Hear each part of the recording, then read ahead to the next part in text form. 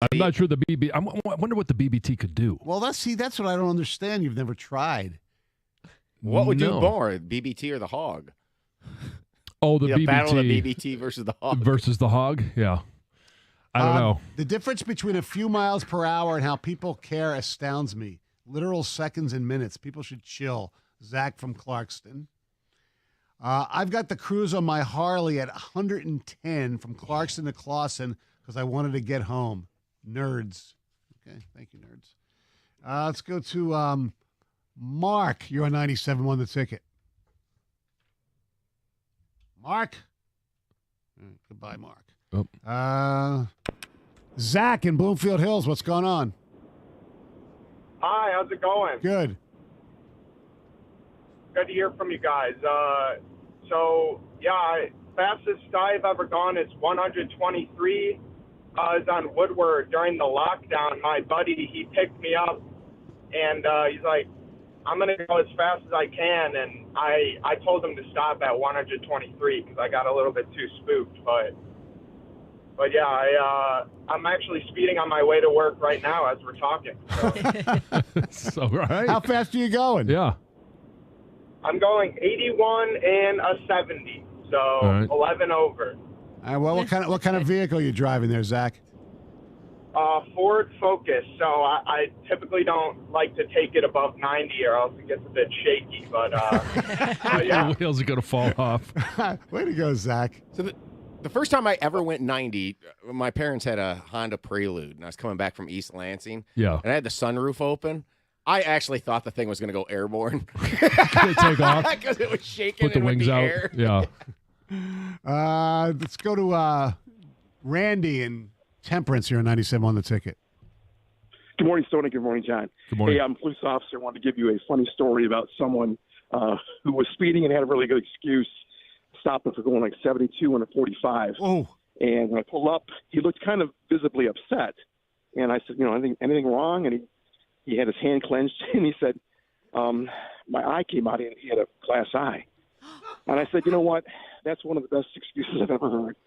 Slow it down, get home safe. And, of course, I said, keep an eye on the road. Well played. Well played, Randy. Did he show it to you? So he was going 72 and a 45 with one eyeball? It was absolutely true, yes. Wow. That's But awesome. hey, everyone drive safe. Thanks, Randy. Yeah. Positive Be safe things yourself. like that. It's like, what if you're like, didn't have an arm and had a fake one? And you just like throw it in the floor and be like, look. Yeah. I was trying to reach my arm. Yeah, I mean, And actually pushed on the pedal when I was reaching. my ex-brother-in-law had as a problem with like colitis or whatever, so he has to go to the bathroom to do number 2 a lot. Sure. So he has a card. He got pulled over for going speeding. So basically he said, He's got a I have to medical go to card? the bathroom. Yeah, I have to go to the bathroom. And he got away with it. It's unbelievable. Let's go to Joe in Oxford. You're 97 on the ticket. Excessive diarrhea. Good morning. John, do you speed in your bass boat when you're getting out to the fish, or do you cruise along like at 15 miles an hour or 2 there? Oh, there's no speed limit. I'm going as fast as I can, unless it's a no wake zone. Okay. Oh, come on. You just use your troll motor the whole time. Just troll and idle and move If slowly. I got rods out. What's up, Joe? So this is going to be a little different for you guys. Can't say it's as fast as somebody's been, but it's probably going to be the heaviest vehicle that anybody's mentioned here. 29 Palms Marine Corps Combat Training Center, January of '94. I was in an LAB 25. I got pulled over going 98 miles an hour. An LAB 25 is a 28-ton armored vehicle. Oh, wow. And who had the balls to pull you over in that? The Roadmasters. Oh, so you were on course. No, we weren't on course. When we're out in the field, we have no speed limit. You'll see M1A1s doing 70, 80 miles an hour like there's no tomorrow. Wow. We were actually on a paved road. So going 98 in that. Wow. Like literally, how long would it take you to stop? And if there was let's just say a roadblock in front of you, I got to imagine you just blow it up. Oh, well, it's got so there's different variants on it. The one that I was driving carried TOW missiles, which are anti-tank missiles. Yeah. You've got them that shoot mortars out of them as well. And most of the most common variants is the 25, which has a 3-barrel 25 millimeter Gatling gun on it. Oh. It's a Bushmaster, actually. Yeah. So you just clear your own way. So, yes, basically, it's a tank with wheels. That's amazing. 98 That's so miles cool. an hour. That's sick. Yeah, we took the governor was taken out of it. Normally, you're lucky if you get about 65 out of them. So that's crazy. But yeah, look that thing up, John. I will have fun with it, and then usually carry 4 to 6 Marines in the back of them as mobile infantry. John's going to take his family on a trip to that, and he's going to go 40 miles an hour with it. Oh, well. The speed limit's 75. I told you. I'll go 79. 79. 97 won the ticket. All right, Detroit, Carter's Plumbing needs your help this June. Carter's has teamed up with House of Hope and Kensington Church in Clarkston for a food drive to support those in need this summer. Carter's is offering 10% off services to any customer that donates a non-perishable food item. And if you're not in need of their services, but you'd still like to donate, you can. You can bring food directly to the White Lake office on Highland Road, just west of Teggerdine. So do what I did and go to callcartersplumbing.com today to not only take care of your needs, but also work with the community to take care of others as well. Visit callcartersplumbing.com today.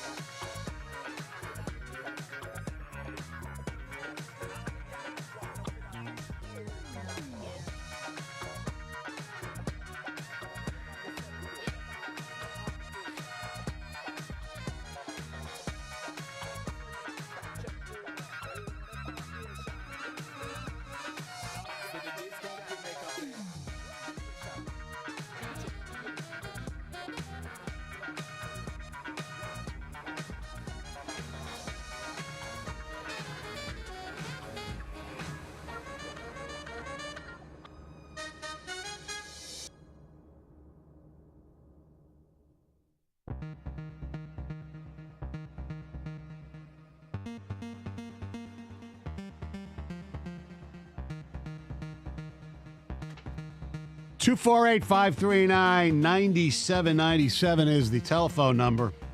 The Tigers were swept yesterday, and 10-7 in the opener. They blew a 4-0 lead, right? And they lost the nightcap 6-5. The Tigers are now tied. Well, not tied. They're 27-39.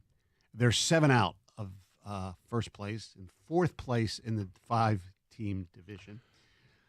This is where I think they're going to end up, in fourth place, because Chicago's starting to play to their potential. Yeah. Cleveland, we always thought was better, and Minnesota, I thought, was the best team in the division. Right, but And it's a long way. You never know what's going to happen. But they're 7 out of first. Now, we don't know what Chicago's going to do in the next 10 games. We don't know what Kansas City or Cleveland will do. But in the next 10 games, they could make up that 7-game gap. They got 4 in Minnesota. Then what is it, 3 against Kansas City? I don't have the schedule in front of me. And then 3 more against Minnesota. They're going to make up that 7-game gap. Is that what you're saying? No, I'm not saying they are. I'm saying they can. Okay, mathematically, yes. Thank you. That's all I'm saying. You are correct. Okay.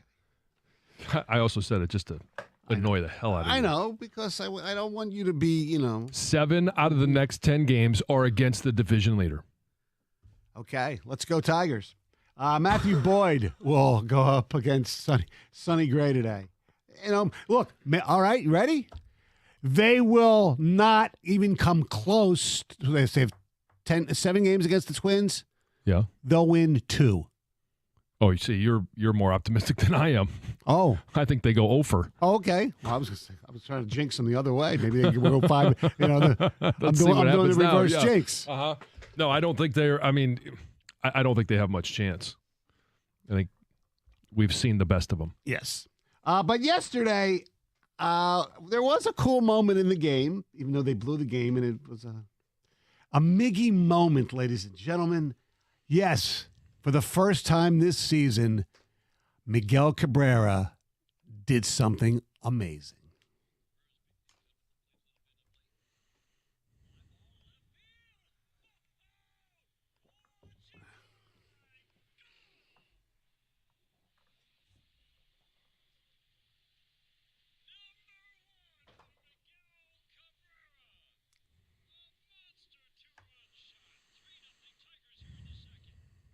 Number 508, if you're keeping track.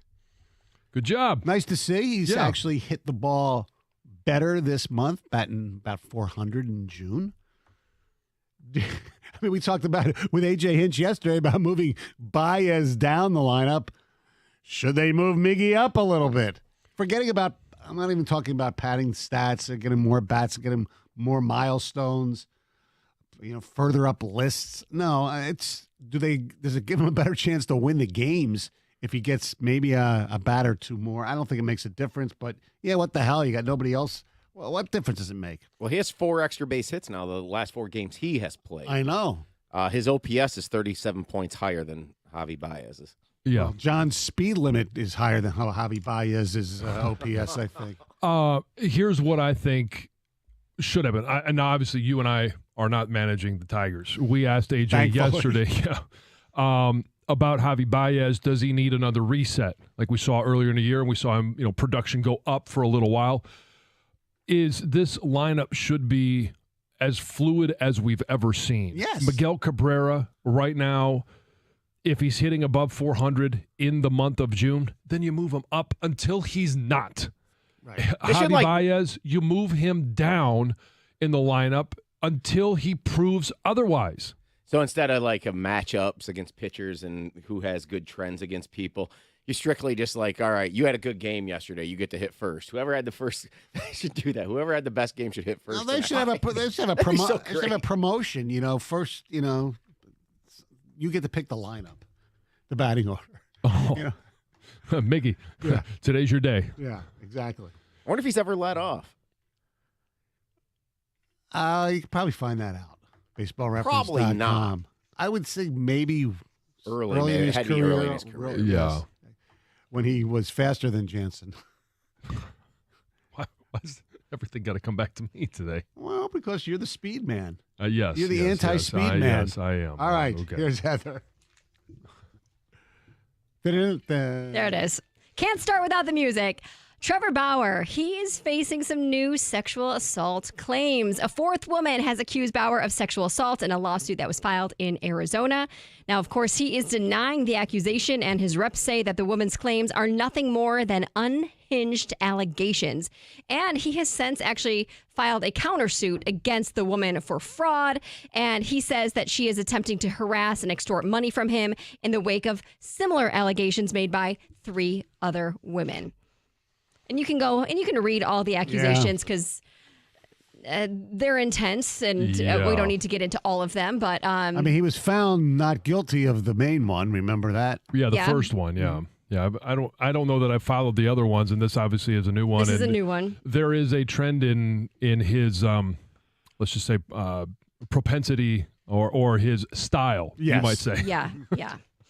A jury just awarded a Dearborn man $9.3 million after he was tackled and then wrongfully arrested by a Dearborn police officer. So the confrontation happened back in November of 2018, happened at a White Castle restaurant, and the man, Luther Gonzalez Hall, says that he went up to this Dearborn police officer to ask for directions, but instead of actually getting the help he was looking for, the officer assaulted him and then wrongfully arrested him. And nearly 5 years later, on Wednesday, a jury reached a verdict that this man, Gonzalez Hall's constitutional rights had been violated, and they awarded him millions of dollars for the damages that the confrontation caused. So good for him. Yes. Great for him. He says that he still has nightmares and he is still affected by the injuries after being assaulted and attacked. Now, after hours of public comments and months of intense debate, the Hamtramck City Council voted on Tuesday night to ban LGBTQ plus pride flags from being displayed on all city properties. Now, this approved proposal also bans the flying of religious, ethnic, racial, and political flags on city properties as well. There's only 5 flags that are allowed on the city properties. That's the American flag, the state of Michigan flag, the Hamtramck flag, the prisoner of war flag, and then a flag known as the nation's flag. And ultimately, the council said that the decision was not about discriminating, but heeding the city's 2013 resolution about reflecting the international character of the city. Okay. Yep.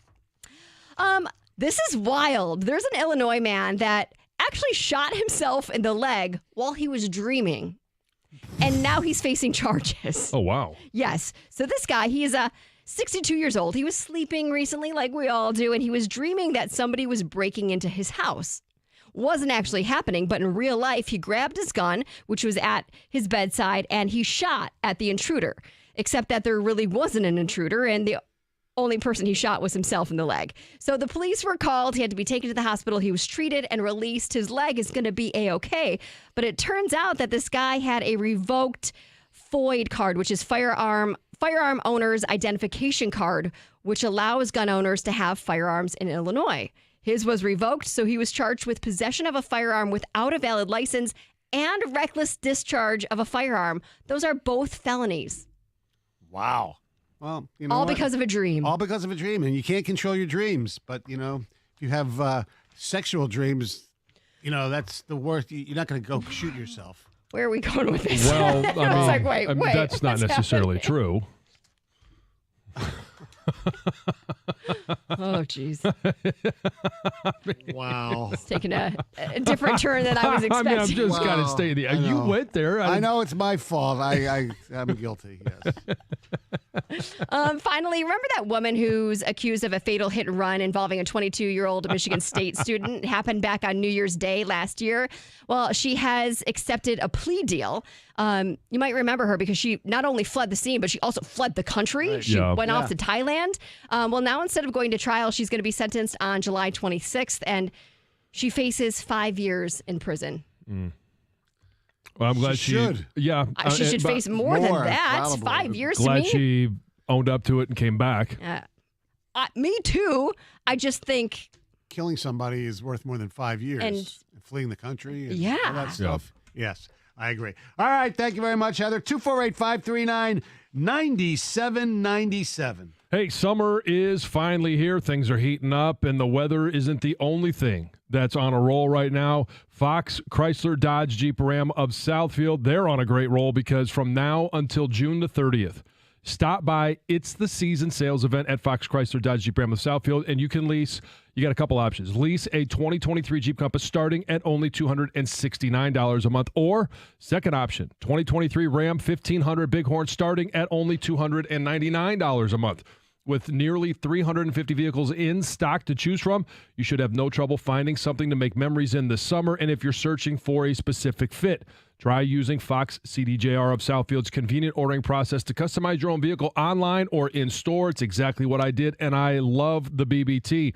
Through transparent pricing and incredible attention to detail, this team will go out of its way to make sure this is the absolute best guest experience you've ever had. Stop by the dealership today at 11.5 at Telegraph, or you can visit them online at Fox Chrysler Dodge Jeep Ram of Southfield.com. That's Fox Chrysler Dodge Jeep Ram of Southfield.com.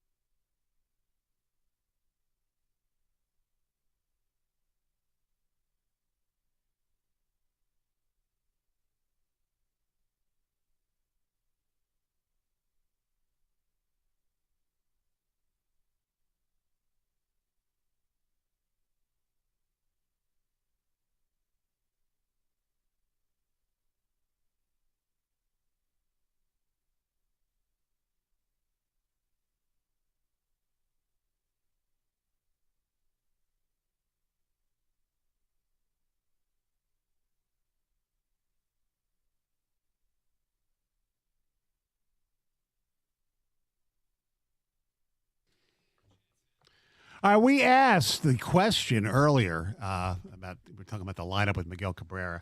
You know, they moved him up. What about if he let off? Has he ever let off? Well, our voluminous research, Greg Hargrave, via baseballreference.com. Yes, he has let off one time in his career. Oh, okay. In 2006, when he was a member of the Marlins. Yeah. He was 0 for 2 with 2 strikeouts. Oh. So the trends, but that's 17 years ago. So. Yeah. Yes. Lots changed since Yes. By the way, your son is here today. Yes, he is. Jack, who is yes. a baseball player and a football player and a basketball player. Yeah. So I asked him, what's his favorite sport of the three? And he said, baseball. Mm-hmm. I said, which sport are you best at? And he said, baseball. Yeah. He's a good hitter. Really good at first base. And he likes catchers, it appears. Yeah. He's catcher, pitcher, third base. I asked him who's his favorite baseball player currently. Who do you think he said? Well, we had a discussion last night because he wanted to know if I saw the De La Cruz debut. Mm-hmm. And I know he's only had a couple of weeks in the big leagues, but kids are very we talked about this. They're recency bias. Mm-hmm. So I'm going to go with De La Cruz. That would be incorrect. All right. Maybe Ohtani? Nope. Is that who you were going to say, Greg? I was looking at my guess. I was going to say that the honeymoon's over. No, I really was impressed with who he had to say. JT Realmuto, the Phillies catcher, and somebody that I'm stunned that you did not mention yesterday, as a matter of fact. We were discussing this. Toronto Blue Jays catcher, Danny Jansen. Oh, who I didn't really know who he was. yeah. Nor do I. Jack told me he's the catcher for the Blue Jays. Okay, so he likes backup catcher. Yeah, your Phillies catcher. Well, yeah, and he likes guys with. I said, "Was it because he has your last name?" And he said, "Yes, of course." I said, "That's exactly." He goes, "I know. I was listening." So he wears 77 in football, right? Yeah, and in baseball. Oh, that's what I was going to ask. Yeah. Wow. Yeah, he wears the double sevens. And I've told him before too, because I think maybe were you surprised when he said his favorite one was baseball? Yeah. I've told him, as I've told all my kids. Now, obviously, the girls aren't playing football right now, but just because right now, I was an athlete, or just because I love sports, or because I was a football player, I don't ever want Jack and in the future Teddy to feel like they have to play football. Right. Like, if you want to play it, I will support you. Yes. And I will encourage you. But if you don't, like, hey, that's not something you have to do. You do have to be in extracurricular activities. Right. Whether it's sports or non-sports. Yeah, sports or anything else. But, yeah, he loves baseball. This is his prime time right now. And the beautiful thing, it wasn't the way, at least I didn't experience it as a kid. Baseball, you could basically play. It doesn't matter what state you're in, north, south, east, west. You can play year-round. And he has loved the fact that he can play baseball any time of the year. Thanks to the indoor facilities. Indoor facilities, yes, yeah. Indeed. All right. Today is June 15th. The year is 2023. You're correct. John, do you know what happened on this day 19 years ago? 2004. Mm-hmm. No, Stoney, I don't. Well, let's hear it, Greg. Oh, I thought Greg doesn't either. I thought he had it. Yes. Greg. Yes. That Paul? Anyway, I'll just say what it is. Don't worry. We don't have to. You want to give us your version of it? No. We have it.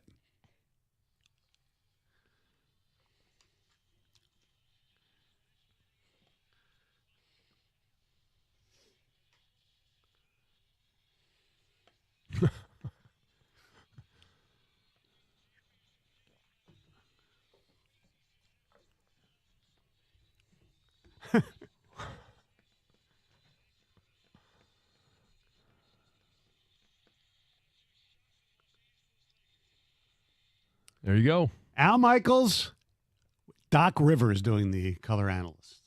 Doc said he's worn a lot of hats. Yes, he has. And he'll probably be back in the booth or whatever coming up next. Oh, he'll still be involved some way. Yes, absolutely. Yeah. And that right there is why Mike Breen says, bang! bang after Yes. a big shot. Yeah, Al Michaels was a little startled by the indoor fireworks at the Palace.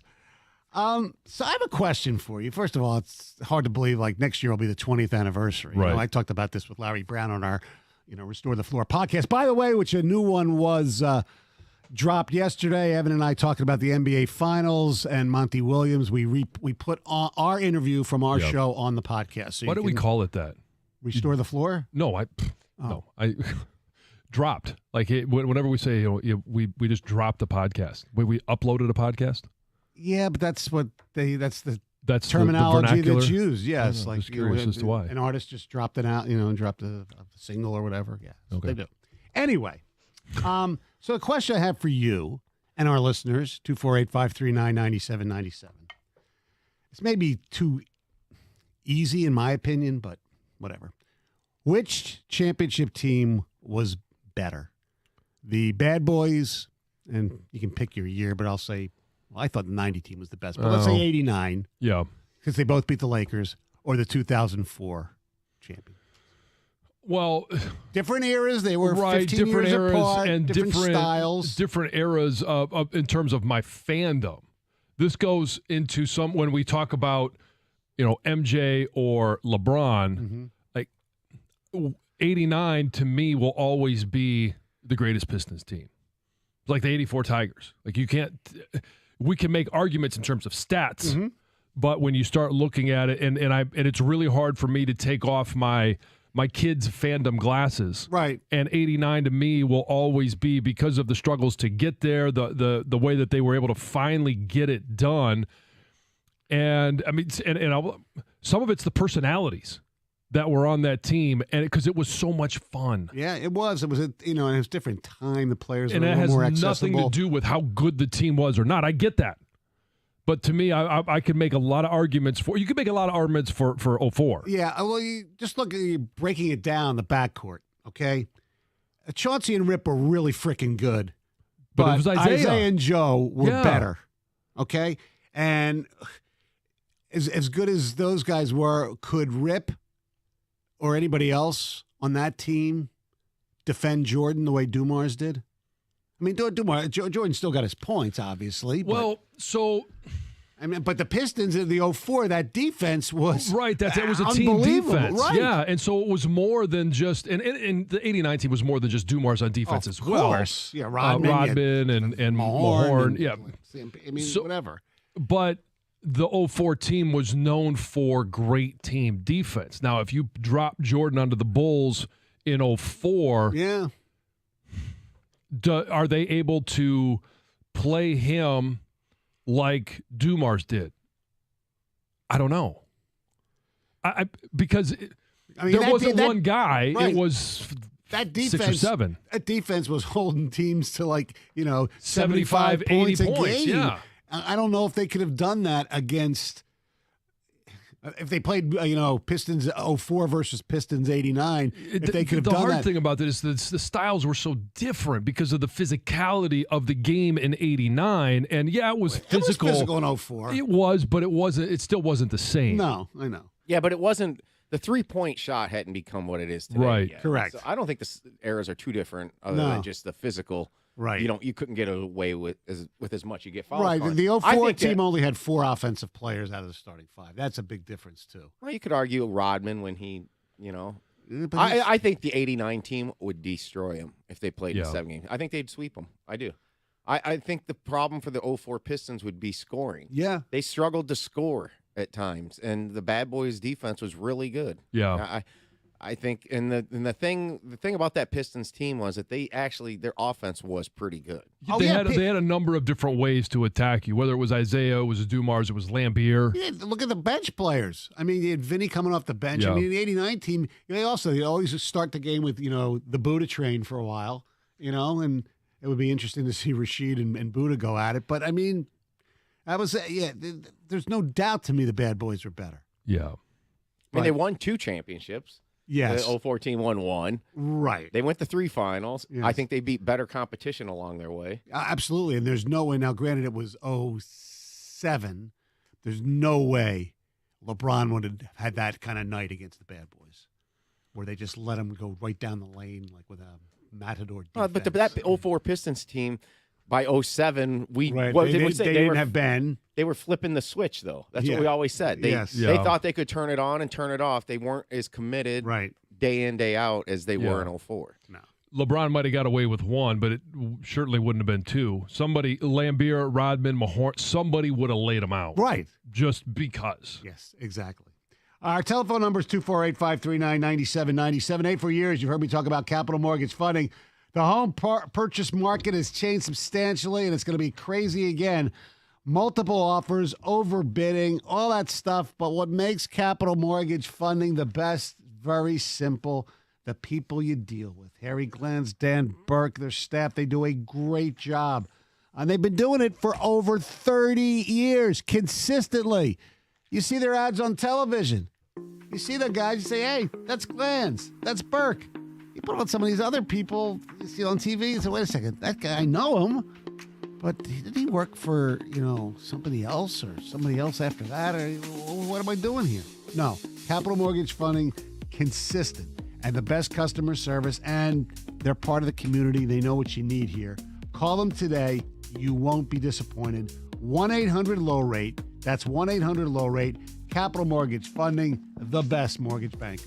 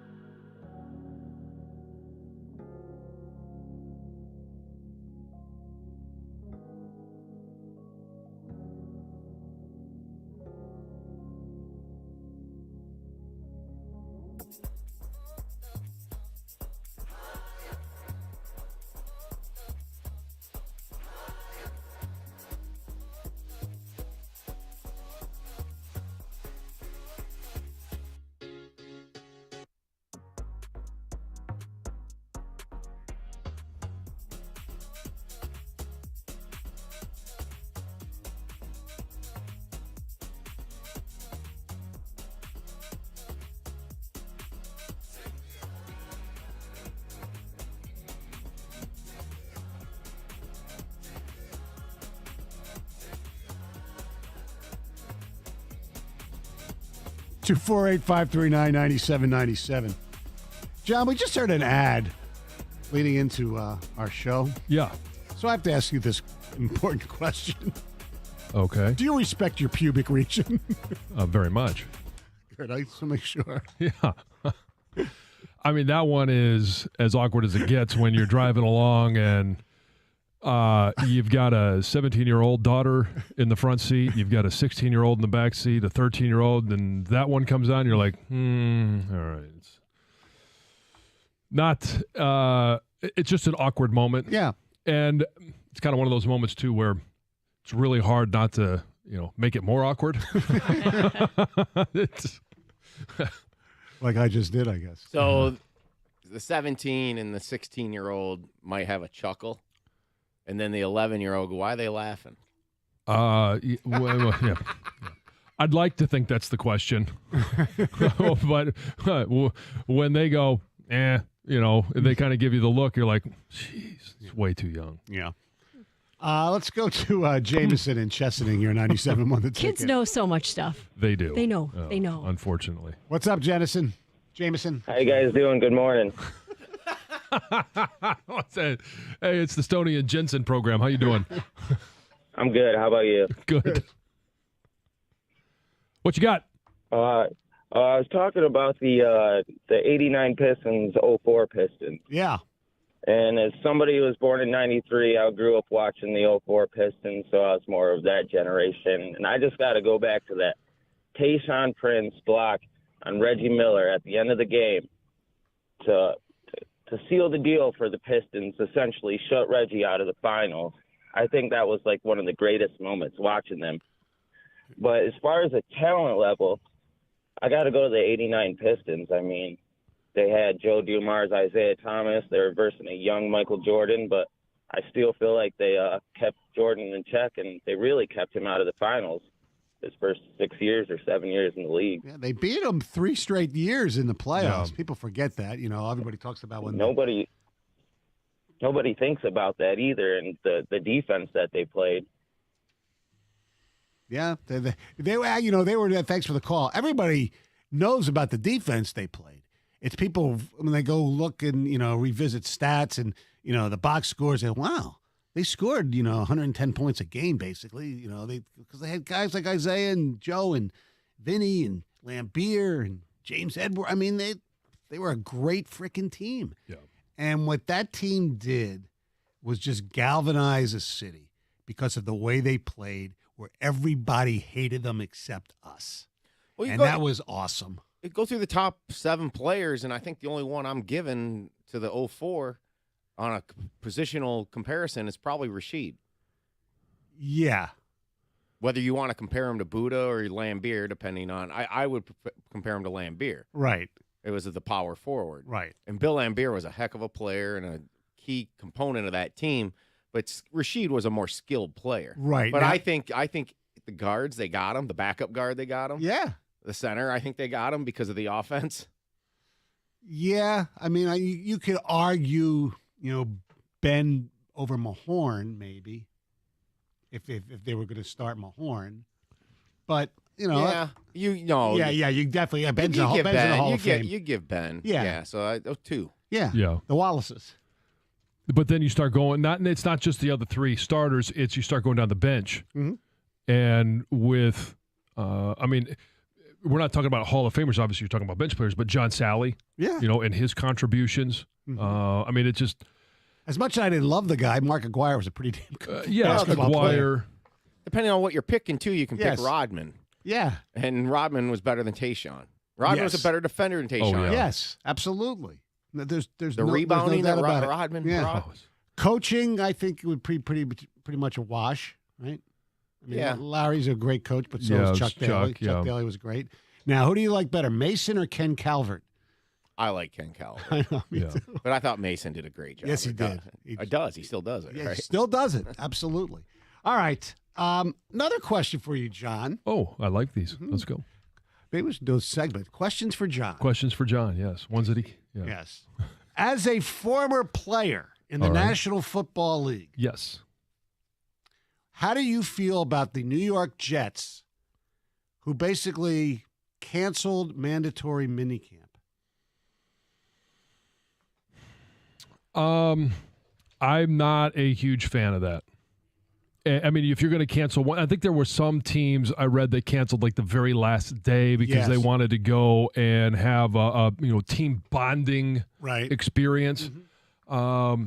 I'm fine with that, but to do the whole mini camp, if you were a team of all veterans, that would be one thing. But this is a team that, you've got a future Hall of Fame quarterback, right? But he's in a new system, right? You've got and Garrett Wilson had a terrific rookie season, but he's only going into his second year. Sauce Gardner, a second-year guy, and you're talking about great players, but they still need time on the field with some of the new players. You can hold some of those players out if you're concerned about injury, overuse, all of that stuff. Hold some of those guys out, but especially with the fact that you do have a future Hall of Fame quarterback. He's a new quarterback, new system. You got to get him integrated with an offensive line that's not a top-notch offensive line. Right. Now, I don't know if they all showed up and then they just canceled or they canceled. I think that's what they did it. Yeah. But put on your player hat for a second, though, too. I mean, you probably I know the players are different now than when you played, but still, oh, wow. We don't have to do anything for 3 days. That might be okay. Oh, sure. On the surface, that looks great. That's why I was asking you. But for the most part, I mean, these guys do want to win. And they want to make sure that they're ready before the season starts, especially now in the offseason where you only have 10 days where you're actually on the field together and you have the one mini camp. Like, it's not like you're on the field as much as you were, and we weren't even in 99 through 2010. Right. We weren't on the field as much as they were in the mid-'80s. Right. Like, it has continued to evolve, and if you're only looking at 10 days where you've got to be on the field for an hour and a half at a time, it's not like you're sitting there going, oh, my gosh, we have to go out to practice again. You have plenty of time built in before, after. I mean, you could even go after practice to do some of these team bonding experiences. So as a former player, sure, if you're going to cancel the last day, love it. If it's going to be the entire mini camp, I start to raise an eyebrow like, we should be getting some work in. I'm just curious. Let's go to Mark and Troy. You're 97 The Ticket. Hey, how you guys doing? Good, Mark. So with regards to the comparisons between the two Pistons, by the way, I love the Pistons. I love both Pistons teams. I was fans of both of them. But with all due respect to the going-to-work Pistons, the Bad Boys, and the Bad Boys are one of the greatest teams of all time. So here's my proof of that. If you poll 1,000 non-Detroit NBA fans and say, who's the best team of all time, I guarantee in their top five, there will be the 80s Celtics, the 80s Lakers, and the 90s Bulls. And guess what? The Bad Boys beat them all. Yeah, they did beat them, but they also got beat by them too. So well, I mean, but they competed with them and they overcame them. Or right, but Matt Jordan, you would also put probably the Warriors. The new Warriors dynasty for sure. Yeah, but I don't think that. Go ahead. You probably have to go and give some credit to the old Celtics teams back in the day. Yeah, you're right. I don't think they get enough credit. I mean, they went head to head with some of the best. Oh, of the best. Technically, I mean, who knows what would have happened, but they got hosed in '88. Would they have won 3 in a row? Yeah. I don't know if they would have still made the Dantley trade because Dantley, I think, would have been the NBA Finals MVP in '88. Yeah, if they would have won. Right. '87. If I say he doesn't throw that ball away, they might have beat the Celtics in that series, and then they probably would have lost to the Lakers. But who the hell knows? That's how close they were. Yes. Yeah, that's how close they were to like all-time great teams, right? You're right. So, and I mean, not that like Bill Simmons is like the book of basketball or whatever, but he said, he says that's like his most hated team, but he still ranks them really high because he's like they could do everything. Yes, they could defense, rebound, they could score, and they could piss you off. Yeah. 97 won the ticket.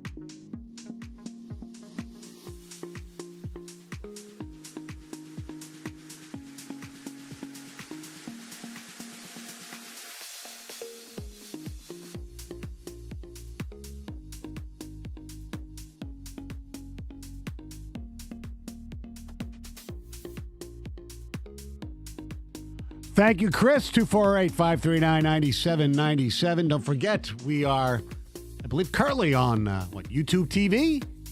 I wouldn't know. Oh, that's right. Your computer's not working. Sorry. And Twitch. Yes, we are on YouTube TV.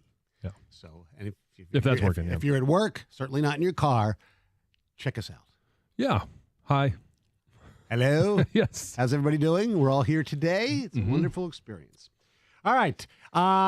Last week, the Big Ten revealed its schedule for the 2024 and 25 seasons. Yesterday, the SEC, where it just matters more, they unveiled just their 2024 schedule. And they took a lot of things into consideration when doing it, including some rivalry ramifications, schools' records, strength of schedule. And they went back, from 2012 on, and I think they really did a nice job.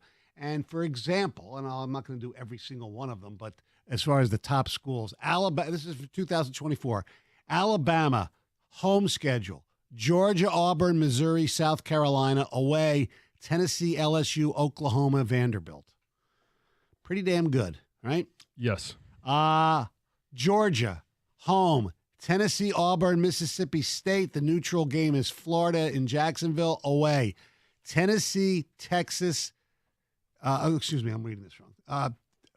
Georgia, Tennessee, Auburn, Mississippi State, Florida is the neutral site game, and the away games, Texas, Alabama, Ole Miss, and Kentucky. You're looking at a road schedule for Georgia of Texas, Alabama, Mississippi, and a neutral site game in Florida. That's pretty strong. LSU, Alabama, Oklahoma, Vanderbilt, Ole Miss at home, on the road, Texas A&M, South Carolina, Florida, and Arkansas. And in what some people say might be the toughest schedule they've ever seen, only because, and I'll get to the non-conference schedule later, Florida is SEC schedule. Their homes are Texas A&M, LSU, Ole Miss, and Kentucky. On the road, Tennessee, Texas, and Mississippi State, with Georgia being the neutral site game. Now, non-conference, you might ask, well, okay, of course they're playing, in their conference, but they're only playing 9, they're only playing 8 games, they're not playing 9. Okay. But they have non-conference games that are pretty freaking good. Alabama at Wisconsin. So they get to 9 good games, yeah. Georgia, okay. Clemson in Atlanta, neutral site, more favorable for Georgia, but still. Georgia Tech, rivalry game, Power 5 team. They should, they're better than them, but still. How about LSU? Non-conference. USC and UCLA, one home, one away. Mm-hmm. Oklahoma, they're the one that has really the lamest one. It's Tulane. The Green Wave? Yeah, and they were a bowl team last year, right? They won a big game. Texas, their non-conference game in 2024 is at the Big House. That's right, Michigan. Yeah. Texas A&M's, their non-conference game is Notre Dame. And how about Florida? Now, I mentioned, how about the schedule that Florida has with their, SEC, A&M, LSU, Ole Miss, Kentucky, Tennessee, Texas, Mississippi State, Georgia. Their non-conference games are Miami and Florida State. That's a pretty damn tough schedule. Yeah, it is. I still would like to see them, and hopefully in 25, go to 9 conference games, because if you can argue, if you're scheduling a tough 9th game, there's still 3 other games on the schedule that are going to be non-conference that can be good or bad in terms of the opponents that you're playing. But if you're playing in your conference, it removes that just by simply saying you've got to play the teams that are on your schedule. But would you argue that as long as you're playing at least one, in some of these cases, or 2, really good non-conference teams, then because the SEC for most of it, they are playing a tougher schedule because of their conference itself. Yeah, I just would like to be able to see some more uniformity amongst the Big Ten and the SEC, because those are the 2 big conferences. Those are especially when Oklahoma and Texas go to the SEC, which is what we're talking about in 2024. Same thing in the Big Ten. You bring in USC and UCLA. Now all of a sudden you're improving both conferences by bringing those teams in. And you're only going to have so many top teams. You're going to play some of the bottom teams in your conference, and I'm okay with that. So once you get out of conference, what does your 10th game look like? And you mentioned it. Who was it that's playing both USC and you say LSU? LSU. All right, hats off LSU. Great job. And, you could say for Alabama, congratulations, you added a 9th game in traveling up to Wisconsin. Correct. But what about your 10th game, your 11th game, your 12th game? And I'm removing the conversation because Georgia's non-conference this year is very much like Michigan's non-conference this year, where you're like, okay, I mean, come on, do something already. Right. Yes. But we're talking about in 2024. But at least, in fairness to Georgia, 3 of them are cupcakes. And depending on what you think of Georgia Tech, but at least they're a Power 5, somewhat of a rival. Sure. Okay, so at least they get 1 Power 5. All right, so that's, again, it's your 9th game. Right. We're talking about that 10th, data point or, risk that you're taking. And for 2024, yes, LSU, USC, UCLA, all right, nice job, because you're going to have 8 tough SEC games, some tougher than others, but in conference. And then you go out of conference for 2 more. You get 10 games where you're putting your season at risk. You're testing yourself against some of the best in the country. There's a big difference of doing that with your 10th game than just your 9th, because it's always going to be apples and oranges. And you could schedule out, like Michigan has scheduled out, who knows how Oklahoma transitions to the SEC. Right. With Brett Venables as the coach, do they gain steam again and they become a force, or do they, do things back off like we see Nebraska did in the Big Ten? Now, all of a sudden, Michigan, who has scheduled them out, I think it's 27 is the second time they play them. We don't necessarily know what Oklahoma is going to be in 27. You think it's going to be good. I understand, because Alabama's 3 others besides Wisconsin in 2024 scheduled to be Western Kentucky, Mercer, and USF, South Florida. Well, the South Florida, they're not horrible. Now, Georgia, you mentioned for this year. Well, Georgia for next year, we mentioned they'll have Clemson and Georgia Tech. Their other 2 are UMass and Tennessee Tech. Oh, see if Don Brown can do anything. Yeah. Probably not. And in 2023, Georgia's non-conference, they open up, John, with the Skyhawks of UT Martin. Yeah. Then they take on, oh boy, when those Ball State Cardinals invade Athens. Yep. No different than Michigan playing Bowling. We got to respect that region. Yeah, I wonder if that's going to be a night game. Yeah, and those non-conference games are. Yeah. And excuse me, I forgot. In between the South Carolina Auburn games, they take on the UAB Blazers. Yeah. Isn't that where Trent Dilfer's coaching?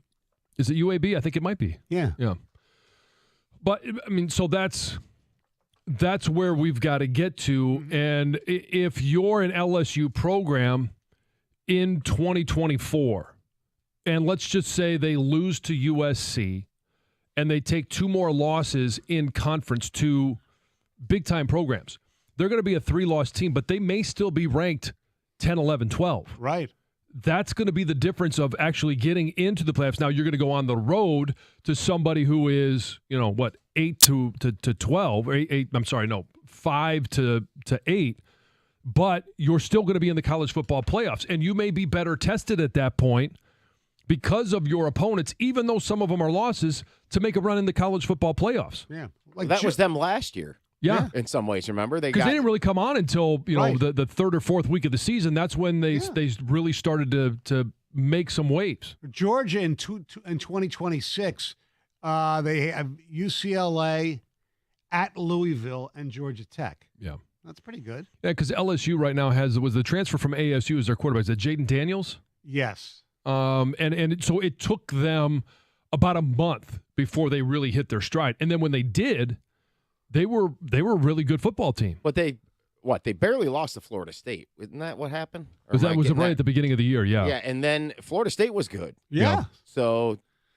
LSU, I look at this like the Texas-Oklahoma thing. I really wonder if they're going to be able to compete in the SEC. Well, I think will they be not as bad right away. Will they be as bad as like Nebraska? What you mentioned? No, I don't think so. But can they be as good as Penn State has in the Big Ten? Even I question that. Probably.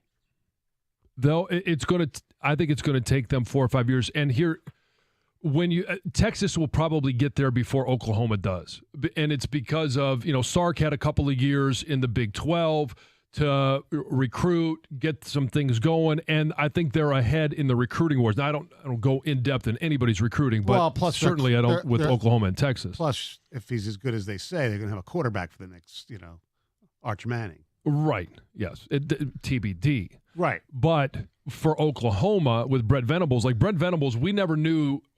Some people thought he would never leave Clemson, and then does as the DC goes to Oklahoma, and Caleb Williams as a quarterback leaves to go with Lincoln Riley to USC. The cupboard's not bare, but it wasn't as talented of his team, and I think it's going to take some years before they're able to build up that level of talent. 248-539-9797. Stoney Jansen, 97 won the ticket.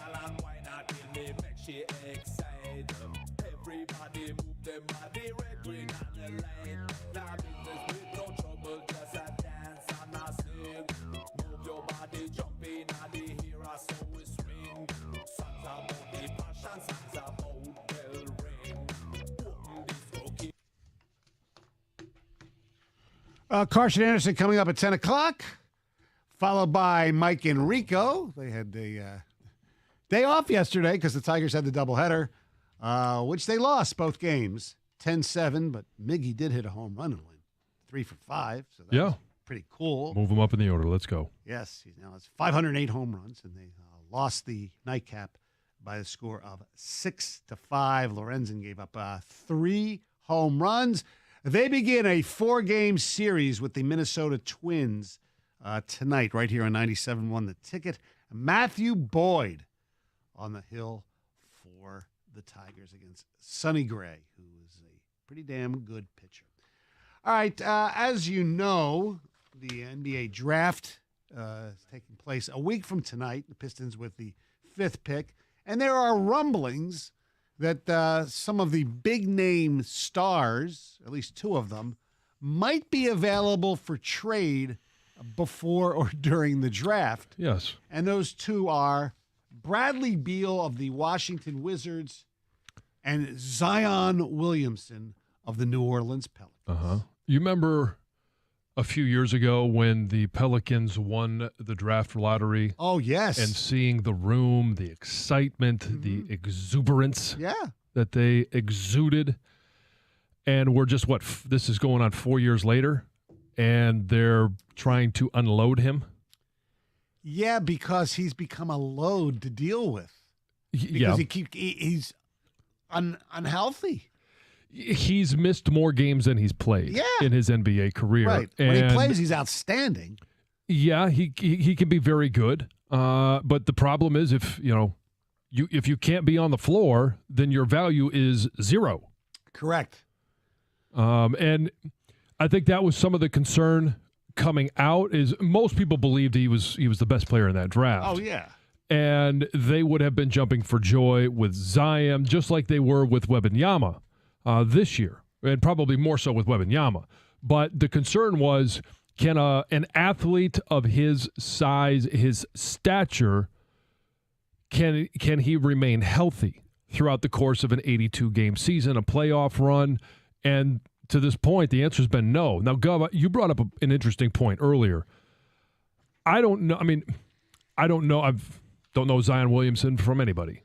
But how excited do you think he was to go play in New Orleans for that franchise? And is he possibly just simply trying to get out of there?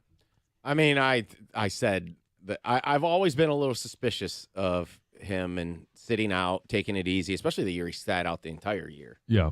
I mean, I've always just felt like my guts just always told me that he didn't want to be there. And I know he signed his first contract there. Yeah. Well, that's pretty normal in the NBA. Yeah. And then usually you see movement after the second, either via trade or if they reach free agency. Yeah. And as we've noted, he's been very active with his free time. Well, right. Now, that's the other thing. You got that, which was we can't really get into too much. We did already. X-rated. But also the eating. Yeah. You know, he just doesn't seem like he's taking it serious. But is that intentional or is it just that's just who he is? Either way, I don't know. I've never felt like he would ever finish his career there. I just don't know if he's not if he's a lighter version of Greg Oden who's just going to break down. I don't know. Well, he's already played more than he did. You know, yeah, but still, he's not been a lot more productive. I don't know why you wouldn't be there. They have a really look who's else is on that. CJ McCollum was a great acquisition by them. Brandon Ingram is there. Valanciunas is pretty good. I mean, when he played this year, look how good they were good. They were leading the West. They were leading the West, and then he got hurt. And you mentioned this contract. Yeah, he's only going to be making 13. He only made $13 million this year. Next year, 33.5, 24.25, 36.1. The following year, 38.8, and then in 2026-27, $41,540,000. Yeah. I mean, I just don't. I don't know. That's what you have to accept if you're going to go get him. Right. So. No. My answer is no. No? I don't want Zion. Okay. I understand why. But if it were to pay off and he were to have 82 games where he was healthy, that's a game changer. Right. I don't think the Pistons have enough that would even entice New Orleans, though, even if they want to get rid of him. It just depends how bad they want out from Zion. Right. Are they? Well, what about like Duren and picks? I don't think that'd be enough. I don't know if it's enough because what I've heard last night or read about, the rumors is that they're shopping it to somebody who has a top 3 pick.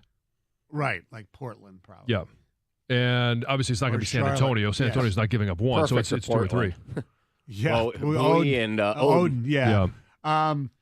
Charlotte would make sense because, they don't need Scoot because they have Ball right there, and but then again, yeah. Where's he? And he's from South Carolina. He's from the Carolinas. Yeah. Yeah, that would make sense. I don't know if this is fair. I hate doing this with athletes. I've just always felt like he has sandbagged a little bit his NBA career. Although there are a lot of people who thought he could have come back this year, and especially they were doing that playoff put to try to stay around, stay relevant. And Brandon Ingram had a great season. Yeah. And the question is, okay, if he wanted out of New Orleans and is quote unquote sandbagging it, who's to say that if you give up a boatload of draft capital and players and you pay him that amount of money in a year or two, is he going to look and say, you know what, this isn't as good as I thought it was going to be. I want out of here too. Yeah, and then as far as Bradley Beal goes, I think if the Pistons were closer, then you might do something like that. It doesn't feel like his age fits with the direction this team is where they're at right now. Look at his contract. Oh my God, I didn't realize. I mean, I know it was big. 46 next year, 50 the year after, 53 the year after that, and 57 player option in 2026-27. So my answer went from no to hell no. Exactly. All right. Hell yes. It's time for news. Here's Heather. Well, after more than 2 decades as America's best-selling beer, Bud Light has slipped into second place. So now America's top-selling beer is actually no longer American. American beer, yeah. Modelo, which is a Mexican lager, became the top-selling beer in May. So for 4 weeks, ending on June 3rd, Modelo captured 8.4% of U.S. retail beer sales, with Bud Light falling to 7.3%. And data shows that dollar sales were just as bad for Bud Light during that same period, with sales falling 24%, while Modelo's grew 12%. Did you guys hear about the Garth Brooks story with Bud Light? I've seen it a little bit. I haven't really dived into it. Just at his bar. He's opening a new bar in Nashville this summer. And he's going to sell all beers. And he's going to sell all beers. Well, he got backlash to that because some people don't want him to sell Bud Light at his bar. I did see that. If you don't like Bud Light, don't buy it. I mean, that's what people are doing. I understand that. Yeah, the snowflakes. But I think having it in stock, that is a difference, John, to a degree. Yes. You have the choice. You can put it on your menu. Right. Is it becoming a bad idea to put it on your menu? Well, no, I don't think it's that. I think it's if you're a business owner, you don't want to stock a beer nobody's going to buy. True. Yeah. I'm not. This is not politics. It's simply business. Well, you guys, a fourth woman, moving on, a fourth woman has accused Trevor Bauer of sexual assault in a lawsuit filed in Arizona. This woman makes lots of claims in her lawsuit. She says that in a series of encounters, Bauer at one point held her at knife point, raped her, impregnated her, and he is, of course, denying the allegations. He has actually countersued this woman. He accuses her of fraud, extortion, and fabricating her pregnancy. This woman is asking for $3.7 million in her lawsuit. So there's a father. He is a TikToker, a famous TikToker, and he just faked his own death and showed up at his funeral to teach his family a lesson. Oh, take that. Yeah. Whoa. So this prank is what he's calling it, happened over the weekend in Belgium. And he got help from his wife and his children to make sure this all went well. So his daughter made this big long post on social media. So they were in on it? Oh, they were all, his immediate family were all in on it. They made this post about his death and, rest in peace. And they planned a funeral, and tons of family and friends showed up ready to mourn the loss of this man. And then during the funeral, a helicopter started flying very, very close. Helicoptered in. Yes. And the chopper landed right there. And not only did the dead man walk out, but he had a camera crew with him as well. Filmed the whole thing, got everybody's reaction. And of course, there were mixed reactions. Some people were like, oh my gosh, you're alive. Thank goodness. And other people were like, I hate you. Yeah. And are not talking to him since. And he says he is standing by this prank. And he said he wanted to show his family and friends that you shouldn't wait until somebody dies to get together. So it sounds like he hasn't been that close with some of his family members, hasn't been invited to some different Then send events. out invites, throw a nice big party. Well, I bet he'll do that and then nobody will show up. Wow. He also said, Stoney, we love you. Yeah. And just want to let you know how much you mean to us. There's no need to go through something like this because you could chop her in at that moment and do something similar. But I won't. Get into a new business now and rent the chopper. Oh, yeah. for Yeah, pranks. for funerals. Hey, if you Funeral want to fake your own pranks. death, I got you the helicopter. That's for you. right. This is pretty crazy, too. A man in North Carolina lost his high school class ring 50 years ago. He graduated in 1965, and he was just reunited with it when it was found by a sheriff's deputy in West Virginia. And it was discovered during some copper theft investigation. And the investigation had nothing to do with this guy. They Yeah. just came across this ring. And the man got a call, said he was totally shocked when he got a call from police. And the police were asking him, hey, is this Michael Pinot? Did you graduate in 1965? And lo and behold, it actually was him.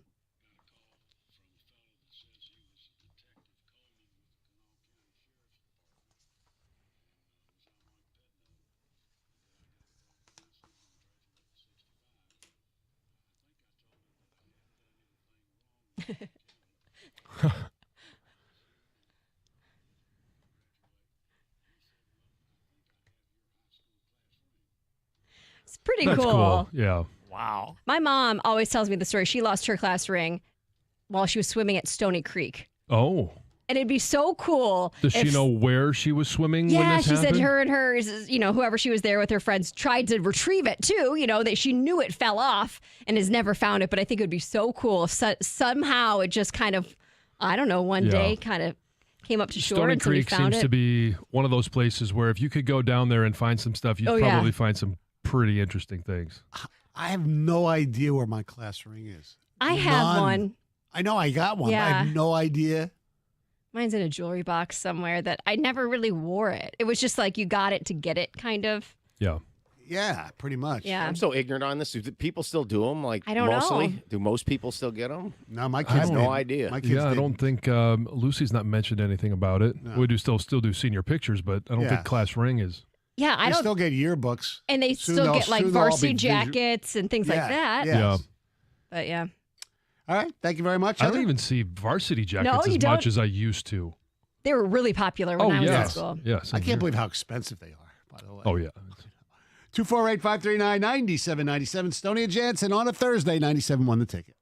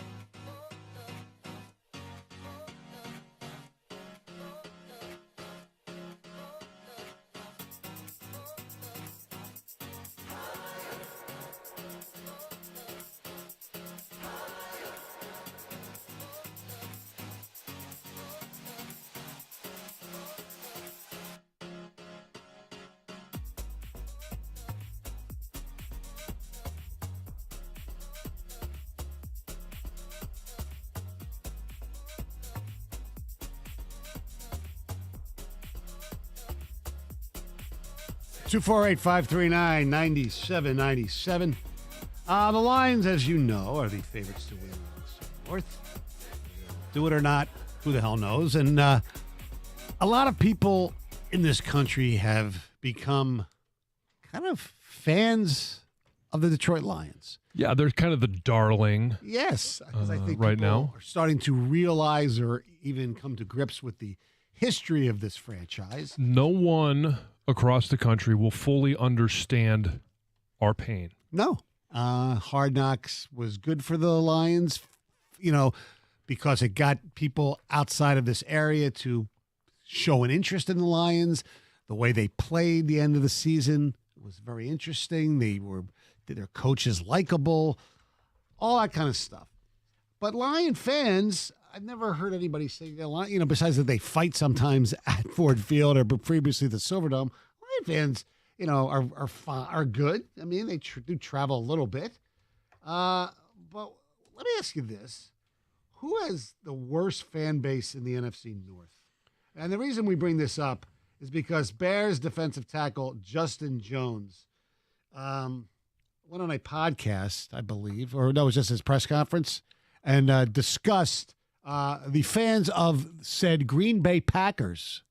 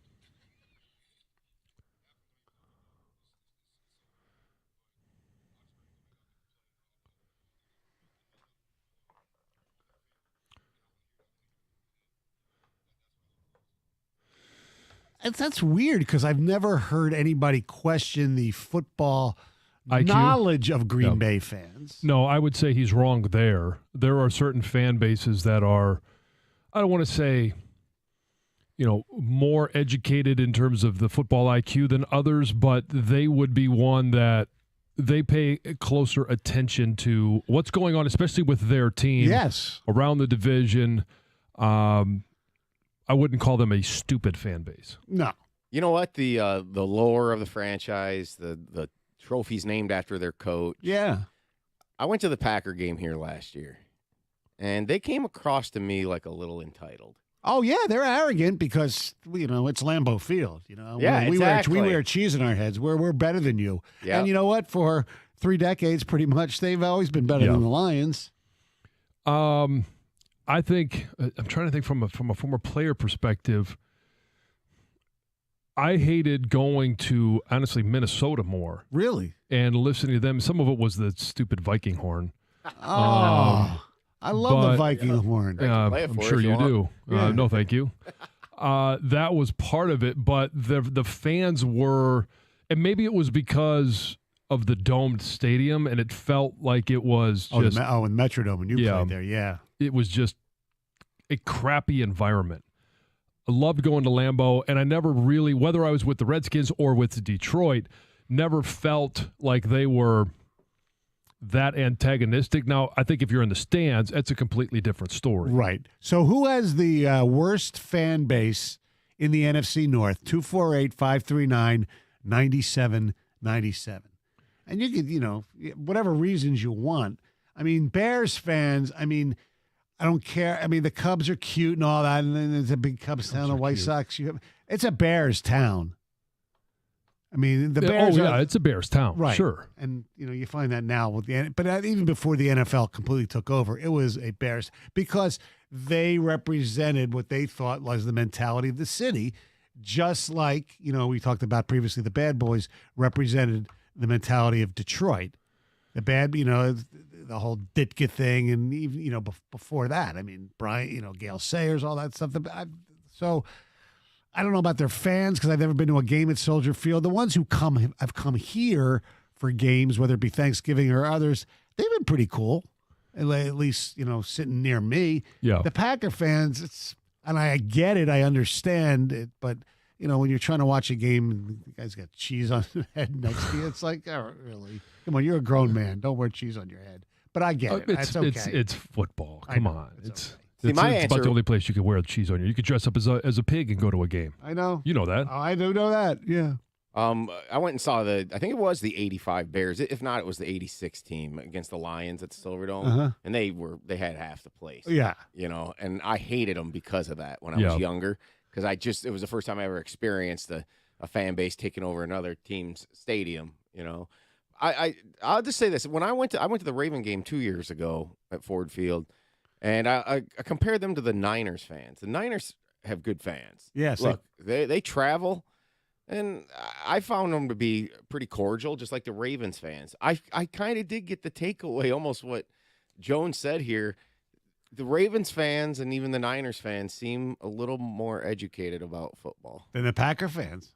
Yes. I don't maybe know. it was just my experience. Yeah, exactly. Yeah. But in terms of the most that are the ones that are the most irritating or the hated fan base, whether it's going up there or if they travel here, and I'm finally back up on Twitch. We got a couple of feedback here. Vulcan Idiot says Packers without a doubt. And then FBG25 says, at least we don't put cheese on our heads. So obviously somebody that agrees with you, Stoney. Yeah, exactly. I wonder what these other cities think of the Lions fans. They probably feel sorry for us. That's what I mean. That's why. Yeah, I mean, honestly, we've been irrelevant for so long that now it'll be interesting to see after this year if the Lions play the way that we think that they should. Going 5-1 in the division last year, what if they're able to match that this year or go 6-0 in the division? But if they get at least one win against every division opponent, it'll be interesting to see how Lions fans handle a little bit of success. We have some ticket text. Vikings, especially now with that dang skull chant, so annoying at Ford Field. I don't think I've ever met a down-to-earth Bears fan. Bears fans easy. They are delusional and disrespectful. I do think there's a bit of delusion in Chicago, especially right now, thinking that they're going to go from, drafting number 1 overall, which obviously they traded away. Yes. But to, playoff team. Worst to first. Worst to first. I think when you hear Bears fans talk about that, I think there's a huge delusional aspect to that. Who do you think of these three fan bases has the most like the fight guys? Has the most what? The likes the fight guys. Oh, the Lions fans. Oh, yeah. No, I said the other three. Oh, the other three? My guess would be Bears fans. I'd say that. Yes. So we've got the Packers. They're entitled. The Bears like to fight. And then what are the Vikings? Just annoying. They're just mellow. Because of the skull and the corn. Yeah. Went to a road Lions game against the Bears. Got heckled by drunk people the entire time. They beat us like 12-5 with David Blau. They suck. That's from Jerry. Packers fans, they sound like the Michigan fan base. I do agree with that. The entitlement. George, in Centerline, you're 97 on the ticket.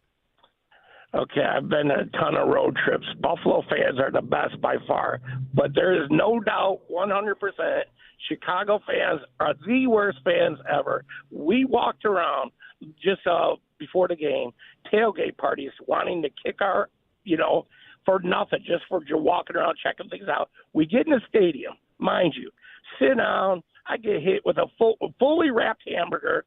I yelled, can you throw some ketchup down? I got hit with a full beer. I mean, they just wanted to fight the minute we sat down. It was the worst experience of my life. And I've been to Pittsburgh, Buffalo, Cleveland, all around. And hands down, Chicago's the worst. You okay there, George? Yeah. I'm fired up. I'm literally fine. It was such a disaster there. wasn't even funny. I mean, we literally 2 minutes left in the game ran out to get a taxi or something because that's how many people wanted to kick our ass. It was weird. But it's a strange lot. Yeah. Our telephone number 248-539-9797. Hey, when I've got questions about my finances, I turn to my bank, and that's First Merchants Bank. I know that their attentive local bankers are 100% interested in listening to my situation and in helping me find the answers that I need. First Merchants doesn't provide cookie-cutter solutions or check-off boxes when it comes to financial advice. They take the time to learn about my life, my personal and financial goals, and work with me to build a plan that fits my situation. That's because First Merchants Bank really cares about you as an individual, and they see you as a person, not just as a number. And they're going to do all they can to help their customers and communities succeed. And you can count on it since First Merchants Bank is staffed by local bankers. I mentioned it just a minute ago.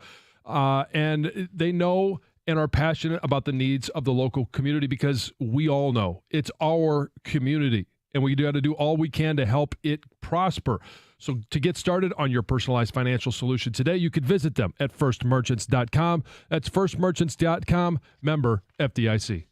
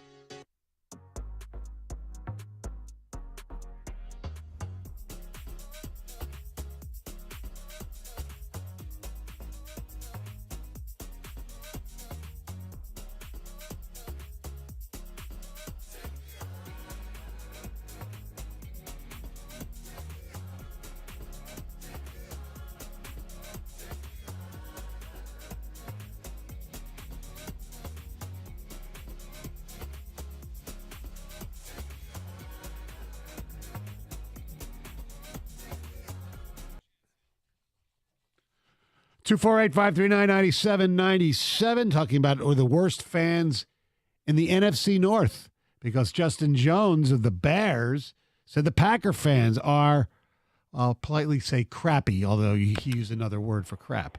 Let's go to Ed. You're 97 on the ticket. Hi, I just wanted to say I love you guys. You do an awesome job. It's always a pleasure to listen to you. Thank you. My experience was a friend of ours played on the Lions, and we were very blessed.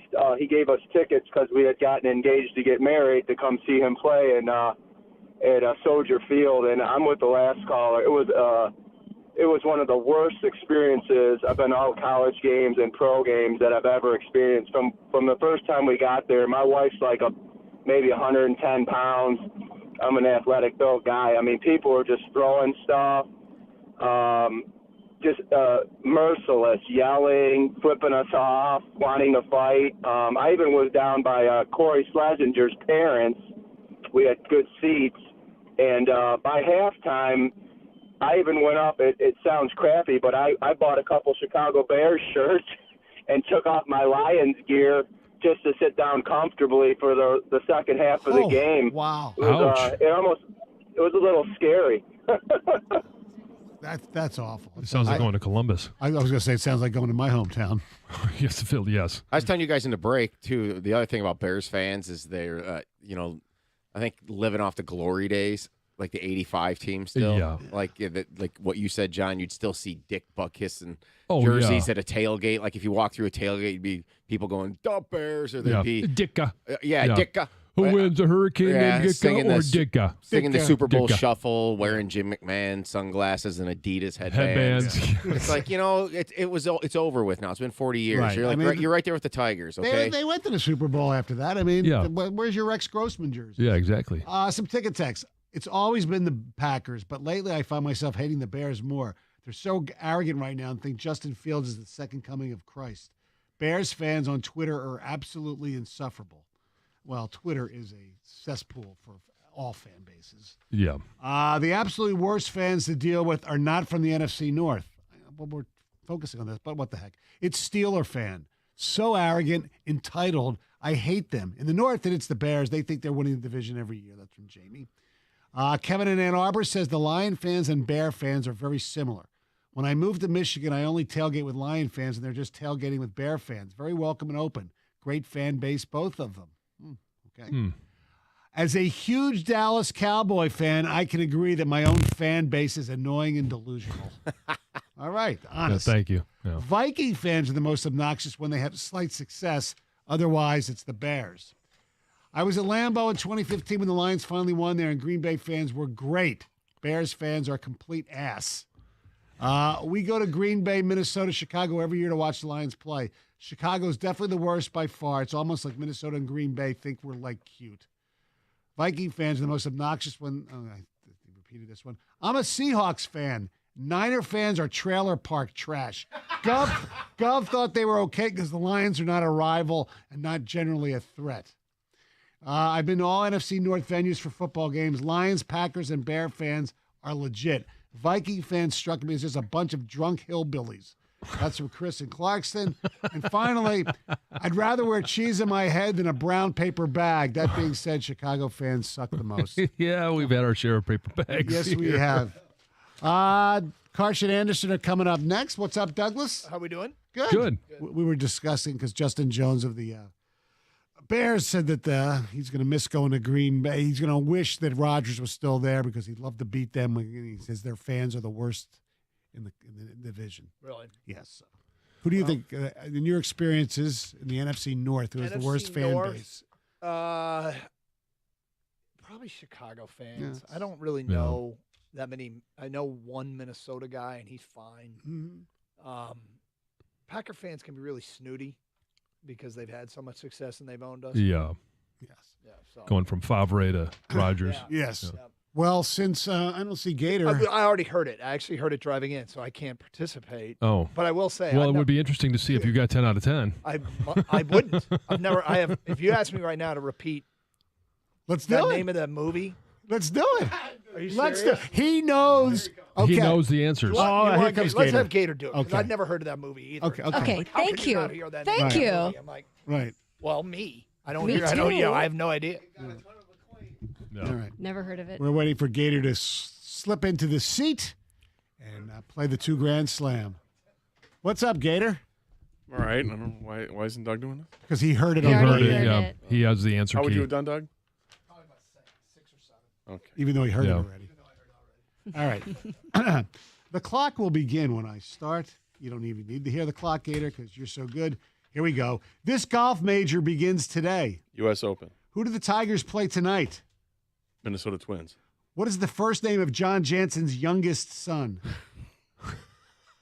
Teddy. Who won the Conn Smythe Trophy Tuesday night? Eichel. This band had the 2002 hit Times Like These. 2002. Yeah, I pass. Who led the NFL in passing yardage in 2022? Herbert. Who is the head coach of the Colorado Buffaloes football team? Dion. Andrew Garfield played Desmond Doss in this 2016 movie. Don't know. Pass. J.J. McCarthy wears this number in Michigan. 7. PGA Tour golfer Tommy Fleetwood is from this country. England. This band had the 2002 hit Times Like These. Lincoln Park. Andrew Good guess. Garfield.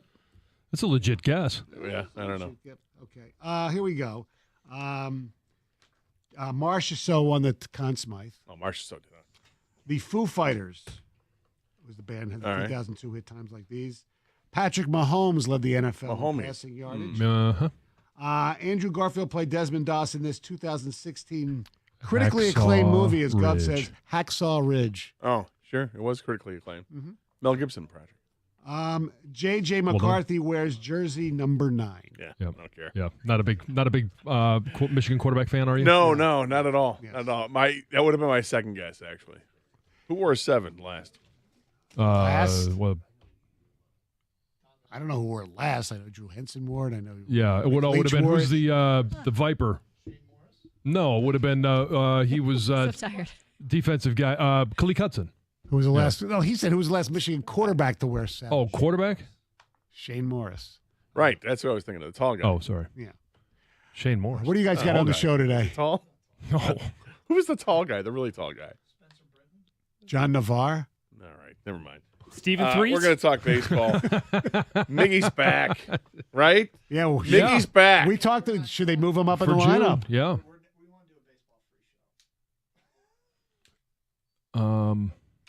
Up, Gator's about to walk out. Doug's going solo. Carson Anderson next. 97-1 the ticket.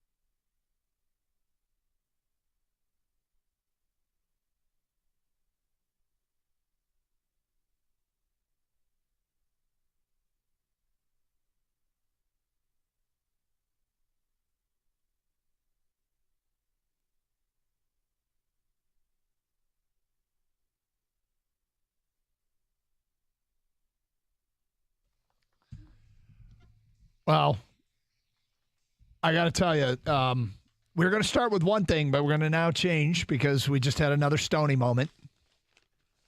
Kang, I know we talked about a game plan earlier today, but Stoney just provided us a great Stoney moment.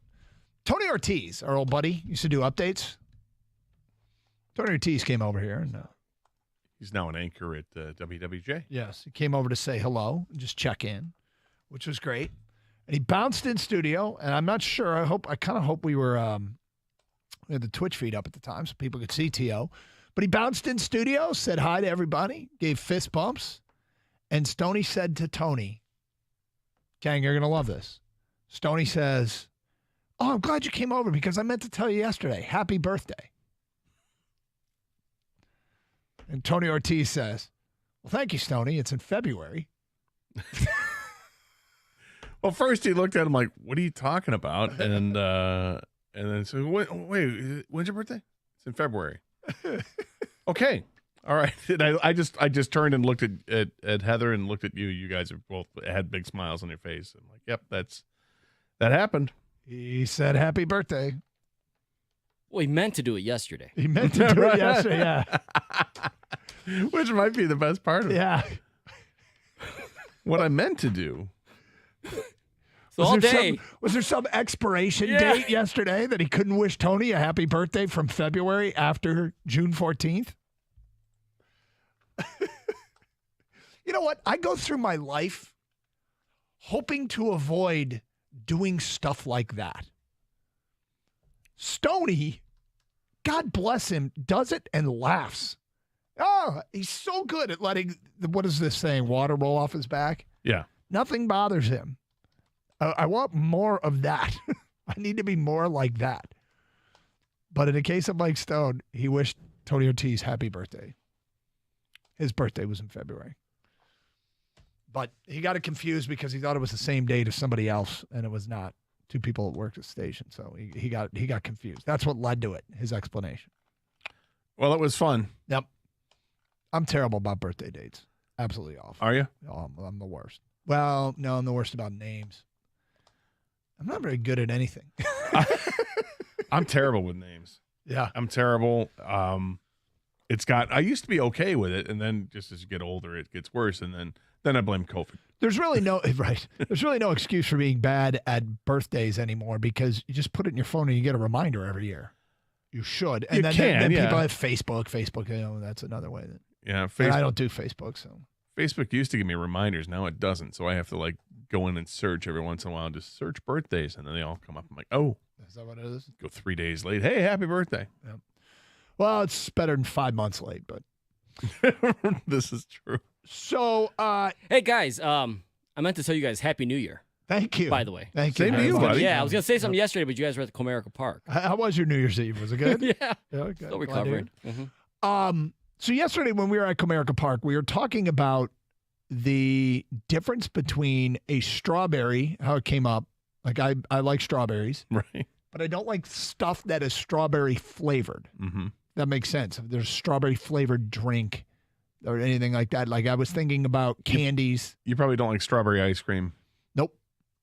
But I like strawberries themselves. Mm-hmm. Then I got home yesterday and I realized there's one thing that is strawberry flavored that I like. And I'm probably going to take a beating for this. This should be interesting. Ken, care to hazard a guess? I'm going to say strawberry Gatorade Zero. I'm going to say some sort of supplement. Like a pill that he takes. It's got strawberry flavor. Strawberry pill? Yeah, the strawberry pill. Strawberry flavored pill. I don't know.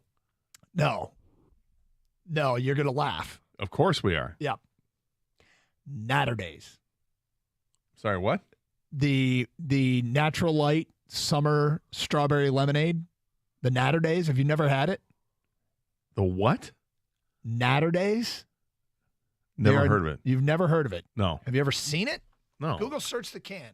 Yeah, I thought this was big like a couple of years ago when it came out, right? Yeah, it's like a good summer boat sipper. Yeah. I would describe it. I think obviously not too expensive. This is alcohol? Yeah. Yeah, it's beer. Yeah. Oh, I have seen this. Yeah, I thought so.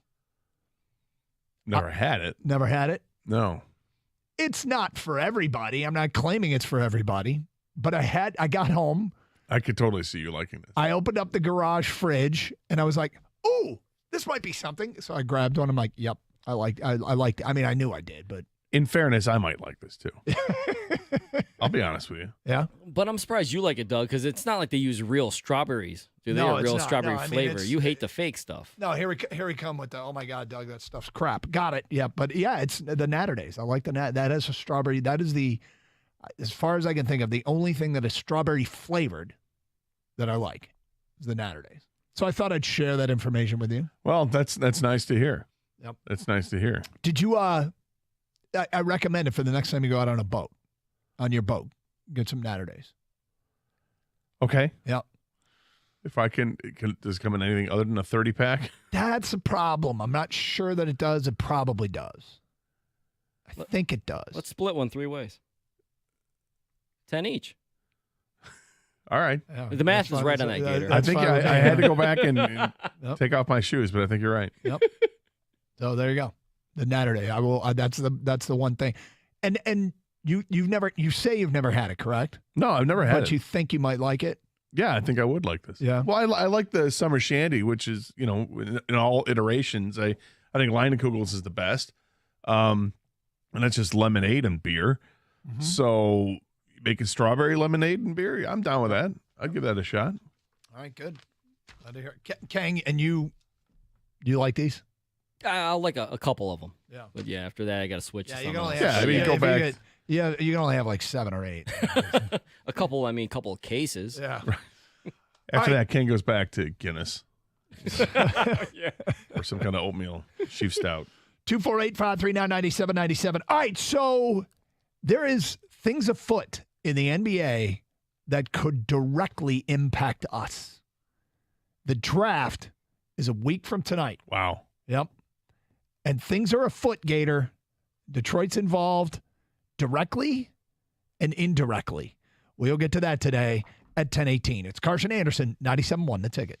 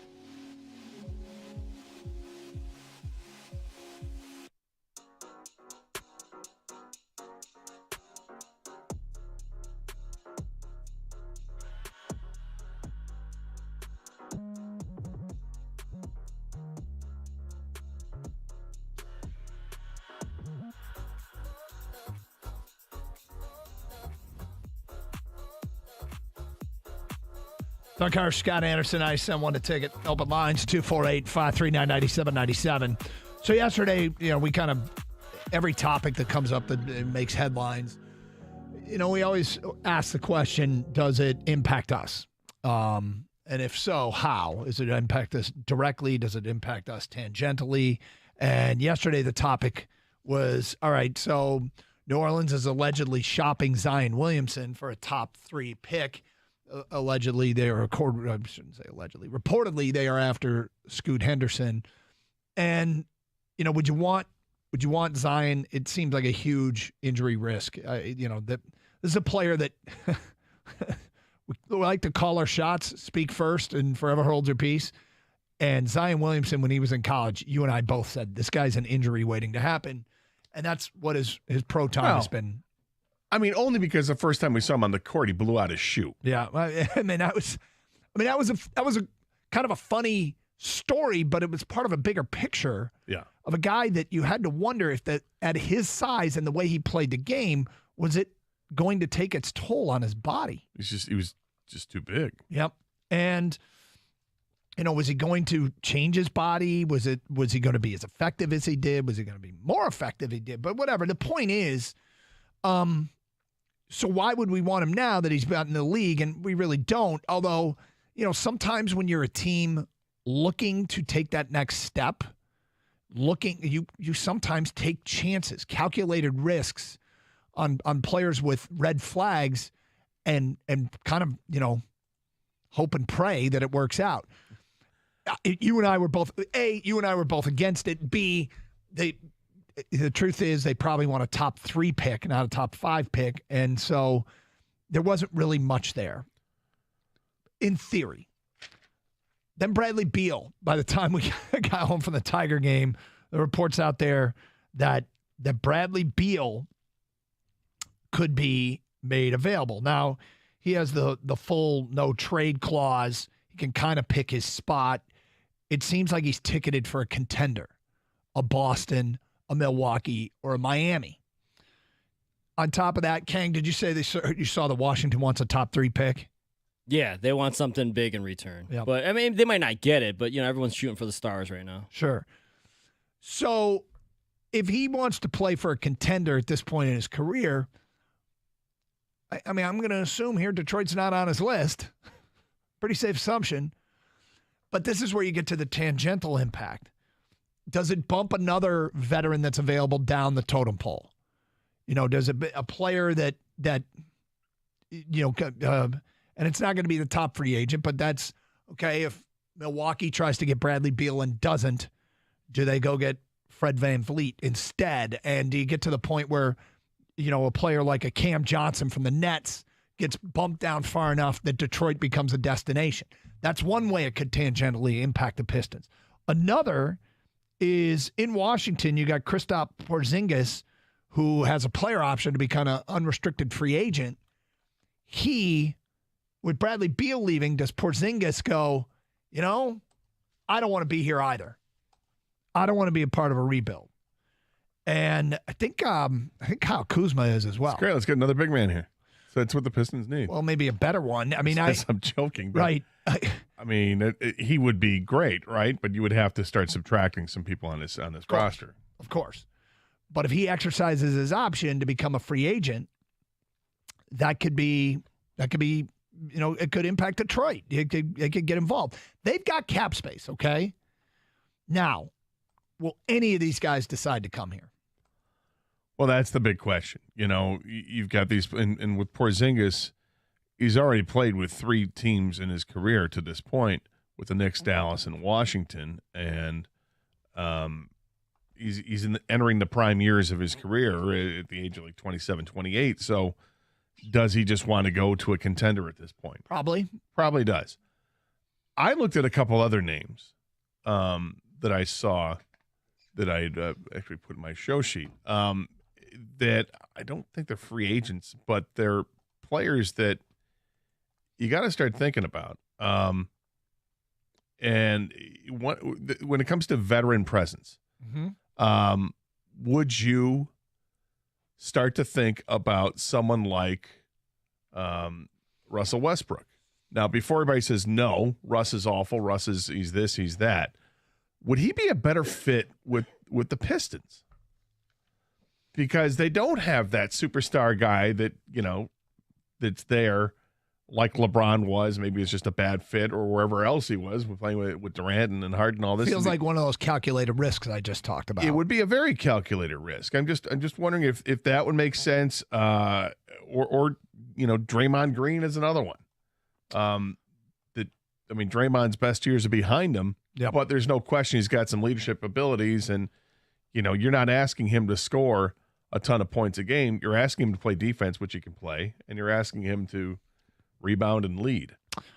Is he 34, 35? He's older. I'm not sure how old he is, but he's older.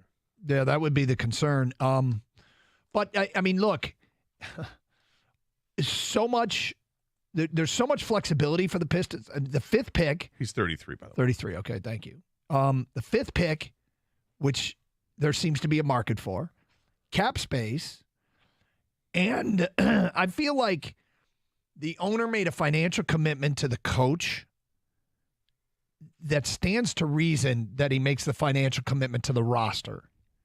Like, he's not going to hand the coach last year's team and say, go do it. I think you go get that coach because you're ready to pick up the pace here a little bit in the rebuild. And it's so obvious that, all this youth in the backcourt, that, the idea of adding veterans, it just makes, you can only accumulate so much young talent. Yeah, but as we talk about this, they have a veteran that seems to be on the trading block.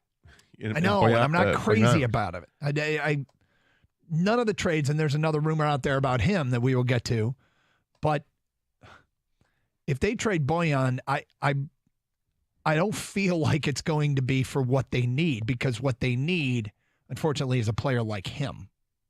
So why trade him? So you bring up a point I agree with, Doug, is like they mentioned this during the press conference too. Monty Williams did it, and he said the word restore.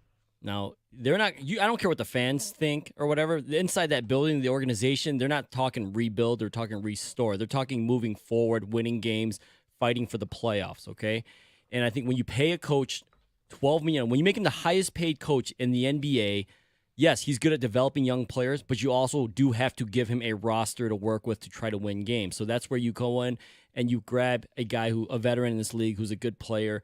You're going to move some of those young pieces. So maybe Bradley Beal's a dream. No trade clause. Doubt he's coming to Detroit. Maybe you don't like Zion. Maybe you're not in the Kyrie Irving sweepstakes. You could still be that third team to help facilitate a trade. They don't have a top 3 pick, which everyone seems to want, but they do have a top 5 pick, which, by the way, makes me so much more pissed off every time I think about the lottery. I know, it's so irritating. Yeah. It's not even the not winning it. Yeah, exactly. It's the losing it as bad as they did. Exactly, Doug. So, but you do, all right, let's glass half full. You do have a top 5 pick. You can be that third team to help facilitate a trade. Maybe there's a guy out there that we're not even thinking about or is not on the block that can get moved and put to the Pistons because they have a top pick. So I think that's something you look at. Troy Weaver, we know the guy loves to maneuver. Trader Troy, he makes trades all the time. They're always calling teams up. How can they get involved? How can they get another team involved to help facilitate a trade? So then I mentioned the Bojan trade rumor, and this was courtesy of ESPN, where they did a mock draft. And in the mock draft, they had the Pistons taking Cam Whitmore out of Villanova at 5, which is kind of a top, it's a 6'6" wing player that gets talked about a lot, very athletic. There's some things about his game that I don't particularly love, but I think they might be a product of youth and trying to make an impact at the collegiate level. Like a historically bad assist rate. I think he was looking to put up some numbers. I remember reading that, and I thought to myself, I don't care if he's got a historically bad assist rate. I'm not asking this guy to pass the ball. I've got players that can pass the ball. Cade Cunningham and Jaden Ivey are the guys who are going to be moving it around. I don't need to worry about a small forward racking up assists. I worry about a hunting shots player. It's not about the racking up assists to me. Is this guy, and you've seen players like this that are more concerned about, hey, I got mine, than they are about the actual winning. But the trade, they at the pick at 5, they did say, they wrote some trade scenarios could be in play for the Pistons with the number 31 pick as well. For example, packaging Bojan Bogdanović for Tim Hardaway Jr. in the number 10 pick, sources tell ESPN. So the Pistons would be sending Boyan and number 31 to Dallas for Tim Hardaway Jr. and the number 10 pick. All right, so 10 is maybe the area where they could get my favorite player in the draft, and this is where I struggle with. I kind of feel like I'm about to go all Jack Campbell on Taylor Hendricks, the power forward out of UCF, who I think is a perfect fit for this team. If I love him at 10 and I like him more than Whitmore, then just take the guy at 5. And I don't think I've seen one mock draft where Taylor Hendricks goes at 5 or higher, but I'm willing to do it personally because I think he's the perfect fit for this team. Everything he does is things you would need. What he doesn't do is things they have an abundance of. He's not a dribble drive guy. He's a 6'9", 6'10" player that can hit threes. He's a great defender at the rim. He switched to play all 5 positions at UCF. So on pick and roll defense, he could guard all 5 positions. And, he's an explosive, quick leaper, and that's why I think one of those underrated attributes in the game is the ability to jump quickly. I think it's what Chris Webber did better than anybody. He got off the ground quickly and reached his apex quickly. And I think that's Taylor Hendricks would be perfect for this team. Anyway, the point is, okay, let's say they get Whitmore at 5 and Hendricks at 10 and Tim Hardaway Jr. Do I like that more than having Boyan and a player at 5? And I don't know that I do because you can only accumulate so many young players. Boyan gave him such a lift last year, Yep. and there were more times than not he was excellent for the team. I mean, there were the games where you're like, where'd he go? Yep. Okay, but the majority of the time, the vast majority of the time, he was pouring in over 20 points a game, and you like to see that, knowing that there's a guy, if they leave him open, he's going to knock down that shot, and you need that. Now, did they lose defense when he's out there? Probably, but I'd like to think there's a better move out there if they're going to move him. But I'd be like, I don't have to move this guy, right? And we gave him a little bit of an extension for a reason.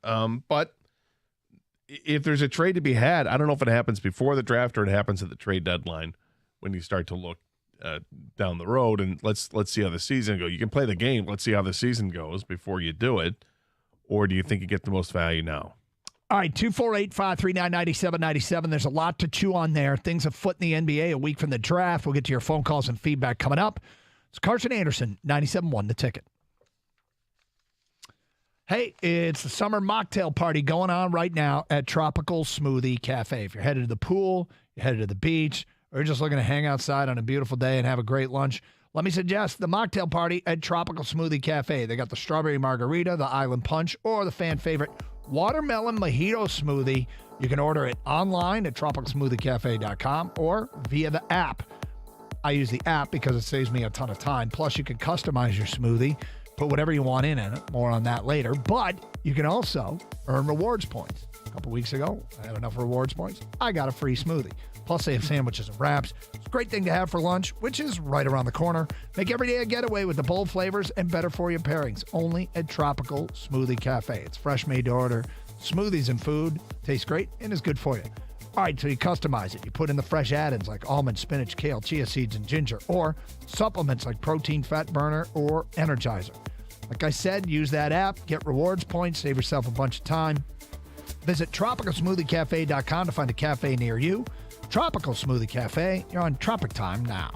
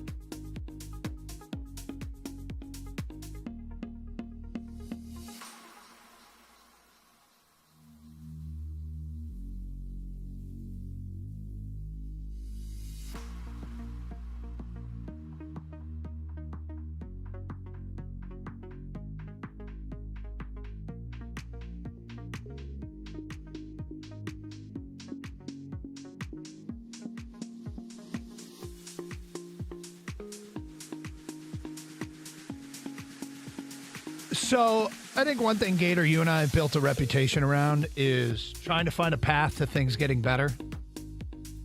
How do we get there? We're not there yet. We know we're not there yet. How do we get there? The eternal optimists, sometimes. And then sometimes you reach a breaking point. I kind of want to go over how difficult this is going to be for the Pistons to get that right veteran to help them get to the next step. I was just looking at some odds put out. These are NBA specials. All these guys and where their next team is going to be. What Vegas is saying. Okay? Mm-hmm. Sportsbetting.ag. Like, for instance, LeBron James, the odds that his next team is the Dallas Mavericks. They're the 3-1 favorite. Golden State, 2 at 4-1.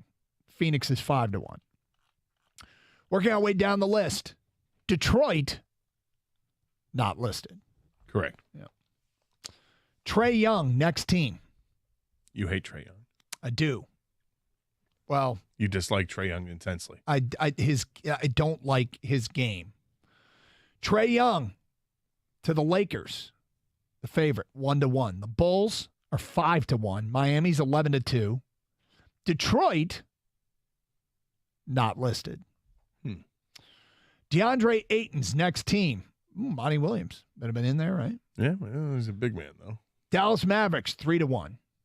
Chicago, 4-1. Atlanta, 5-1. Detroit, not listed. Yeah, well, so far you got 3 players that don't really fit with the Pistons, but okay. Damian Lillard, next team. Another one.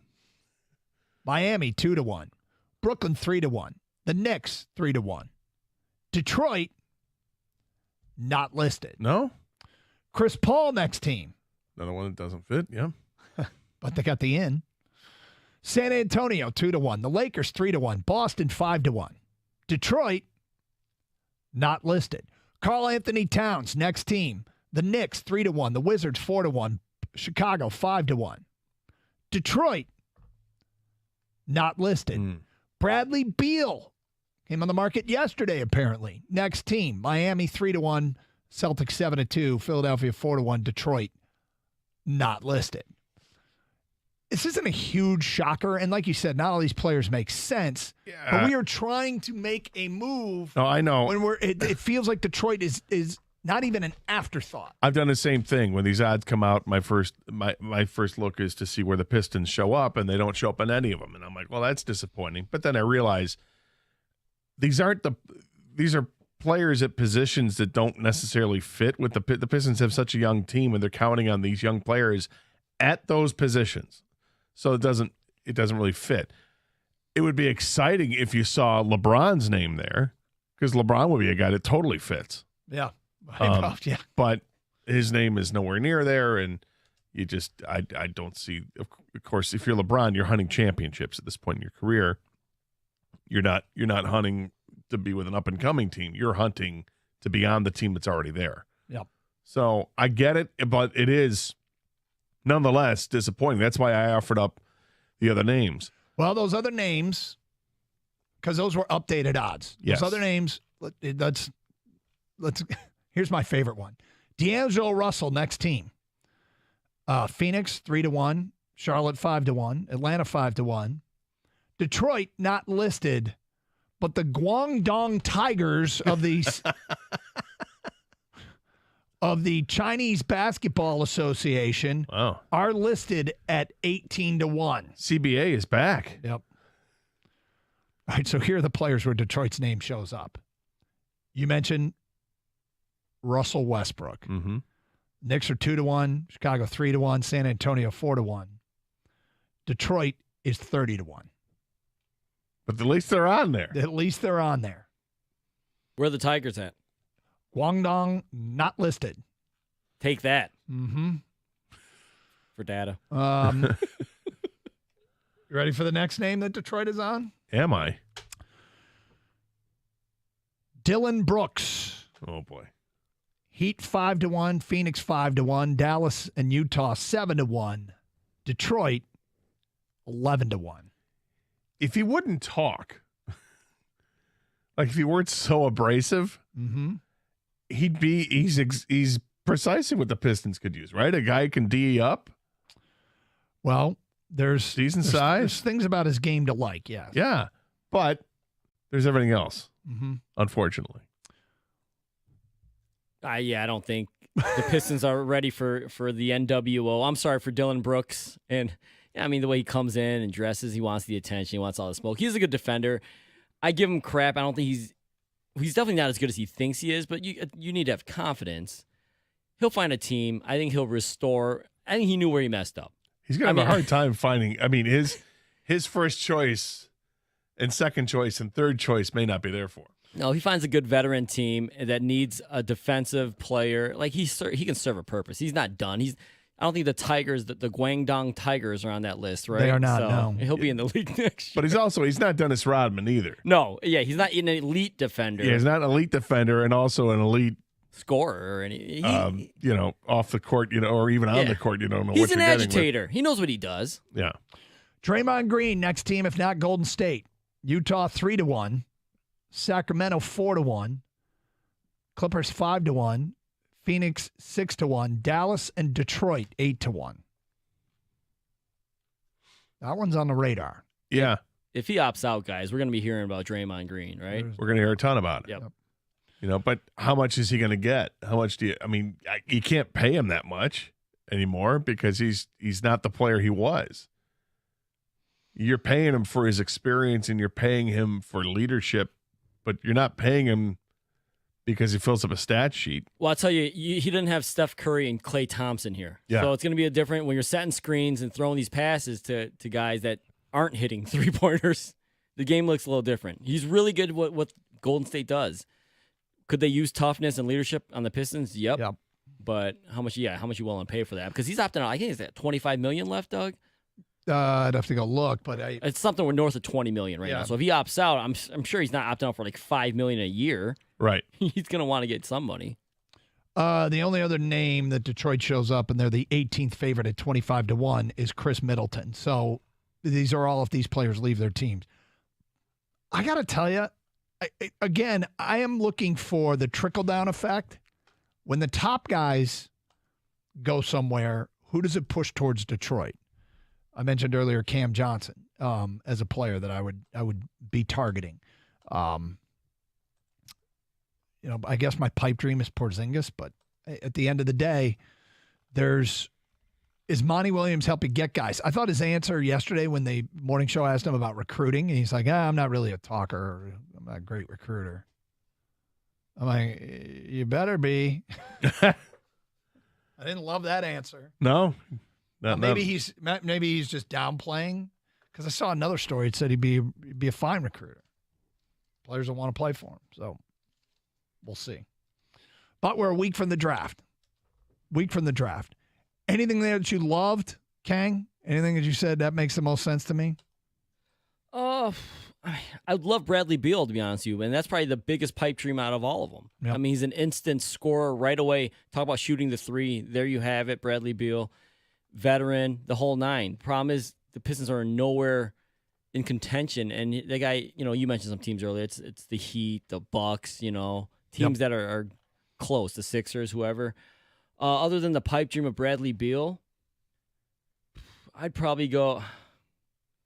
I don't know, man. I feel like there's a guy out there that we're not even thinking of, and we're the third team to facilitate it. You might be right. Feedback coming in. If you're Troy Weaver, you have to realize you aren't ready to win just yet. And when you are, is Bojan going to be too old to contribute? Capitalize on his value now and get young pieces you can use to build or trade. That's from an unnamed texter. Here's the thing about that text. The question is, sell high, agree. If you don't get an offer you love now, you take him to the trade deadline, right? If he's the same player come the trade deadline, now he'd be a rental because he wouldn't be under contract, but could you get more at the trade deadline from a desperate team trying to add some shooting? Well, you didn't trade him this year at the trade deadline. Nope. And so you hang another year on him, as we like to say. Mm-hmm. I don't know if there are going to be any great offers that come by there. I think I have a feeling that Troy Weaver's going to move him. That's just my gut feeling because Troy Weaver's it's what he does. He trades, and he'll know that he's probably got more value in him now than he does at the deadline.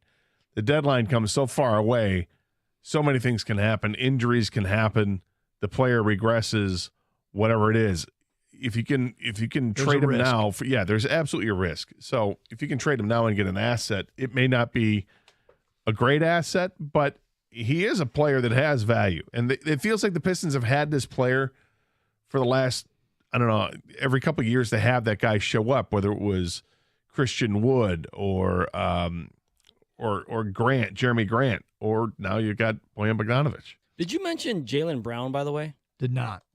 That's a guy that I'd love to go get. Now, if Boston, I know the fans are kind of on him at the end of the playoffs, but if they decide to go in a different direction to split up Tatum and Jaylen Brown, I'd make a phone call. Yeah, I would too. But, and what kind of price tag is that going to be, though? Probably Ivy and a lottery pick, something like that. I feel like that's a fan-driven narrative more than maybe a reality-driven narrative. But at the end of the day, yes, I would be interested. 248-539-9797. NBA draft a week from tonight, and things are afoot in the NBA. We've given you a bunch of rumors and stuff that's out there. We'll get to more of your phone calls and feedback coming up. Carson Anderson, 97.1.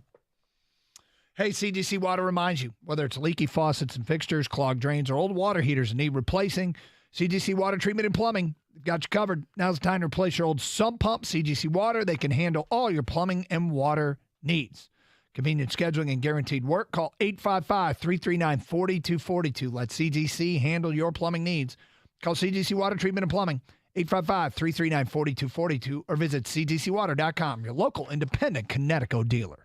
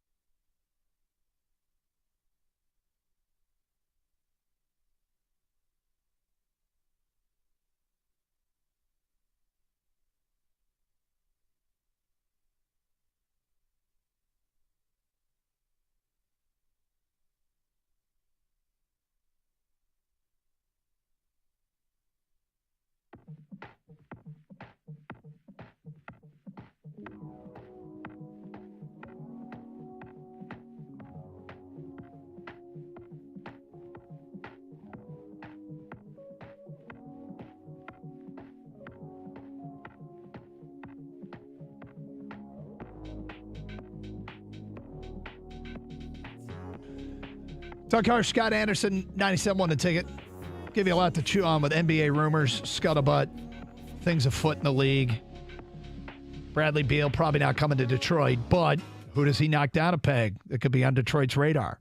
Does this push Kyle Kuzma and Kristaps Porzingis to exercise their player options and become unrestricted free agents?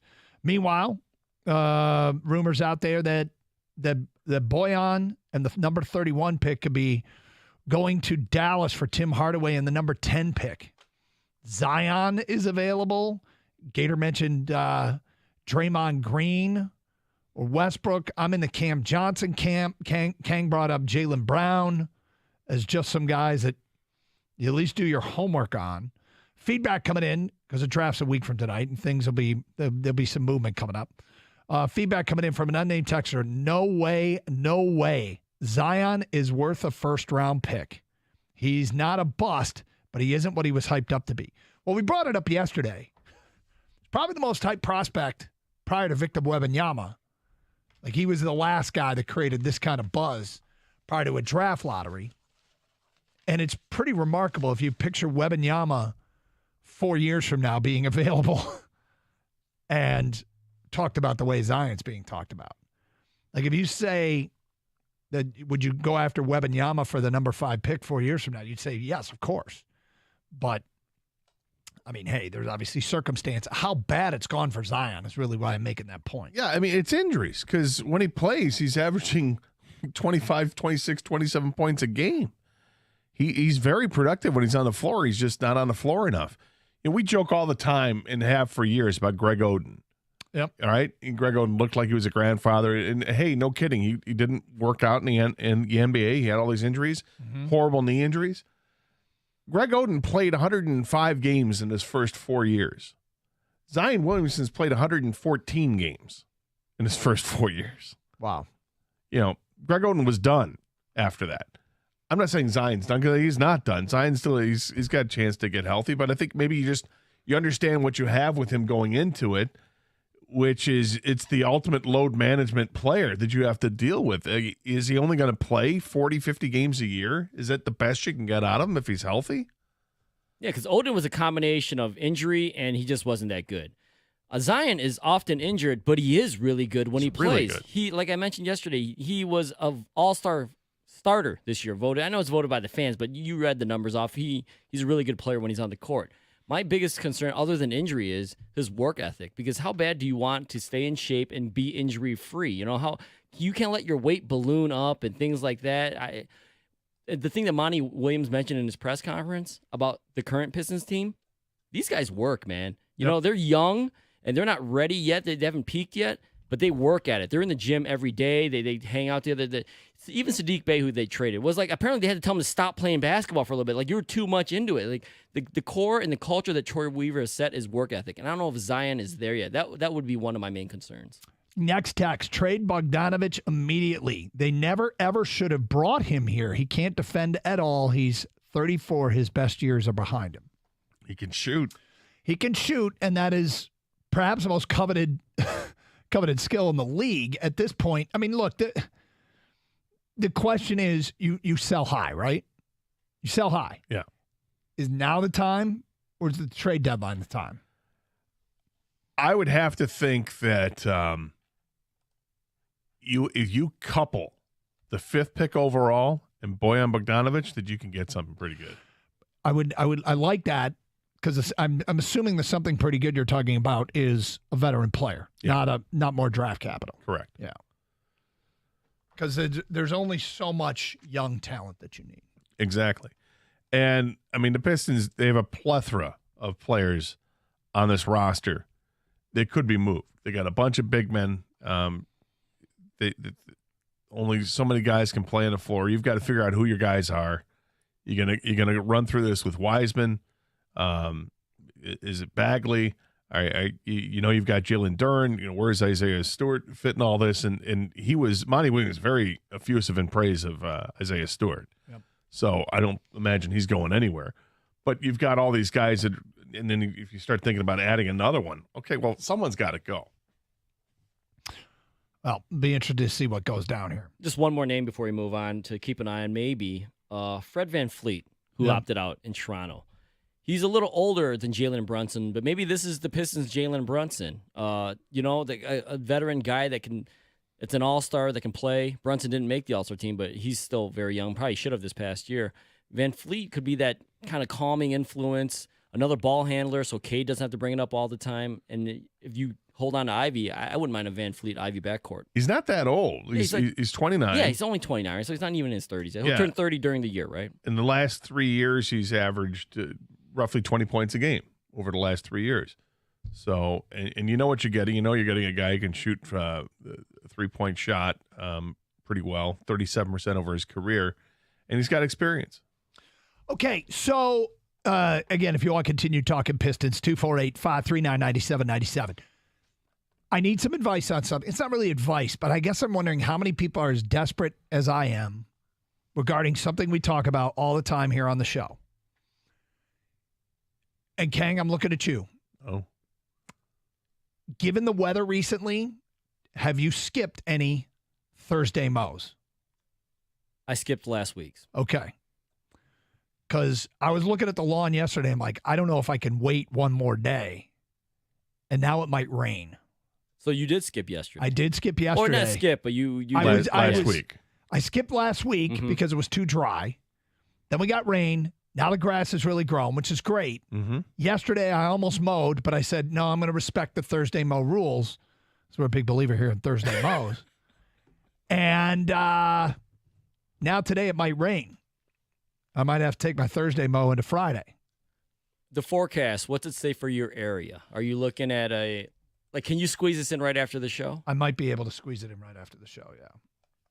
And I also am considering having one of the kids do it. Here's the problem. Today is my wife's first day not teaching, first day home, which means the kids are going to be, this is like their worst day of the summer because the to-do list is going to be long. She's probably going to have a big presentation of jobs that they're going to have to get done all summer. So now I'm like, do I ask one of the kids to mow today? And they probably run to do it because they want to get away. Because, her lists are never the easy stuff. Her lists are always like, go through your closet and sort out which clothes you'd like to give away. And like the stuff that takes time and thought. Doug, are you married to my wife as well? Wow. Sound familiar? Yes. Anyway, so I just looked at the radar. Yep. And could be some light rain coming through between noon and 1. Light rain, but it goes by quickly. The rain, potential storm and stuff, that doesn't come until like 5 o'clock or 6 o'clock. So you've got a window. Now, either it's your window or it's your child's window. But this window can be fulfilled after 1 o'clock. But before, let's see, you want to get it done before 5 o'clock. So adding to the schedule is I got a baseball practice from 3:45 to 5:30. Well, how long does it take you to mow the lawn? About 45 minutes, 30 to 45 minutes. Is a child up right now? They can get it done before the rain comes at 1? Yeah. Probably. Call the kid. Call the That's kid. what I should do. Yep. Yeah. Thursday mow. Go to the pen. Yeah. That's what he's there for. Yeah. All right, did we see the last one ever? We'll get to that today at 11:02. It's Carson Anderson, 97.1 The Ticket.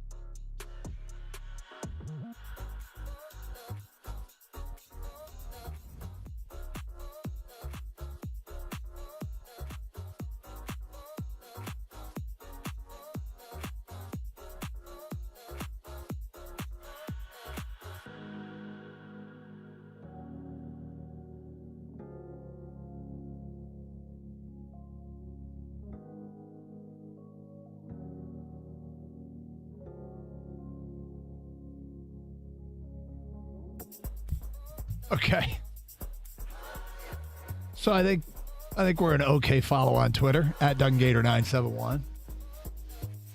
And if you want to follow Kang at Kang Sports, and because we do follow Kang at Kang Sports, I just saw your most recent tweet.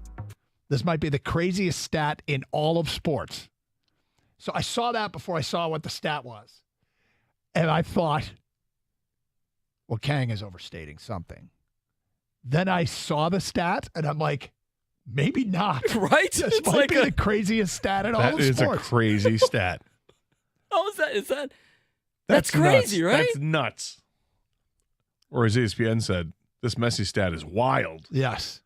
It is a response to an ESPN tweet, and it's a picture of Messi. It's not. This is not understated. This is a wow. And it has the caption, Messi has scored in every possible minute of regulation except for the first minute. That's unbelievable. How, was it 90 minutes in soccer? Yes. 90 minutes in soccer, and he has scored in 89 of the 90. Yes. That's crazy. I'm going to presume this is just as a professional player, right? I mean, as a professional player.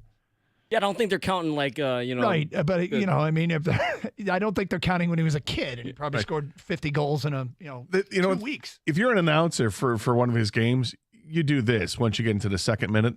Another slow start for Lionel Messi.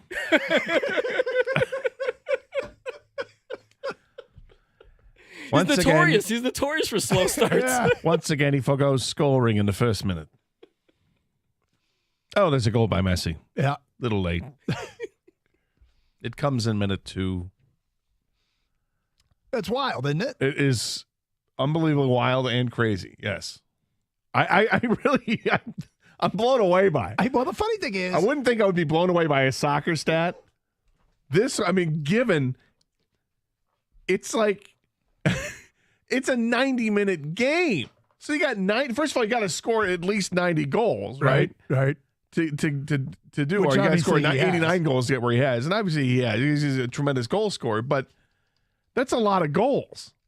That's a lot of goals. Yep. But he's spaced them out where he's done it in every single minute outside of the first minute.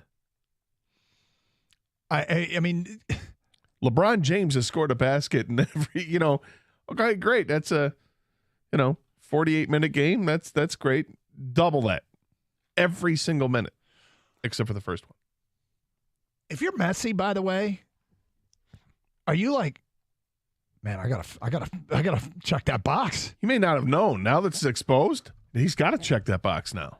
You have to try and score a first-minute goal. Yeah, if you're Lionel Messi. It's like the opposite of the end of the game. You get the guy off the bench who hasn't played all year. You're trying to get him a basket, so he gets on the score sheet finally. Yep. No, now you're trying to get maybe the greatest player to ever lived. You're trying to get him a goal at the beginning of the game.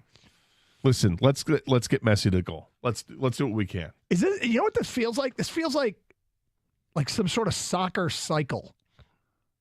Like baseball has the cycle. Is this a soccer cycle? It's amazing, is what it is. That's an amazing stat. Mm-hmm. Hey, man. Now he's going to have to do it in Florida, Miami. Yep. Yeah. He actually might be able to in Yeah, that I was league. about to say, maybe that's why he made the maybe switch. you know why he came here. He's like, Soccer is like, it doesn't count. Yeah. MLS. Yeah. Dude, that's wild, isn't it? It's an extraordinary stat. Of course, doesn't mean much if it happens in the MLS.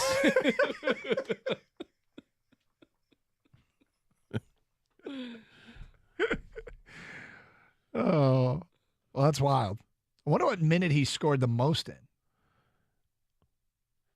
Right. Is this like, are these stats like common knowledge for soccer fans? Yeah, I Messi do fans? wonder a little bit whenever we bring stuff like this up if soccer guy is just rolling his eyes right now going, Can't believe they're asking a question.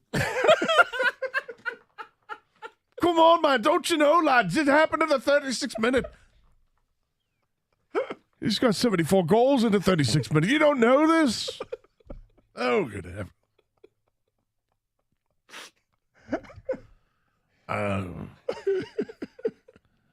He's been ejected in 14 minutes of the 90.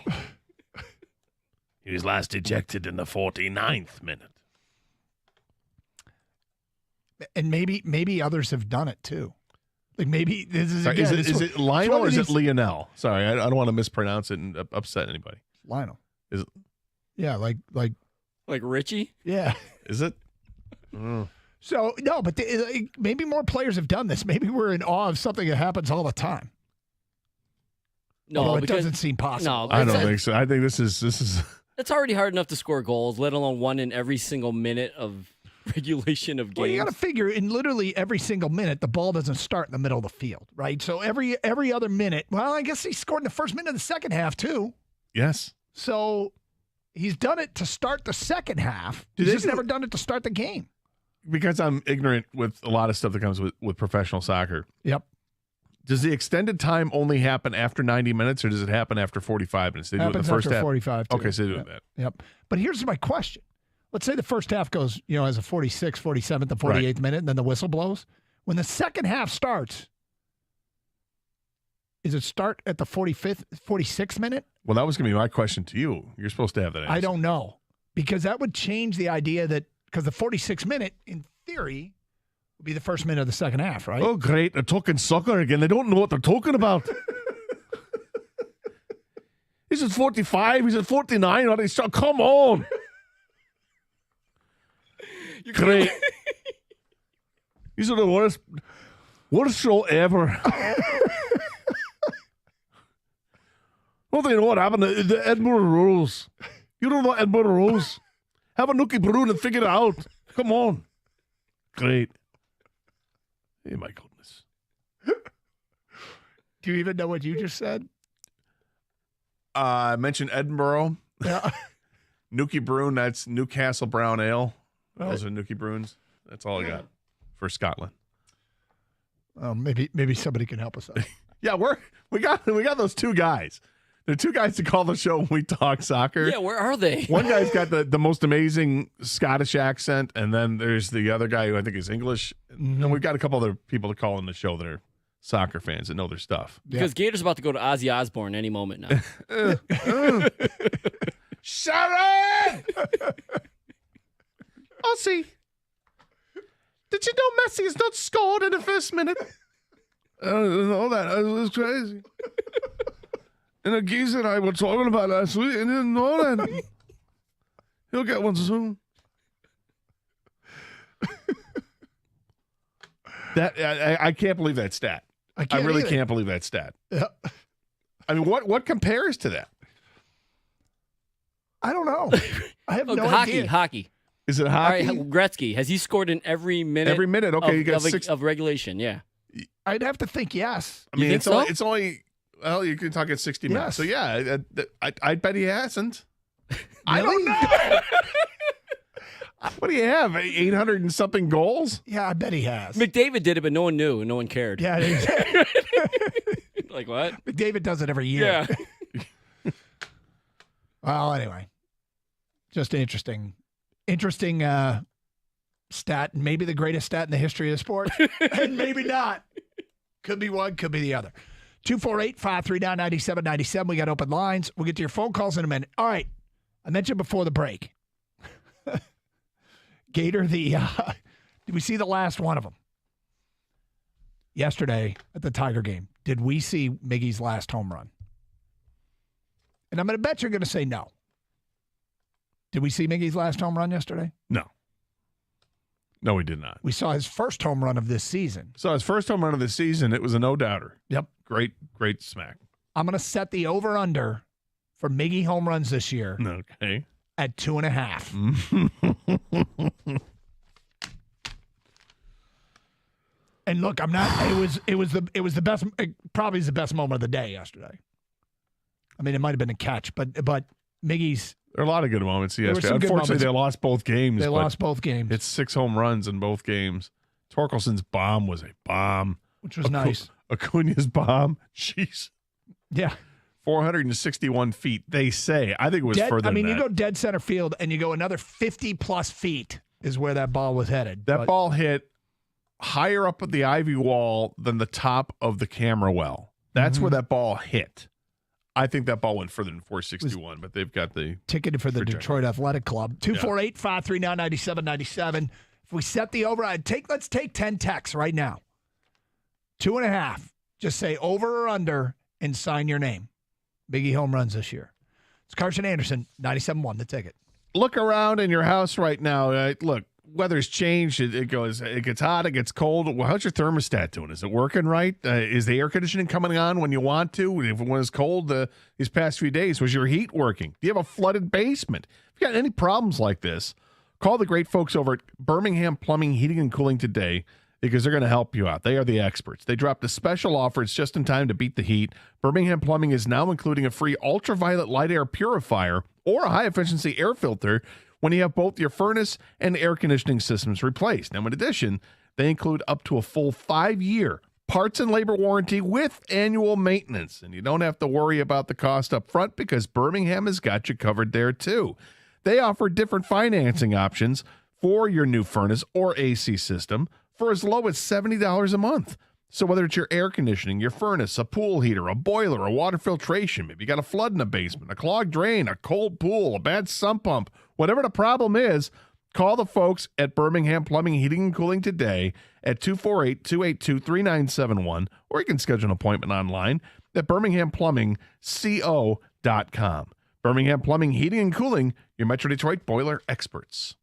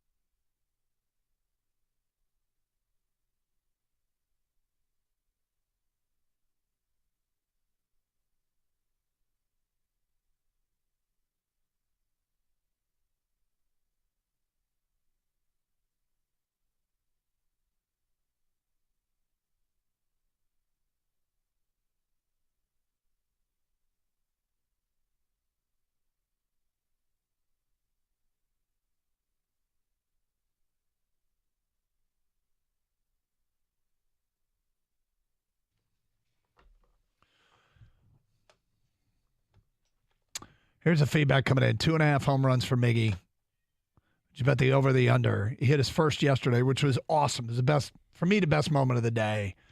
And it'd be great if he, kind of reverted to form, got back to some of what he could do. He's never going to be what he was. But Kyle in Grosse Pointe says over 2.5 for Miggy. Ryan says, do inside the park home runs count, guys? Sure. From Rob in Pearl Beach, over. He'll have 4. Connor writes in, under for sure. It's a miracle he hit 1. Bill in Clark Lake, over. Jake says over. Nick in Livonia says over 7 home runs. Wow. Chris in Armada says under. Chris in Livonia says over. Antonio Cleaning Windows says under. Andrew in St. Clair Shores says over. He'll even have a 2-homer game this year. Wow. Wow. Yep. The double wow. Mm-hmm. The honor of Jim Price. Sure. I would take the over, and not confidently. Yeah. But I would take it. And I would say, because the last few weeks, watching him swing the bat, he has hit the ball hard. And old Miggy would hit the ball opposite way, and it would go out. Current Miggy can't get that done. He doesn't have that strength in his swing anymore to get it opposite field over the fence. It's just his body's been ravaged by injuries. He's had to reinvent his swing. It's a weird swing. When you watch a guy, when he finishes swinging, his back leg kicks out towards the dugout. I don't know how he does it. Yeah, what is it? I don't know, but that's what he's forced to do because his knees aren't working as well. But God bless him for keeping up there and making it interesting. He got on base 4 times in a doubleheader yesterday. He had 3 hits and a walk. He had a home run and had a double. He hit a ball to the base of the wall. He's starting to hit it a lot harder and further, and I think he's having fun again. I could see him, getting a couple more. And given this, he got his first home run. It was at Comerica Park, right? Yes. So it's not the easy place to hit it. There'll be plenty of places where he's got a track record of doing well at Kansas City, or maybe at Cleveland. There are obviously he's going to have a lot of games coming up in those parks, but he's Miguel Cabrera. I still think he can get a couple more done. I thought it would have been a shame because they come up with the new home run celebration where you get the Red Wing helmet and you put it on and you get to walk down the dugout and take the slap shot. He did not disappoint. No, and I mean, as soon as I saw him get to the dugout, I knew the TV feed where we were is running a little bit behind. I got your attention. We got to see this. Because they had it on the big screen first. Yeah, because they had it live at the moment. So cool. I was really worried that they came up with this great thing and Miggy would never get to do it. And then he treated the hockey stick like it was a sword and put it back in the scabbard. Yes. Like Zorro after he gets done. Yeah. It was great. And great moment for him. Unfortunately, the Tigers, the pitching wasn't there yesterday from the starters in either game. The bats were there. 6 home runs in the 2 games. That was great to see. And, Torkelson hit a bomb, his second of the week. Maybe this is what kickstarts him, right? That Monday game. And I said we're going to have weeks where he's going to hit 3 home runs in a week. Well, I got a couple more days for him to get another one there. And let's get it going for Torque. His OPS is now finally over 700. Yay. That's good to see. Eric Haas hit a bomb finally, first in a while for him. And the offense it's got to start showing up. And I think as more guys continue to hit, it's going to shed more light on the guys who aren't, and they're just going to have to make some decisions ASAP. All right, 248-539-9797. Let's get back to your open line calls. We go to D. You're next here on 97.1. What's up, D?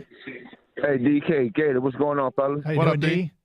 Hey, man, before I get to my point, hey, Gator, I got something for you, bro. Let's go. You know how DK went off into the Michigan play-by-play announcing and did a damn good job? Did a great job. Damn good job. I got one for you, bro. With your voice imitations, I can see you on stage, bro, with a drink in one hand, a microphone in the other, and letting the crowd just have a good time, bro. You ever thought about that, bro? Very briefly, I've thought about if I wanted to do a stand-up routine, open mic night or something like that. But let's tell the whole story, okay? He had a routine sorted out, and some guy named Frank Caliendo came along and stole it. He stole Gator's routine. That's not it at all. Hey, Gator. Frank's the best. Gator, you got to get that back, bro, because it's in your bones, bro. You got that itch to make people laugh. Your voice imitations second to none, bro. He's pretty like funny. I say, DK did his thing on the Michigan play-by-play. You need to do your thing on the comedy. I thought you were going to Ladies and suggest that I do those voices on the Michigan State football broadcast. Ladies and gentlemen, coming to the stage, Gator. How about open mic? Would you ever do an open mic night? I thought about it years ago. I don't know if I have the. I think the I confidence- honestly the think confidence or the guts to do open that. mic comedians that are trying to break in is some of the bravest thing you can. That's It's like one of the most brave unbelievably things you can brave, do and I as don't an know- adult. I don't know if I have that in me, but thank you for the compliment. D. Hey, DK, get it to him. Motivate him, DK. He can do it, bro. I'm telling you. All right, I'm gonna make him do something he doesn't want to do. I'm in. Hey, man, but my That'll point be a real first. quick, man. My point is about these Lions, bro. This Lions secondary. I've been listening to all this talk. This Lions secondary hasn't had this swag. This Lions secondary hasn't had this juice. With these three new guys, Gardner Johnson, Mosley, and Sutton, we haven't had this since Benny Blaze, William White, and the great Ray Crockett. I'm telling you, these guys going to lead the league in interceptions. They're going to make plays at the back end. And then we got Dre Black coaching these guys up. I'm feeling damn confident about this secondary, bro. For real. So it's interesting because when we went into the offseason, we talked about Cam Sutton, we talked about C.J. Gardner-Johnson, and we didn't think that they could afford them. They got them both. And CBS Sports came out with the best move by every NFC team in the offseason. And the best move by the Lions was revamped secondary with cost-efficient moves.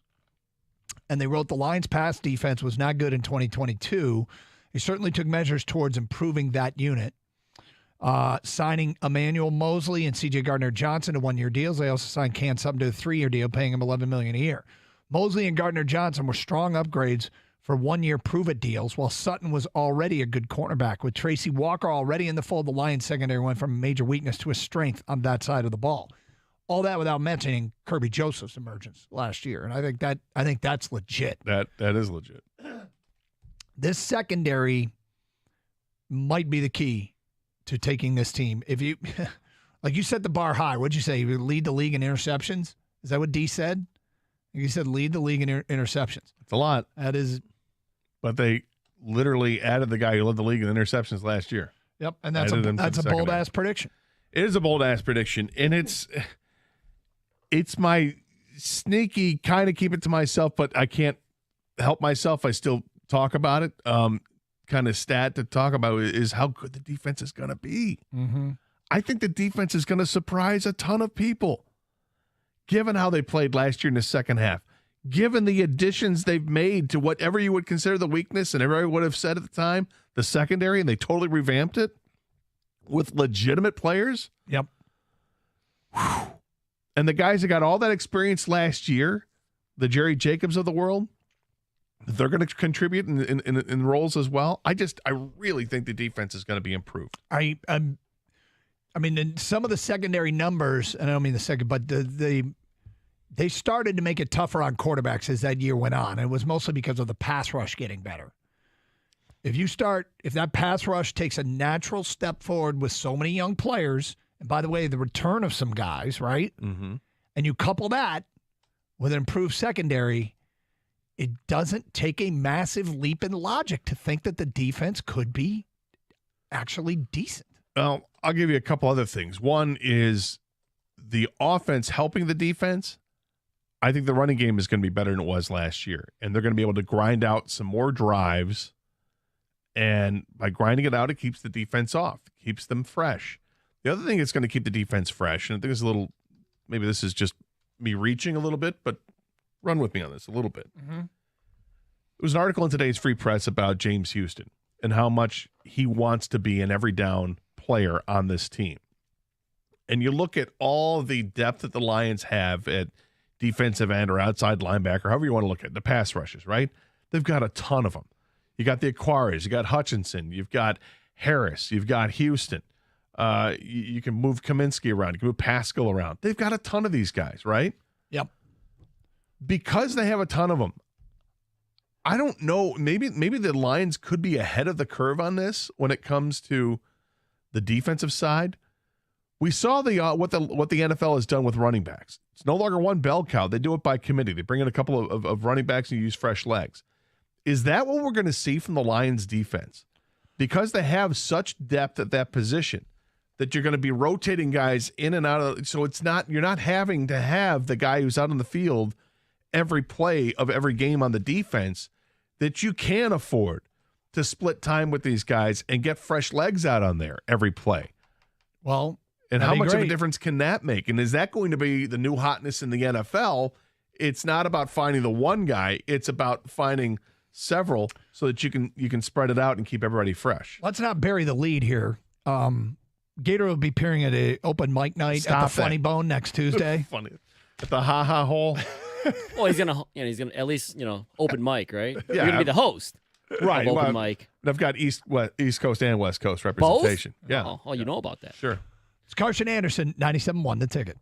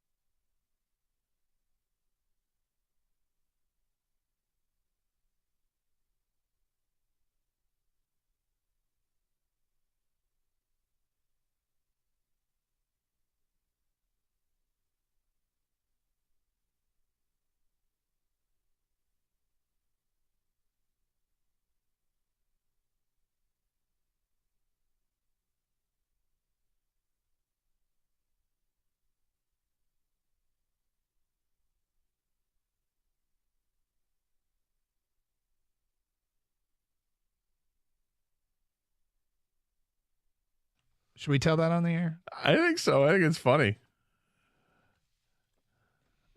It is kind of funny. Kang, you'll like this story. I got requested to do a cameo. We have Cameo if you want to follow and get us to record a message. You can. I think we have our Cameo It's information on our Twitter account at Doug and Gator 971. Yep. So I recorded this cameo making fun of somebody because of the poker hand that they lost to.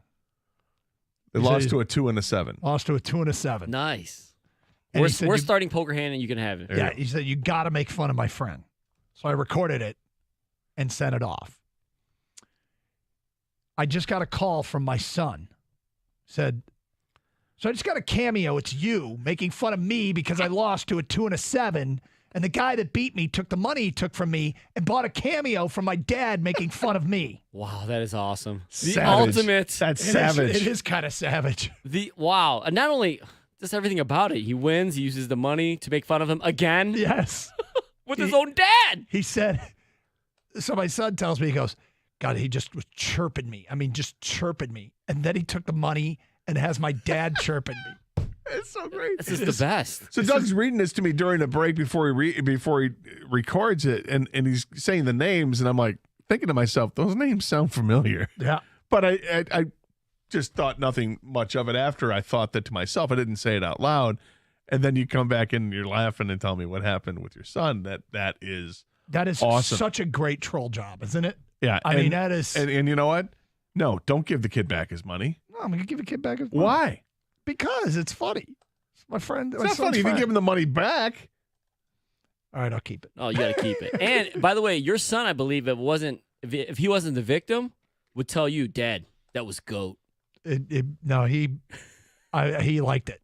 Oh, did he was cracking up. He's like, I can't He appreciated believe it. it, yeah. Anyway, very I fun. feel a little bad chirping in the background while you were recording it. I know. I had you participate. That sucks. You suck. Oh, boy. That is so savage. To use the money you won to buy a cameo, to have somebody rip on you for that's awesome. But it's his dad, It's too, so on top great. of it. I mean, we've done cameos before of like people that win a fantasy football league and they want to taunt the rest of the league. Mm-hmm. You know, that stuff's fun because it's the money. Hey, by the way, I'm using your money. You know, that's awesome. Yeah. This was a game of poker. Oh. Did you have to say your son's name in the cameo? Yes. Oh, so you just So the first name, yeah. And he didn't know. That is just next level savage. Now, I will say we have drawn the line at some of the things we've been asked to do on Cameo. We won't do anything on Cameo. Everyone has their price. $1 Million Man. I don't know about that. Gator, you know. The $1 Million Man. Yeah. No, yeah. I've turned down a couple. Have you turned down the Saudis? Well, that didn't come with the real money. Yeah, Go to cameo.live.com. All right, 248-539-9797. Back to your open line. Call Cedric from Berkeley. What's up, Cedric? Listen, I got to say this, okay? First thing I want to say is hello, Gator. Hello, Jug. I remember that from years ago when Gator called you Jug, and I know what he was thinking about when he said it. That's number one. Jug. All right? No, number two is I was off the Lions bandwagon for about 3 years before the current coach got here. Mm-hmm. I was out of there. I was feeling good. I wasn't hurt by nothing. Now I'm back. But this is what I need from the organization, a new, rough and tough, crazy-looking logo to fit what we got going here now. What do you think? Well, we had this report that they were coming out with, is it a new helmet design? Yeah, I thought it was a new helmet design. But it's not this year, it's next year, I believe. Yeah. Well, the lion looks like a blotch, though. It looks like a blotch with a couple of fingers and maybe one tooth, if I'm not mistaken. Well, they changed it. I mean, it used to be affectionately called, would Art call him Bubbles the Lion? Yeah. But then they changed the logo, and we started doing the show early on, and they gave him the angry eye and the tooth, right? The fang. Yeah. Yes. So he's got rougher edges. So now he's got an angry eye to him. I think it definitely looks more ferocious now than it did before, but it could look a little meaner. I'm with you.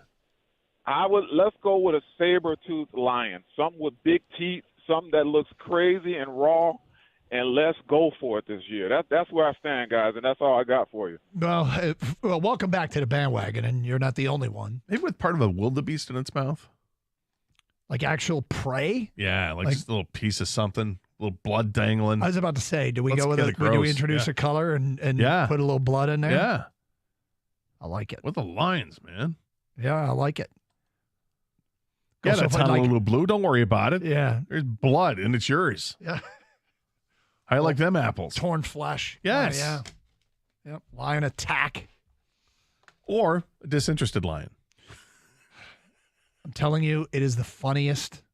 Am I wrong? Is that not the funniest? No, logo in that sports? disinterested bear is just like, hey. Mm-hmm. Did I turn the burner off? Like the look on that Bears face.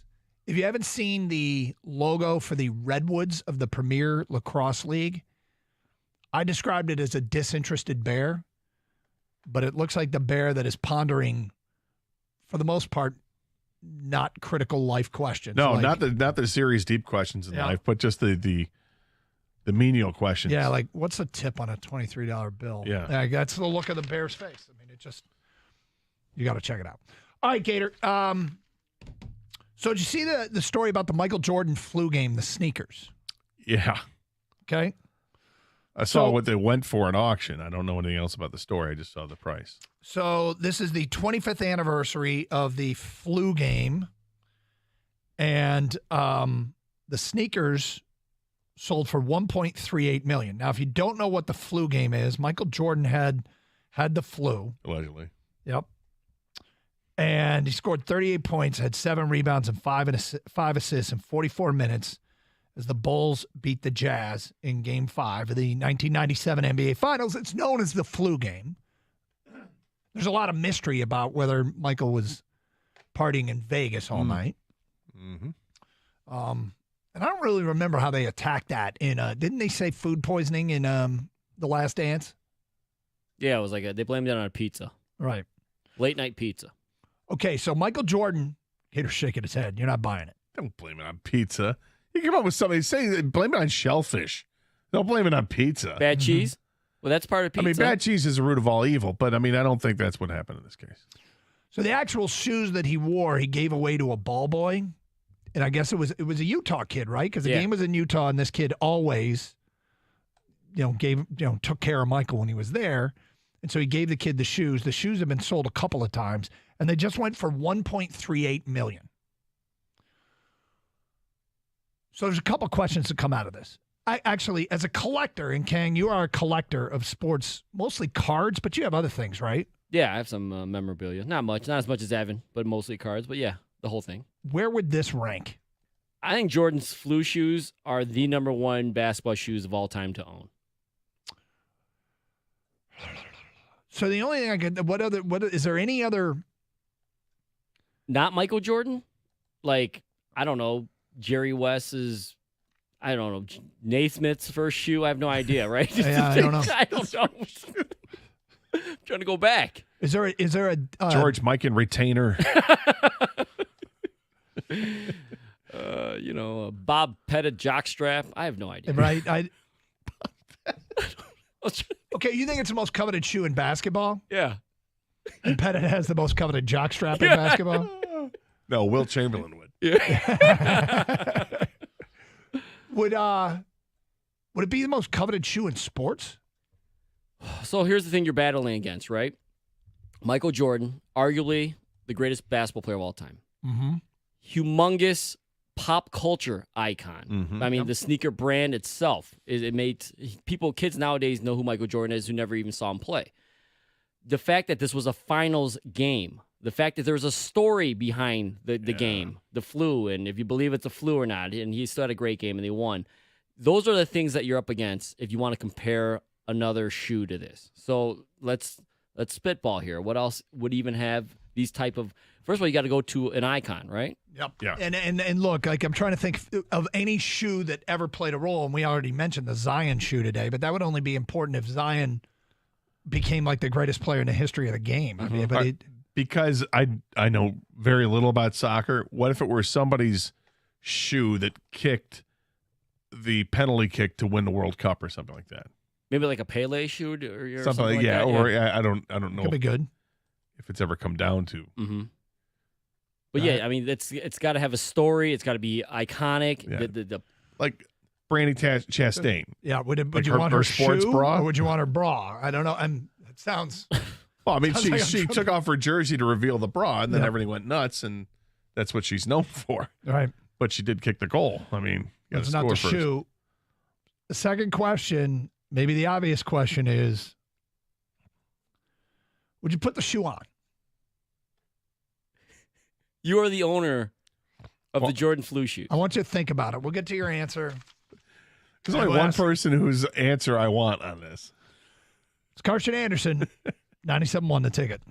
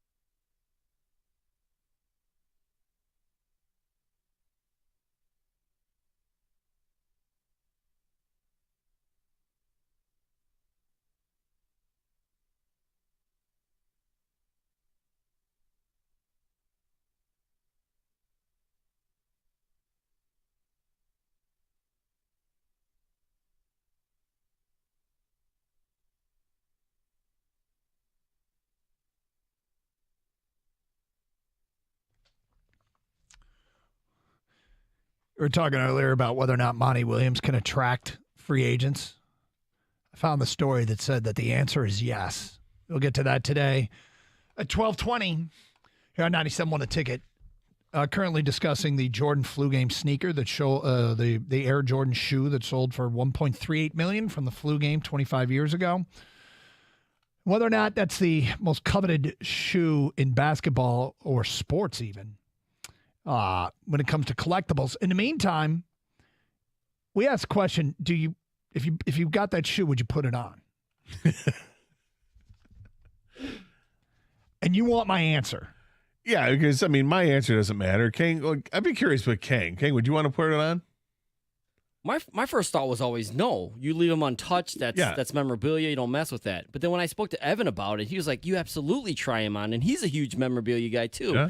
And his argument was, it actually made kind of sense. Like, when are you ever going to have a chance to put on Michael Jordan shoes? I mean, and not just any shoes. Like, not like you're following him in a Foot Locker or anything and you tried on some shoes that he tried on.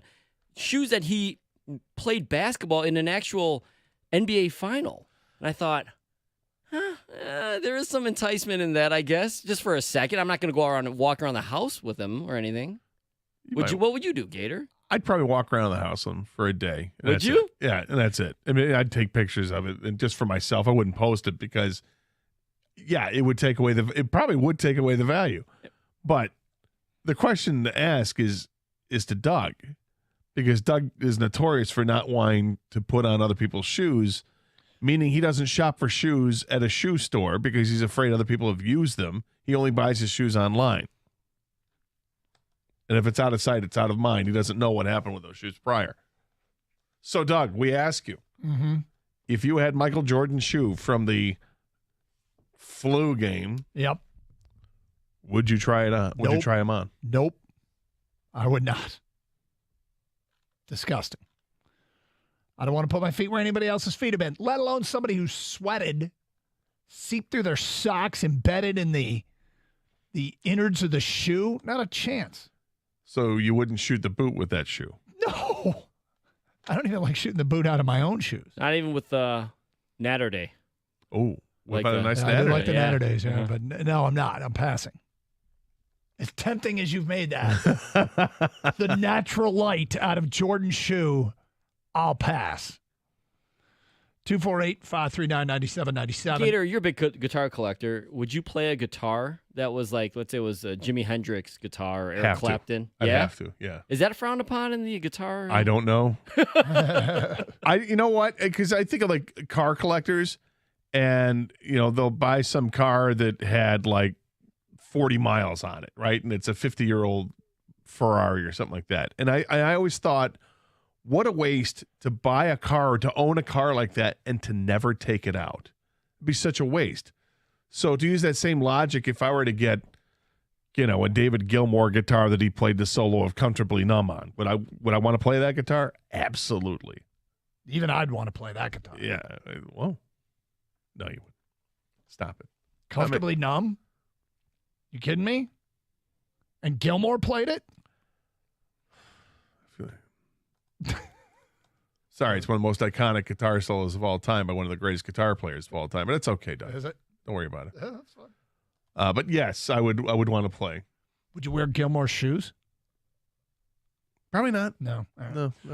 248-539-9797. Let's go to Don and Hal. You're on 97.1. Hi, Don. Jerk. Hey, guys. Hey. Of course, I'm going to put on Jordan shoes. I'm going to do it in the comfort of my home. I don't want to, and like Gator said, I wouldn't take any pictures. I don't want to mess with the value because that's a couple dollars for a pair of shoes. But if I was to pick a memorabilia that would probably mean the most to me, price aside, I would love to have the shoes that Isaiah used after he hurt his ankle and put those 24 points down in the third quarter. I think it was in '88. Against For the Lakers? me, if I had my man cave, that would be I would love to have that in a display. That's pretty awesome for a Detroiter. And I'm guessing those were cons, the Converse cons back in the day. Converse, yeah. Yep. The Converse weapons or one of those. Yeah. No, that'd be a good one. The other one would be, at least for me in my era, was when the cleats that Gibby wore when he hit the second home run in '85 in game or '84 in Game 5. You know, and have that with pretty good one. Gibby's Yeah, thing well, in there. To me, those would be the two from my era. You know? The whole narration of that story. You don't want to walk you. Yeah, he don't want to walk you. Yep. Somebody just asked a great question on Twitch, FBG25. Could you catch the flu? If Jordan's flu shoes, you were to wear them, maybe not 25 years later, but the immediate wait, can you catch the flu through your feet? Well, not if he claims if he was truthful in saying it that he got it from food poisoning. Food poisoning doesn't travel. That wouldn't be the flu. Oh, because he didn't have the flu. No. He had the runs. Can you catch the flu through shoes? I'm guessing no, and probably not 25 years later. Let's go to Harvey on a cell. You're on 97.1 The Ticket. What's up, Harvey? Well, two things, guys. If I was, if I had the money to spend millions on Michael Jordan shoes, I didn't really like him. So I would take the shoes, I would put them on, I would mow the lawn in them, and then I put it on YouTube to drive all the sports memorabilia people nuts and possibly irritate Michael Jordan. Yeah. That's what I'd do. Yeah, that's pretty good. That would be savage. Yeah, it's kind of savage. And then I got another good shoe, the Tom Dempsey shoe from the 63-yard field goal against the Lions. And I would not try that one on. So that's my contribution here. For those that don't know why that's funny, in a twisted way. A little bit twisted. But it was 1970 at Tulane Stadium. Kicking for the Saints, Tom Dempsey kicked a 63-yard field goal, an NFL record, to beat the Lions. The record stood for many years. But Tom Dempsey was born with a deformity where he was born with half a foot. So the shoe looked more like an old school lunchbox or a brick than it did a normal shoe. So that's why he said he can't try it on, which is so wrong. Yep. Straight to hell. You're going straight to hell. But I get what you're saying. So one thing about that highlight, by the way. Sick bastard. 63-yard field goal. That was back when the goalposts were part of the field. Were lined up on the goal line.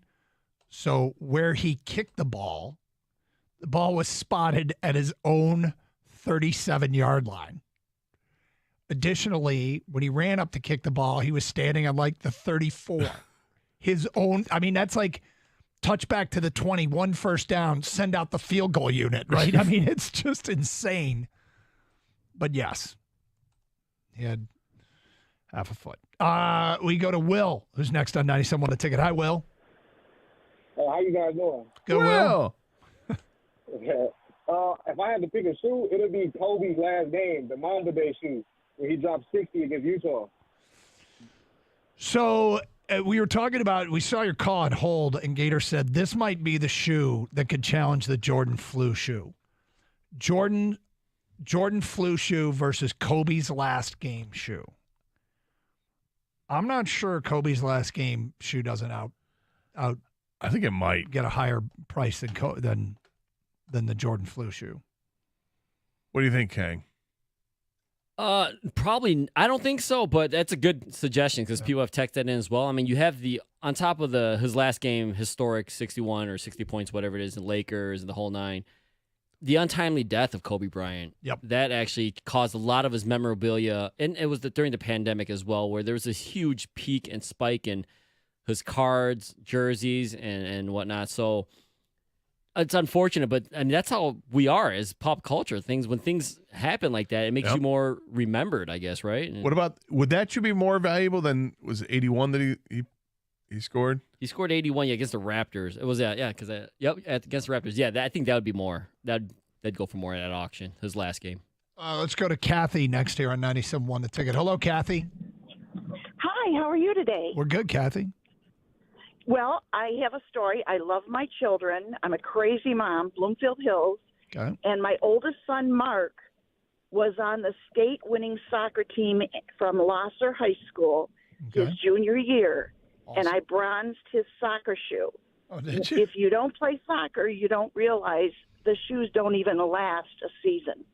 So there's athletic tape all over it that we held together, and I bronzed it, and that was his the high school graduation gift. That's actually pretty cool. Was that like a? And now that he's 40-something, he told me he really appreciates it. That's cool. I was going to say, Lasser won. It was a long time ago they won. It was a long time ago. He's 41-ish now. But I love you guys, and thanks for putting me on. Oh, thanks, Kathy. Kathy. Thank you for calling. That's a cool gift to give a kid. Bronze a shoe? Yeah, you want a state I'm title. so glad that it was like he was a state title and it wasn't like, his third grade team. Right. Something Because like remember, third graders, those are just kids, and Gator hates kids. It's not that I hate kids. Come on, you're barely learning the sport. 248-539-9797. Let's go to Vern in Detroit. You're on 97 on the ticket. Hey, Vern. Vern, are you there? Yes, sir. Go ahead. And looking at the back seat of my car after I just cleaned it, Gator, I understand why you hate kids because I don't want to drop kick mine. I don't. I don't hate kids. Uh-huh. So for me, I know it's not quite basketball related, but the Marty McFly Nike Air Mag with the auto laces. Nice. In my size currently is going for about $66,000. Some other sizes they're about $110,000, $111,000. I don't know that I would wear them. I might wear them once in the house. If I wore them out, they would probably be in plastic with a couple security guards around me because I consider selling a family member to get those Nike Air Mags. It's my favorite shoe. I probably will field some offers for my little sister. But, yeah, I definitely need that Nike Air Mag. I don't think there were rumors that they might re-release it, but it never came to fruition, and there was only so many pairs released. And it's kind of like a holy grail shoe, and it's amazing. So I'm gonna have to go with the Marty McFly Nike Air Max. Yeah. What about the shoe from Seinfeld? Was it the Jimmys? Oh, Jay. And he had the springy shoes. That was the Cole Kramer thing with that. Yeah. What if you had those shoes? How much would those go for? Not nearly as much as the Jordan Flu Probably shoe. not. Yeah. The Marty McFly's, yeah. Back to the Future. Doug, have you ever? I know your kids are pretty tall. Have you ever had to try on one of their shoes or anything? Just out of in a pinch? No. Like for basketball, playing against them or anything? No, I haven't.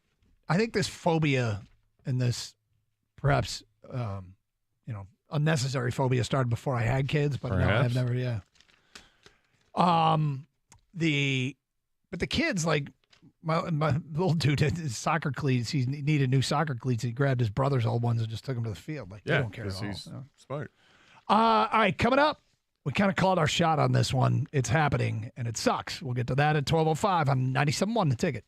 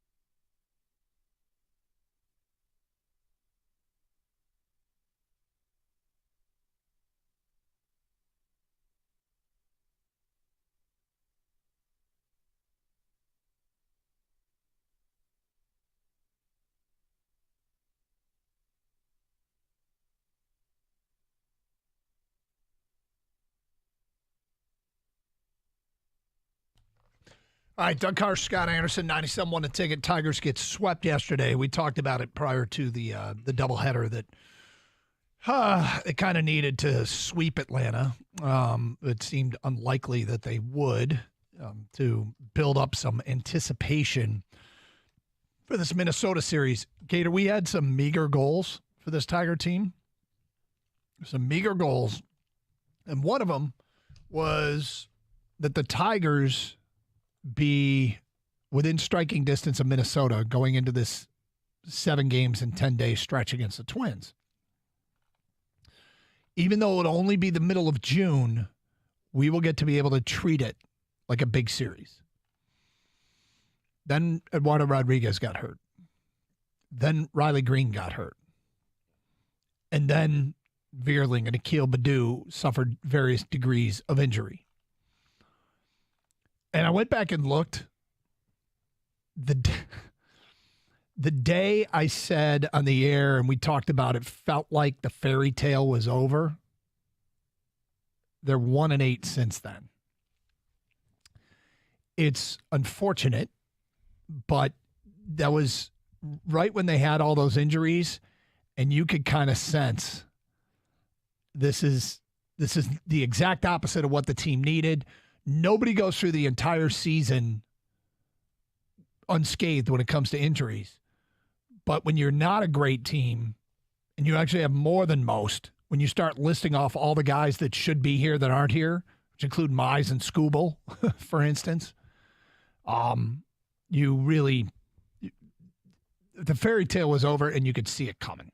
And they're 1-8 since. I mean, this Minnesota series, the problem is it's hard to see the collection of players they're putting on the field without a guy who was acting like, that being worthy of in the conversation for top starter in 2023 in Eduardo Rodriguez. He was acting like it. Yep. Riley Green had the best month of any player in the American League in May, and he was acting like it. Mm-hmm. The what's left, so you could say it's only 2 players. Those were 2 players that you could say they're not huge, or you could say they're not all that. They're not elite players. They were acting like it at the time they got hurt. Eduardo come back to earth a little bit, but they were acting like it, right? Yes. So it stinks. This Minnesota series could have been a ton of fun. Well, it still can be. I mean, they can if the bats are truly waking up, and 3 games is a very small sample size, but it's 3 games they've shown power against the Braves. Can they carry that on into Minnesota? If they can carry some power in, and knowing that they're getting some pitching back soon, maybe MJM, Doc, maybe just maybe they're starting to turn around a little bit. Unfortunately, they pitched 2 guys yesterday who had gotten off the great starts with the Tigers. Olsen is making his 3rd appearance with the Tigers. First 2 were great. Yesterday, not so much. Lorenzen pitched awfully well. Last couple starts, not so much. And that's a concern now, because it feels like it's just predictable almost that when the hitting comes around, the pitching is going to go south. But they will get pitching back really soon. Skubal's going to come back real soon. Not long after that, maybe a week or 2 after that, Manning should be back with this team. They should get more options if Brisky's ready to go and come back. He's in a rehab start. That's all good news to get those guys back.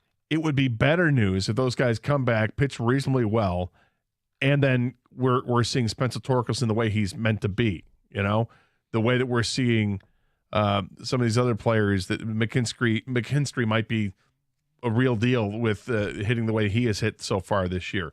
Ibanez has perked up significantly in the last few games here. Last couple weeks, he's got the hardest hit rate on any Tiger, and now those baseballs he's hitting are starting to find gaps in the field or find themselves over the fence, which is really nice to see. And he hasn't been given an opportunity to truly shine in the major leagues. He's kind of been this journeyman guy.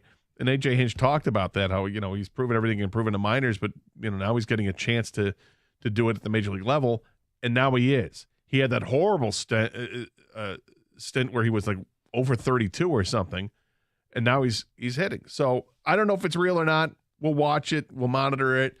But meanwhile, they got 4 very important games against the Twins because it's 7 games back or 7.5 games back? That's so far back, it feels right now, that either things are going to go way south for this team. They find themselves double-digit games back, or can they find themselves moving up? So I guess, I mean, I've reached the point with this team, Gator, where, and we talk about crafting the path, you reach a tipping point where you feel like you're asking for miracle stuff. And I feel like paying attention to them chasing the Twins or anybody is asking for miracle stuff. And I can't in good conscience do it. And we stretch that, man. I think we stretch the guardrails on that quite a bit. It just, they couldn't afford what happened.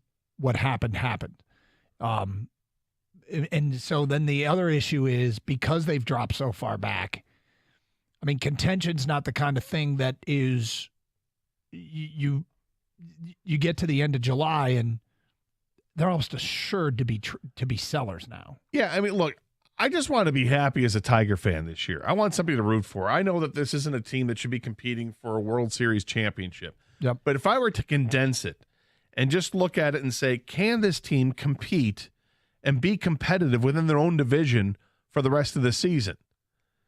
Because all these teams are going to be looking to either add or drop pieces by the trade deadline. Because none of them are very good. You know, maybe one team out of this division is, I would just say, decent. I don't know if good is the right word for it. You know, there might be one team that emerges that's better than 500. Someone has to win the division. Can I just condense it and look at the 5 teams in this division and be satisfied with a rooting interest and see what the Tigers can do within those 5 teams? Yeah, I was there. I'm not there anymore. You're still hanging on? I am, because I know what's coming back. And by the way, another one who's coming back is Riley Green. So getting these players back, who would they end up selling at the trade deadline? If they sold anybody, would if Rodriguez proves that he's healthy and ready to go, I imagine there's still some interest in Rodriguez. Alex Lang is going to get some interest. Jason Foley might get some interest. But beyond that, they're going to be hard-pressed to move anybody. So if you're not subtracting players from the team and you're really not adding players to the team through trades, but maybe you are, if you decide to bring up Colt Keith or Malloy or Parker Meadows is perked up. He's hitting above 250 now. And it's funny because Parker Meadows is the exact opposite of Malloy. Malloy isn't much of a fielder, but was hitting. Now he's not hitting either. But Parker Meadows was a guy who could field fantastically in the outfield, but he couldn't hit. Now he's hitting.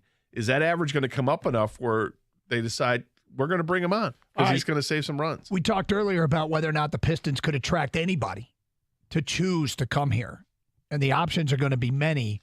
There's some reason to maybe believe that Monty Williams can get some folks. We will get to that today at 12:20 here on Carson Anderson, 97.1. Father's Day is fast approaching. It is on Sunday, and you want to get Dad a great gift. May I suggest get him some bourbon, and the bourbon from Flying Ace Spirits is delicious. It's not going to break the bank. It's only $30 a bottle.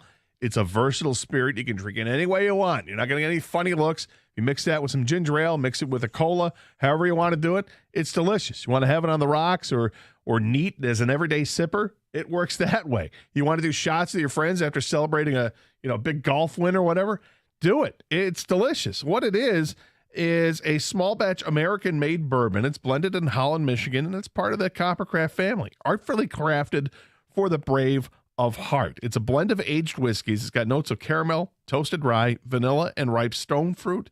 Like I mentioned, it's a versatile spirit. It's the perfect everyday drinker, and it's as smooth as it is unpretentious. There's no gimmicks.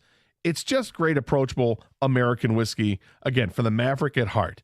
You want to know more? Here's what you do. Follow them at Flying Ace Spirits on Instagram. This way you get to stay up to date on all of their upcoming releases. But please, as always, drink responsibly.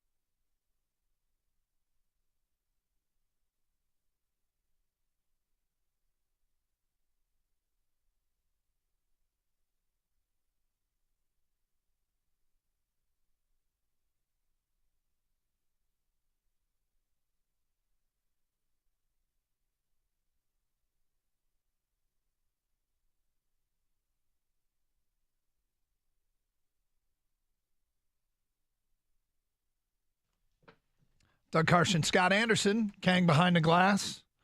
Paul's answering phones today. Evan's out there causing trouble.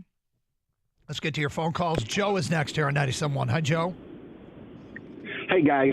I got a pair of shoes and a quick Tom Dempsey Father's Day story. The shoes I'd want are the milky white canvas high tops that Wilt wore, the Chuck Taylor specials that Wilt wore when he scored 100 back in 1962. And my dad and I were watching that game. I was a senior in high school when Dempsey lined up to kick it, and they just started the handheld cameras that were right by the field judge and the back judge as they craned their necks up to watch it barely clear the crossbar. And as soon as it went over, my dad goes, "Wow, he made it by half a foot." Oh, no. No, I didn't. Oh, boy. No, I swear. And we looked at my dad didn't mean it one way, but he ended up meaning it both ways.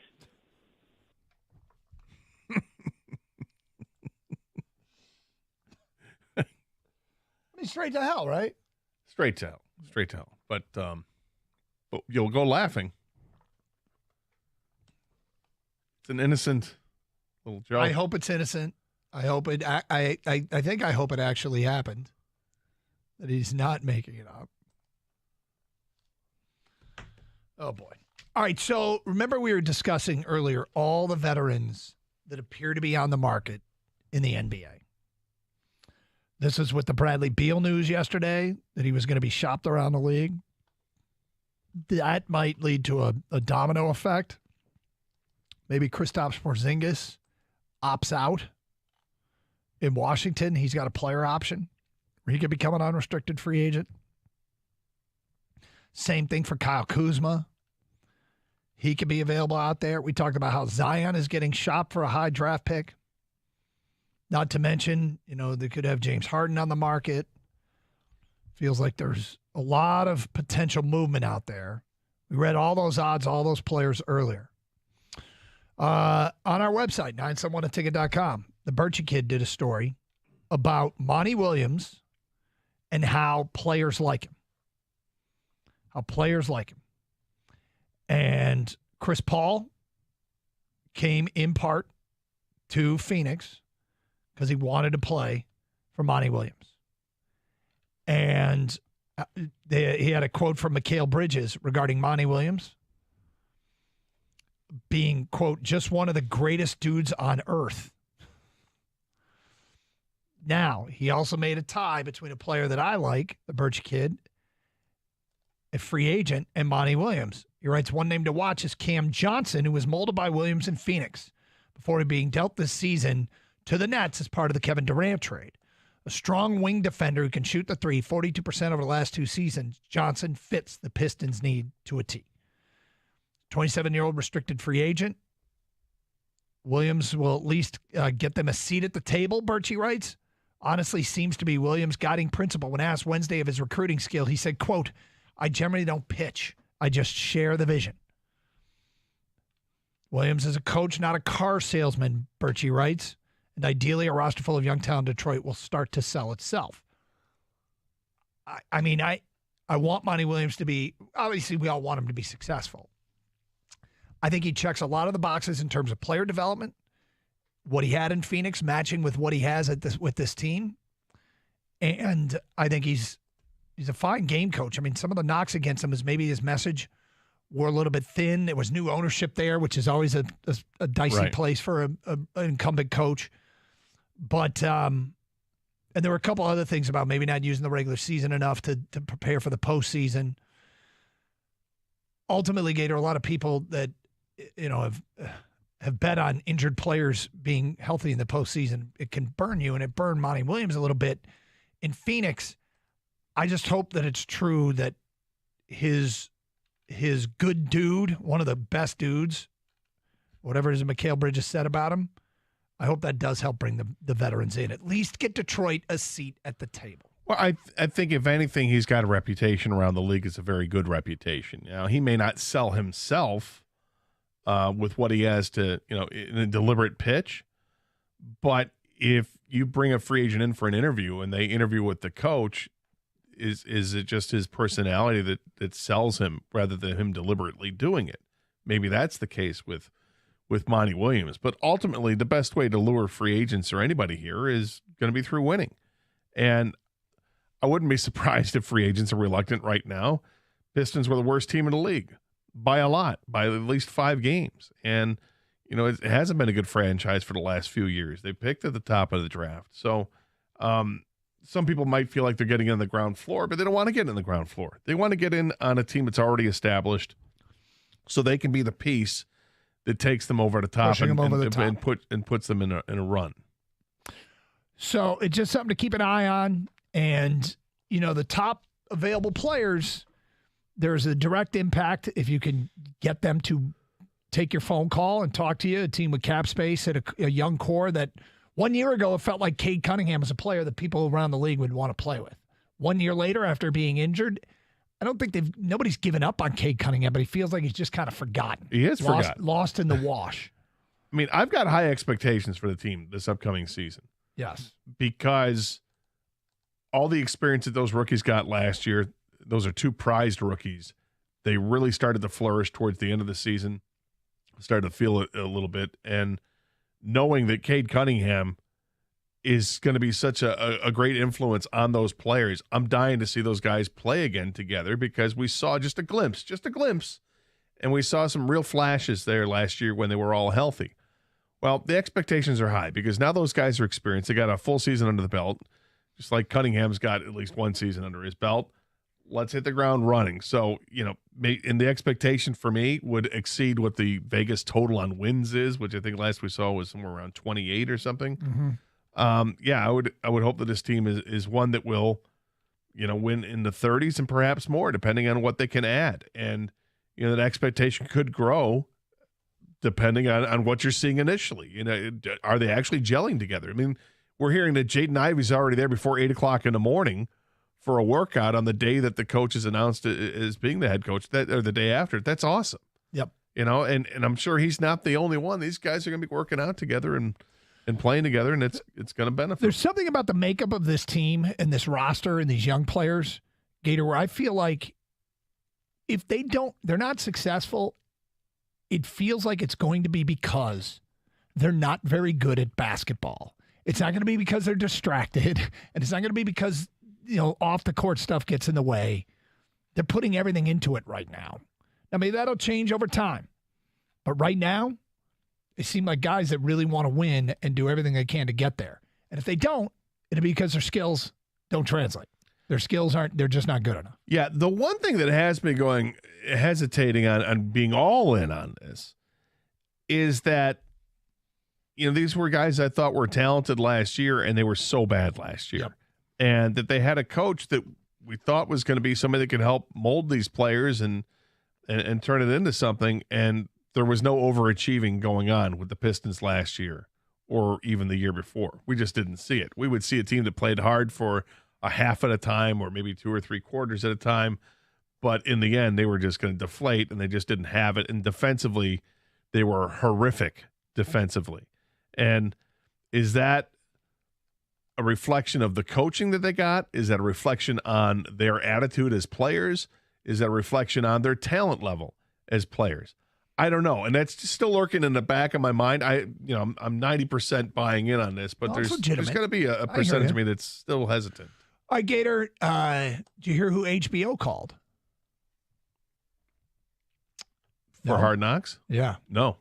We'll get to that today at 12:31. And what's the best one of these in the state? That's at 12:35. 97.1 The Ticket.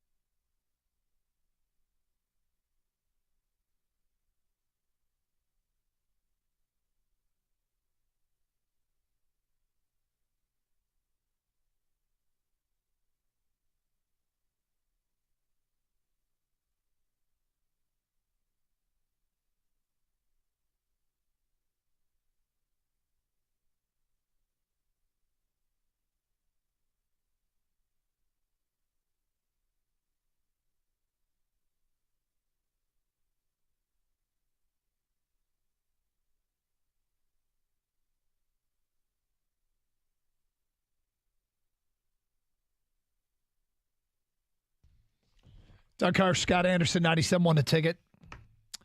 Okay, so I mentioned before the break, I asked you to hear who HBO called.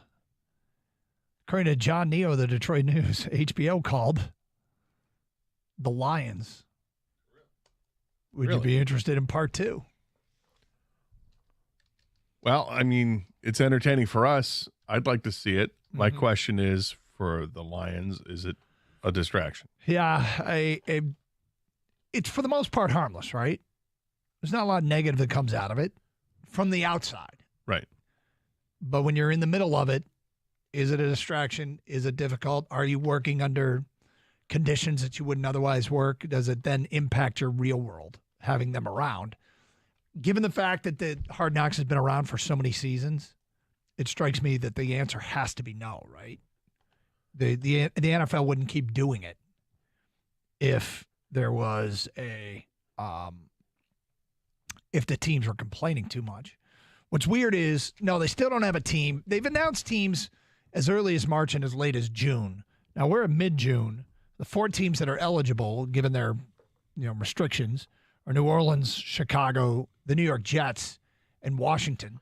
The fact that the Jets haven't been named yet, with Aaron Rodgers in year 1, and it being a New York team, tells me there's something holding that up. Well, this is why I want it to be the Jets so desperately, because the Jets don't want to do it. Yeah. And that Aaron Rodgers does not want to do this. The Jets would have been interesting with Zach Wilson at quarterback. Yeah. Given what a disaster that was in terms of some of what he said and how the locker room was towards him. But now they have Aaron Rodgers. And oh, by the way, they still do have Zach Wilson, who might be an interesting sidebar on Hard Knocks. But anyway, it's just I mean, you can make a compelling story for any 4 of those teams.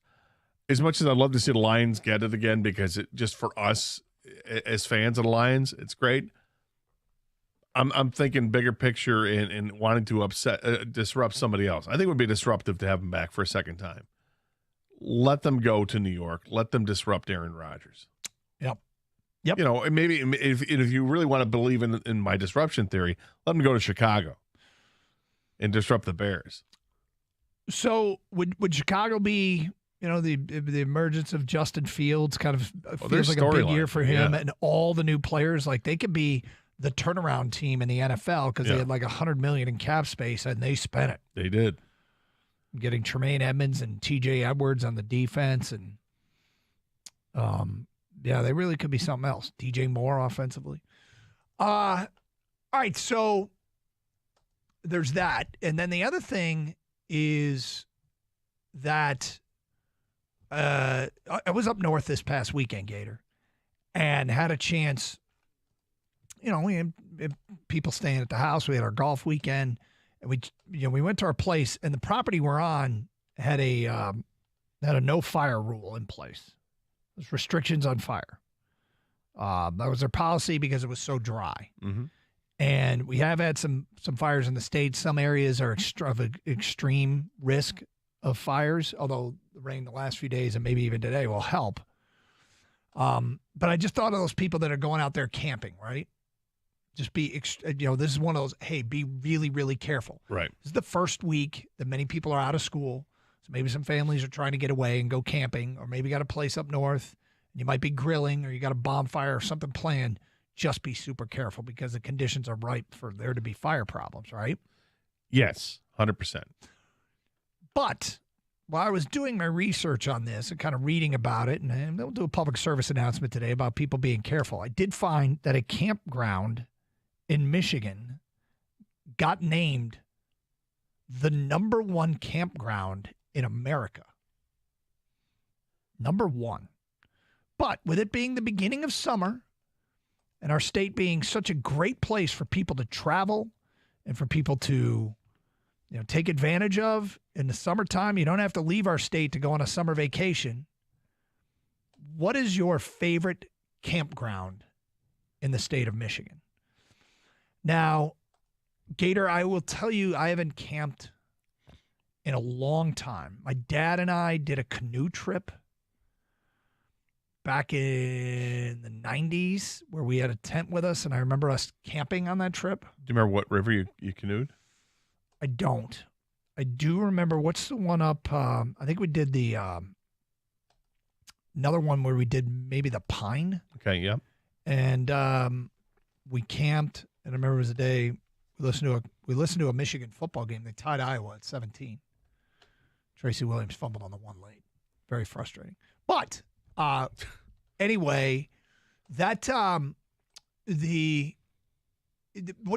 I don't have a great history of camp spots. I remember my dad used to prefer, when we were young and we camp a lot, he'd like to go to the national forests. You know, if it was a national forest area, he thought they had great campsites, and I think he was right. And we went to a place in the Upper Peninsula near Cousineau Lake or Lake Cousineau or something like that. And you've camped a little bit, right? Yeah, a little bit. I've done, when it comes to canoe trips, I've done 2 canoe trips. Yep. And I'm trying to remember which way. I get them confused because they're kind of in the same area.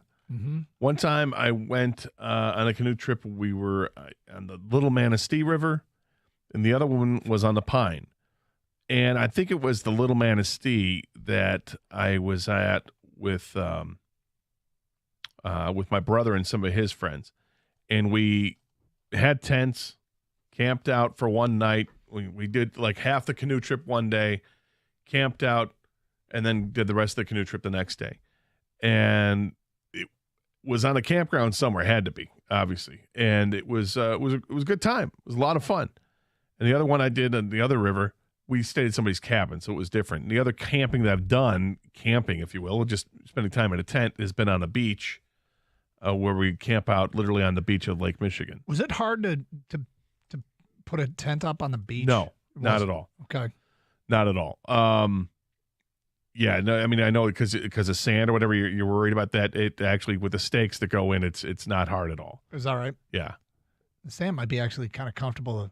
I mean, they'd probably have something to in sleep theory. on. It's not.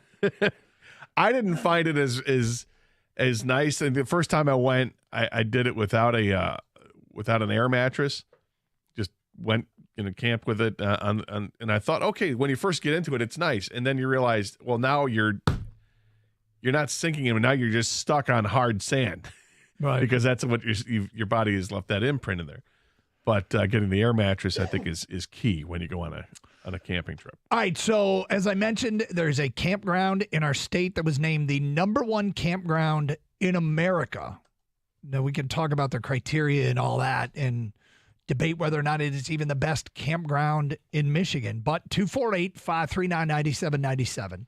We want to know, what is your personal favorite and what about it stands out? Seems like a timely thing with school letting out and a lot of people getting a chance to get out and explore and have a good, summer vacation in our state.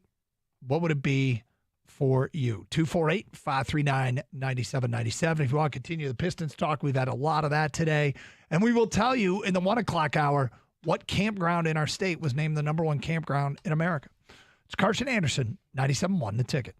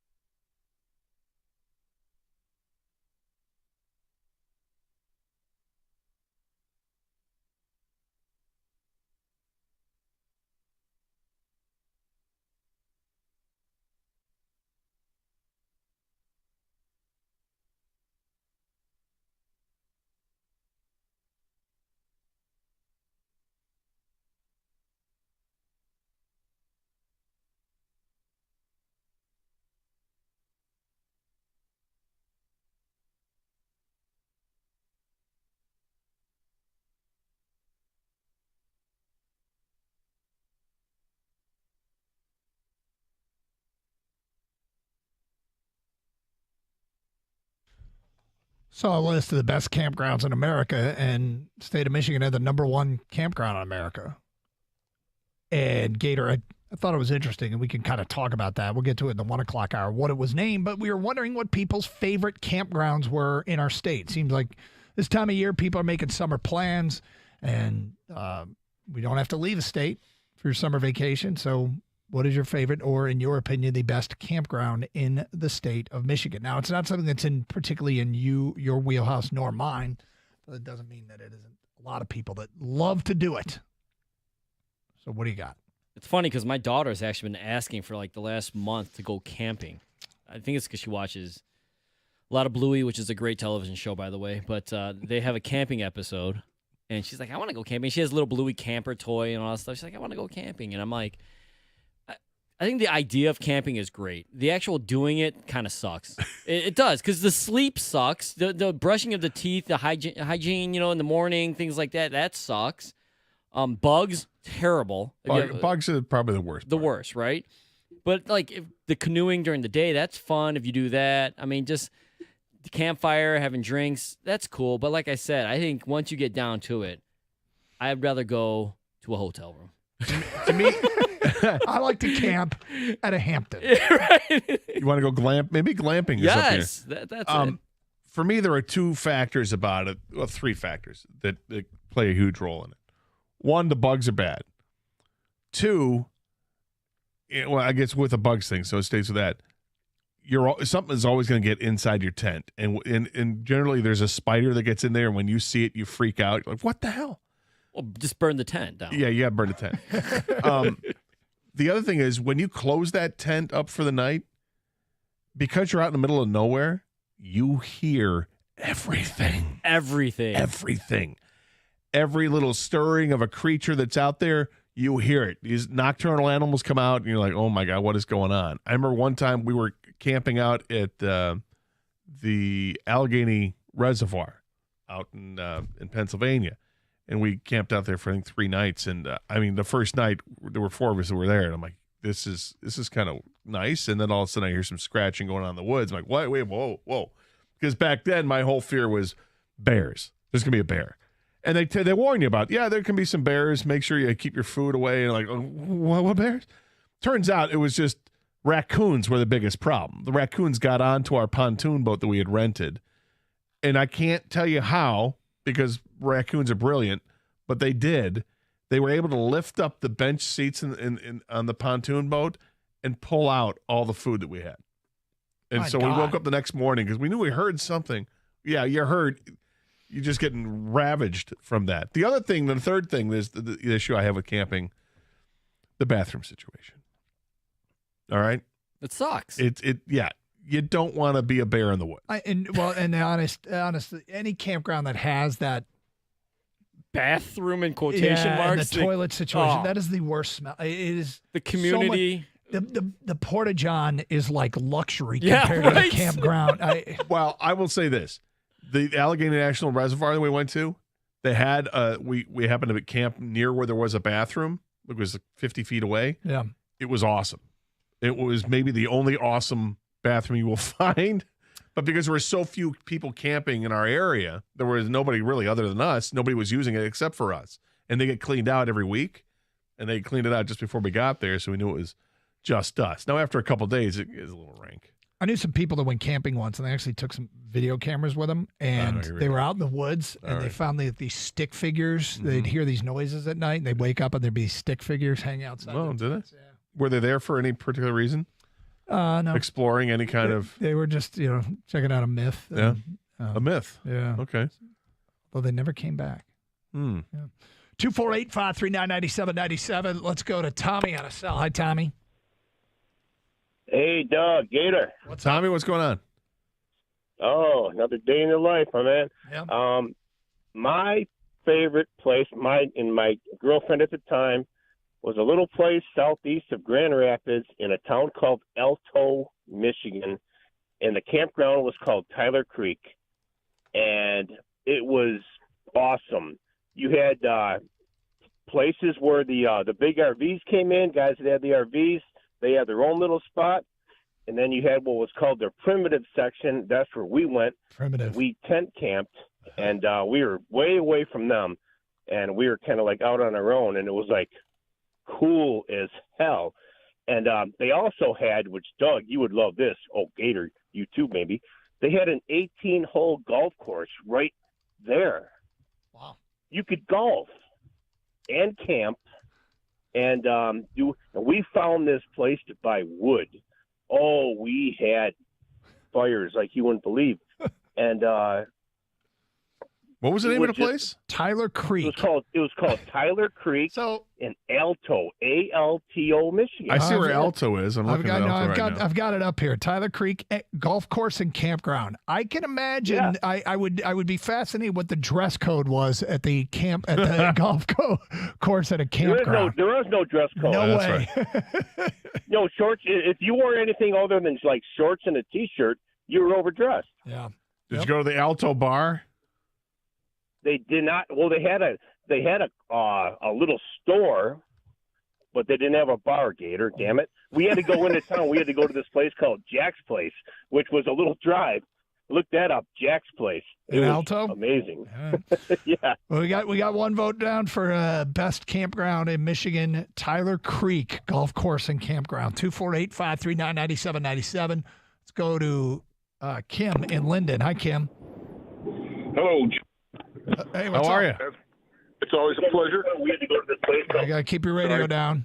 Yeah, sorry, it was a brain fart. Yeah. First time I'm calling not about baseball. It's kind of exciting. Yeah. It's Ludington State Park for my family and I. We've missed one summer there in the last 42 years. Wow. And it's a slice of heaven, as I told the call screener. It's we've started off in a tent and had graduated all the way up, had a couple of years in a motorhome and everything in between. And it's a state park, and it has a beautiful inland lake called Lake Hamlin, which is huge. Yeah. Sportsman's paradise. And then you're just a stone's throw from Lake Michigan, which is a beautiful and lots of fun stuff to do in Ludington. We float the river from the dam in the state park all the way out to Lake Michigan. We fish, we hike, we rest, we make s'mores and cook food over the fire. And we have been camping in an actual hardside camper for the last few years that we've become renters now. But I actually walk to the public bathroom instead of using the bathroom in the camper for the experience. Wow. That's an interesting decision, and I'm trying not to make any harsh judgments. But is this the kind of campground that you have to reserve your spot way ahead of time? 6 months to the day, and it's really hard. It took us 8 days in a row to try and reserve our site, and we finally got it. Yeah, I'm just looking at it on the map. It's in a really cool part on the west side of the state, just north of Ludington. And you mentioned Hamlin Lake is the inland lake. It's inland by like a couple miles. So the campground is set between Lake Michigan and Hamlin Lake. That's got to be a beautiful setting out there. It really is dynamite. I got to be honest with you, I've not had a whole lot of negative odor experiences in the public restrooms either. Good. Excellent. Showers are private. And I go there to brush my teeth and shave and all that. It's of course it's just something that most times it's either your jam or it's not your jam, and it's our jam. I love it. Hey, thank you for sharing. Well, I have some experience with those out because I'm like the mountain biking. A lot of times I'm at a metro park or near a campsite, and those outdoor restrooms are. I mean, it's seriously. They put porta potties to shame in terms of you just never feel comfortable. No, you're always kind of like hovering. You're like tiptoeing. You're like, hey, you don't want to touch anything. I'm not going to breathe for the next 2.5 minutes. Right before you go in, you're right, Doug. You're like, you put that like mint paste under your nostrils to walk in. Dude, I don't feel comfortable at all. You stop off at the morgue on the way in. Hey, you got any of that salt stuff? Or wow. 248-539-9797. Let's go to Ben in Saginaw. You're next. What's up, Ben? Hey, Hello, Ben. fellas. How you doing? Good. How are you? Good. Yeah. So if you want to do some of the best camping in the state, we would go up to tent camp at Sleeping Bear Sand Dunes right there in Empire. Mm-hmm. And, I mean, you can just camp all day. You can hike right to Lake Michigan after, a day of kayaking on Crystal River.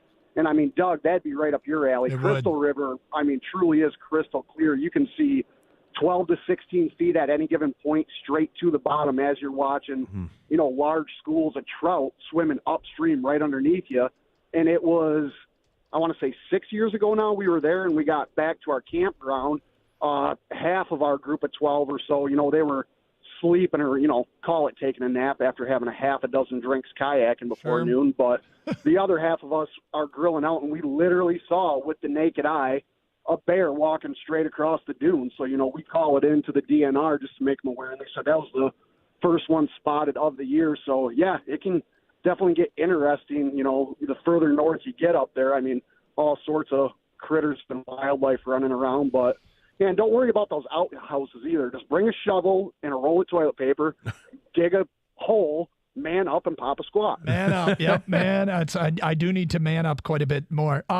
Do you is this another one that you have to reach out and make your reservation way ahead of time? We did it 3 months or so in advance last time we went, but like I said, it's been a few years since we've gone up. Well, we were actually just up there this past weekend, but we were in a cabin because, baby girl, our daughter, isn't quite ready for that sort of camping with bear running around yet. So we were at family's cabin, but yeah, about 3 months out. I mean, I know it's gotten busier post-pandemic, so that's probably another you'd want to get a hold of them and reserve at least 6 months in advance. I mean, it gets busy up there, but once you're on the campground, it's so secluded, and like you said, you just hear everything at night, and you definitely have plenty to keep occupied with all day and all night, and it's just beautiful up there. Hey, thank you for the phone call. That river is incredible, and Crystal Lake that's up there too is the clearest lake I've ever seen. And I know people will talk about what's the lake over by Charlevoix? Not like Charlevoix, Torch Lake. Yep. Torch Lake is fantastic, right? It is. I find Crystal Lake to be even clearer than Torch Lake, which is hard to believe. 248-539-9797. Next hour, we'll tell you which campground was named the number one campground in the United States. We will go to, and it was in the state of Michigan, Gary and Warren. Hi, Gary. Hey, I just want to say that Doug, Kang, and Gator, you three guys are the best on the air, and I listen to you every day. Appreciate it. Thank you, Gary. Yeah, man. My favorite campground, being in Metro Detroit, is Camp Dearborn out in Milford. Yeah. You got you can rent cabins there if you want. They have full hookup facilities for RVs. There's 5 different lakes on the property. The golf course. There's a golf course there, yeah, with 27 holes that are really good and challenging. They got the beach out in Milford, which is like Metro Beach type big beach, and they also have a new zip line that they just put in. A lot Camp going on Dearborn's there. it's pretty cool out there. I don't know if you've ever been out there. It's great. With having the lakes and the beaches that are out there, and you can take a pontoon boat out, you go kayaking, whatever you want to do. I mentioned the golf course. I've played that course before. It's a good time. 248-539-9797. More of your phone calls and feedback coming up. It's Carson Anderson, 97.1 The Ticket.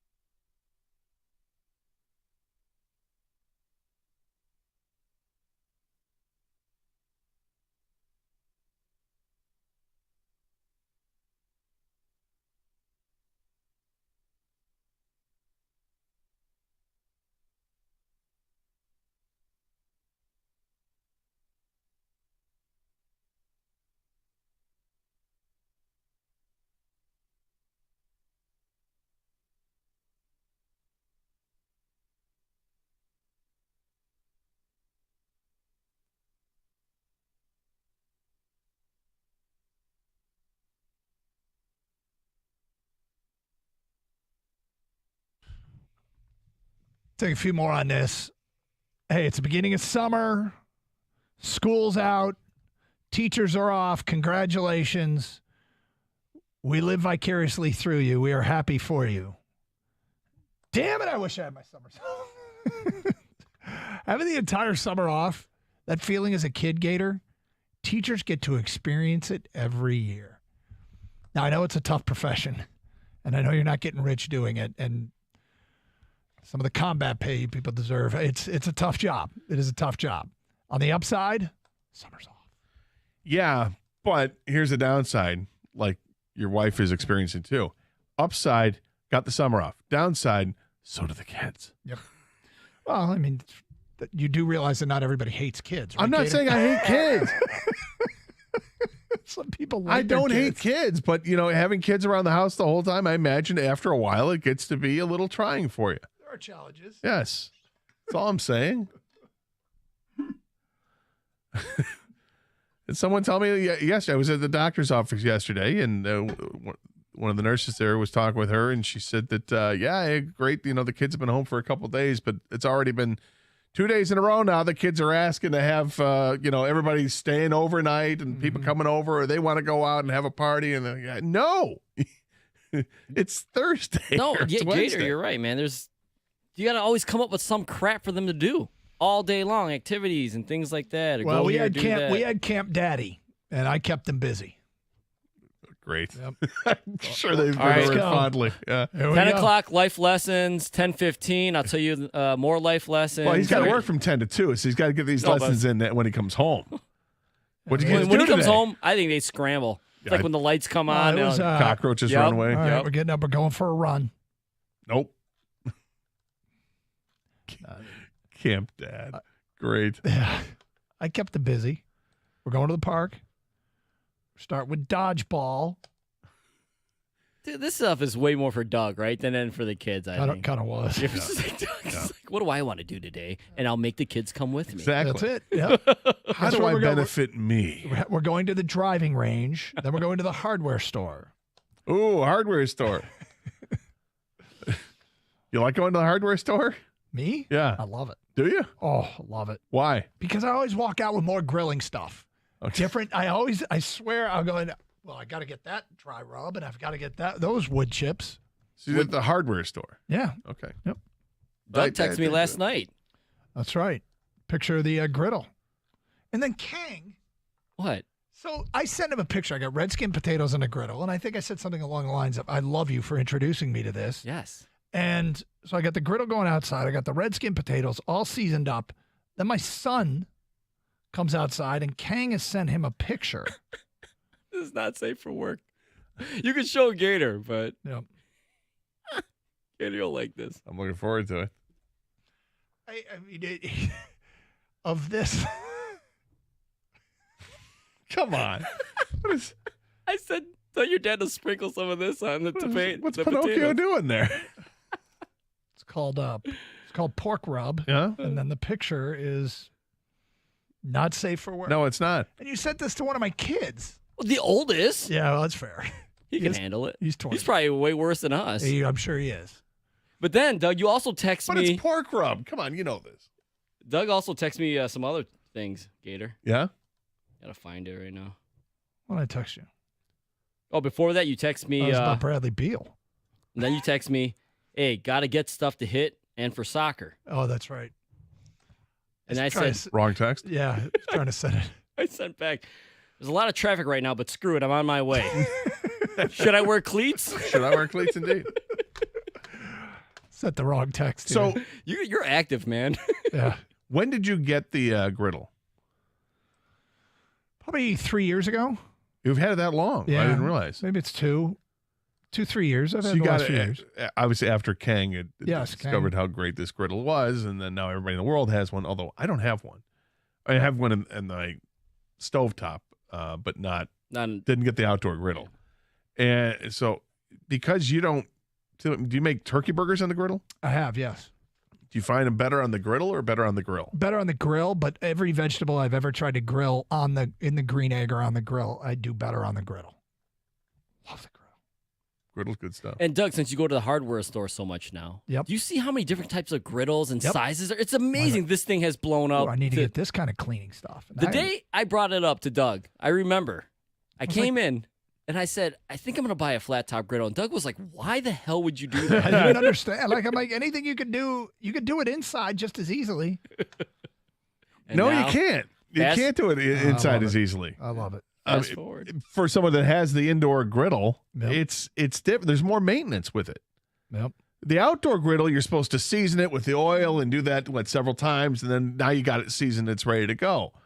The indoor griddle, you're not supposed to season them. Yep. So the cleanup after each time is a bit of a pain. Well, I enjoy it. So thank you, and I appreciate the rub that you suggested, the not safe for work rub. All right, let's get back to your phone calls. We go to Steven in Wyandotte. You're on 97.1 The Ticket. What's up, Steven? Hey, guys. How's it going? We're great. I just wanted to talk about best campground in Michigan. So every year on the 4th of July, me and my friends will do a camping trip. Yep. So our first one about 3 years ago, we decided to go up to Porcupine Mountain State Park. It's all the way on the west side of the Upper Peninsula.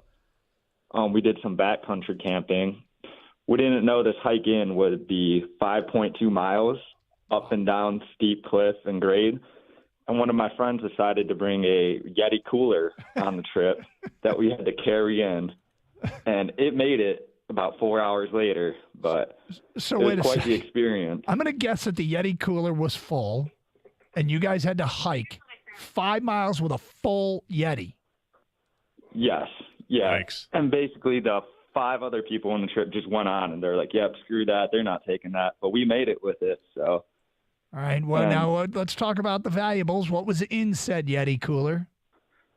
3/4 ice, and then 15 beers and a couple packages of sausage and bacon and some bratwurst. All right.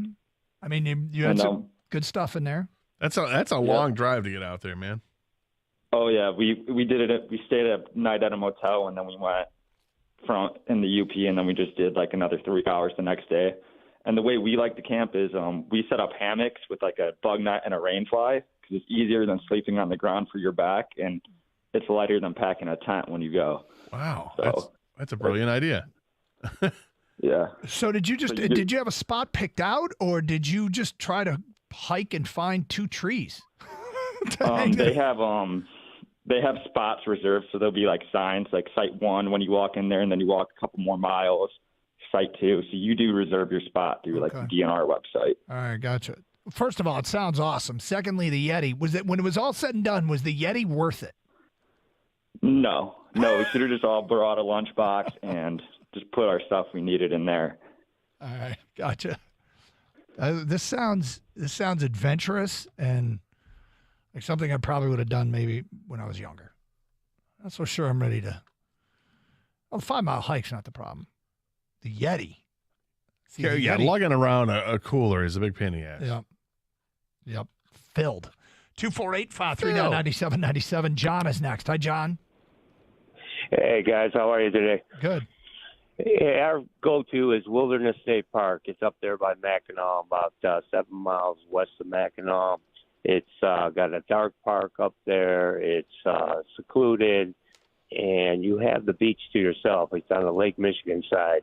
And 25 yards from your campsite, you're on the beach. You don't have to pack up your coolers and your picnics and get in your car and drive a quarter mile, half mile like usually those other state parks do. So it's a nice place to go, beautiful and quiet. So it's like the western and northwesternmost tip of the Lower Peninsula. Correct. It's just, like I said, you got the Mackinac Country Club up there, beautiful golf course, and it's been there a few times, and I first became aware of it. Wasn't that where Stephen Grant was caught? I don't know. I think he was caught there. Things just took a turn. Yeah, I know. Wow. Sorry. Didn't mean to take it to a dark place, but it's beautiful. I mean, it is beautiful. I've been on the beaches up there a couple of times, and once when we were doing the show from up there in the middle of the pandemic, and I had the family up there. Remember when the bird hit the window? I vaguely remember that, yeah. I was doing the show next to a window and a bird flew into it. So once after one of those shows, my daughter and I went up there and hiked for about 4 or 5 miles. And it was one of those daddy-daughter moments where we had a long talk about college.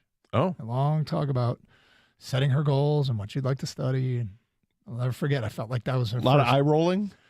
Actually, she was into it at the moment. Yeah. At that time, she was. Now, not so much? Yeah, no, not much at all. She was a high school freshman. I got told last night there was a soccer scrimmage, and I had kind of briefly mentioned, well, maybe no parents are going to be there, Dad. There we go. Yep. I was like, got it. Good. Yep. Okay.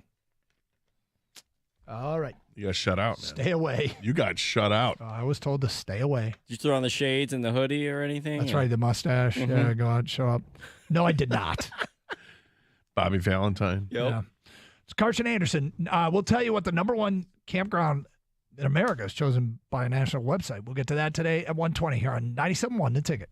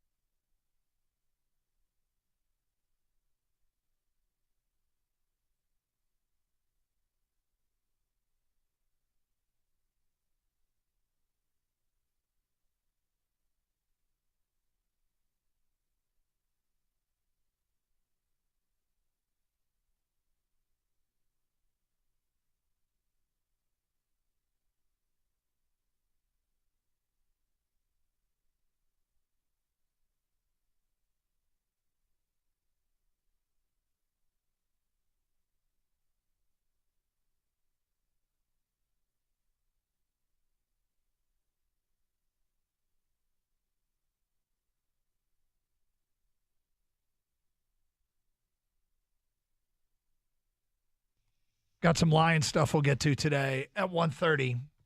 248-539-9797, beginning of the summer. Campsite in Michigan was named number one campsite in America. A little surprised by that, but let's get to your phone calls. Andy is next. Hi, Andy. Hey, guys. I'm Andy with the hat, by the way. Right. We're going to the local chain of lakes here in Pinckney this weekend, but Higgins Lake by far is we camp all the time. Higgins Lake by far is one of the greatest campsites because their facilities are super, super clean.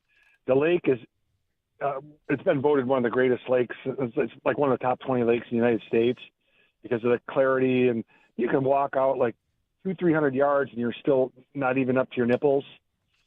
So you can play like volleyball. Chest works too. All right. Well, and chest, shoulders. By the way, you guys, I talked to you guys about 3-4 months ago. I was getting ready to go in for a biopsy, and you guys said good luck. Yeah. Cancer sucks, Doug. They ended up taking out my prostate about 4 weeks ago. Oh, sorry to hear that, man.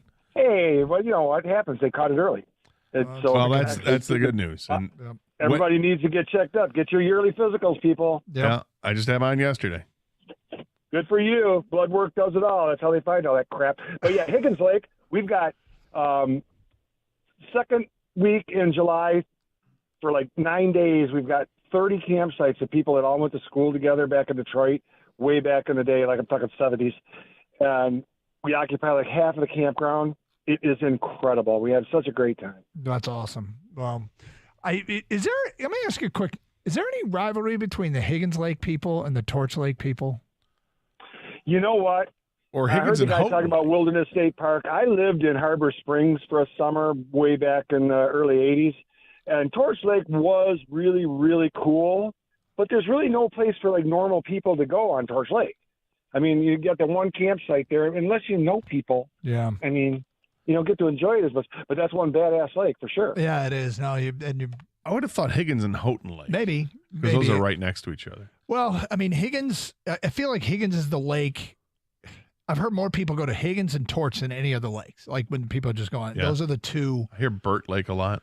Yeah, Burt is a little bit more, I would describe it as rural, a little bit more Just 'cause than I'd it's further say. up north. Yeah, the Torch for sure. Torch has become a money, that's a money lake, right? Yeah, Torch and Walloon. I've never been to Higgins.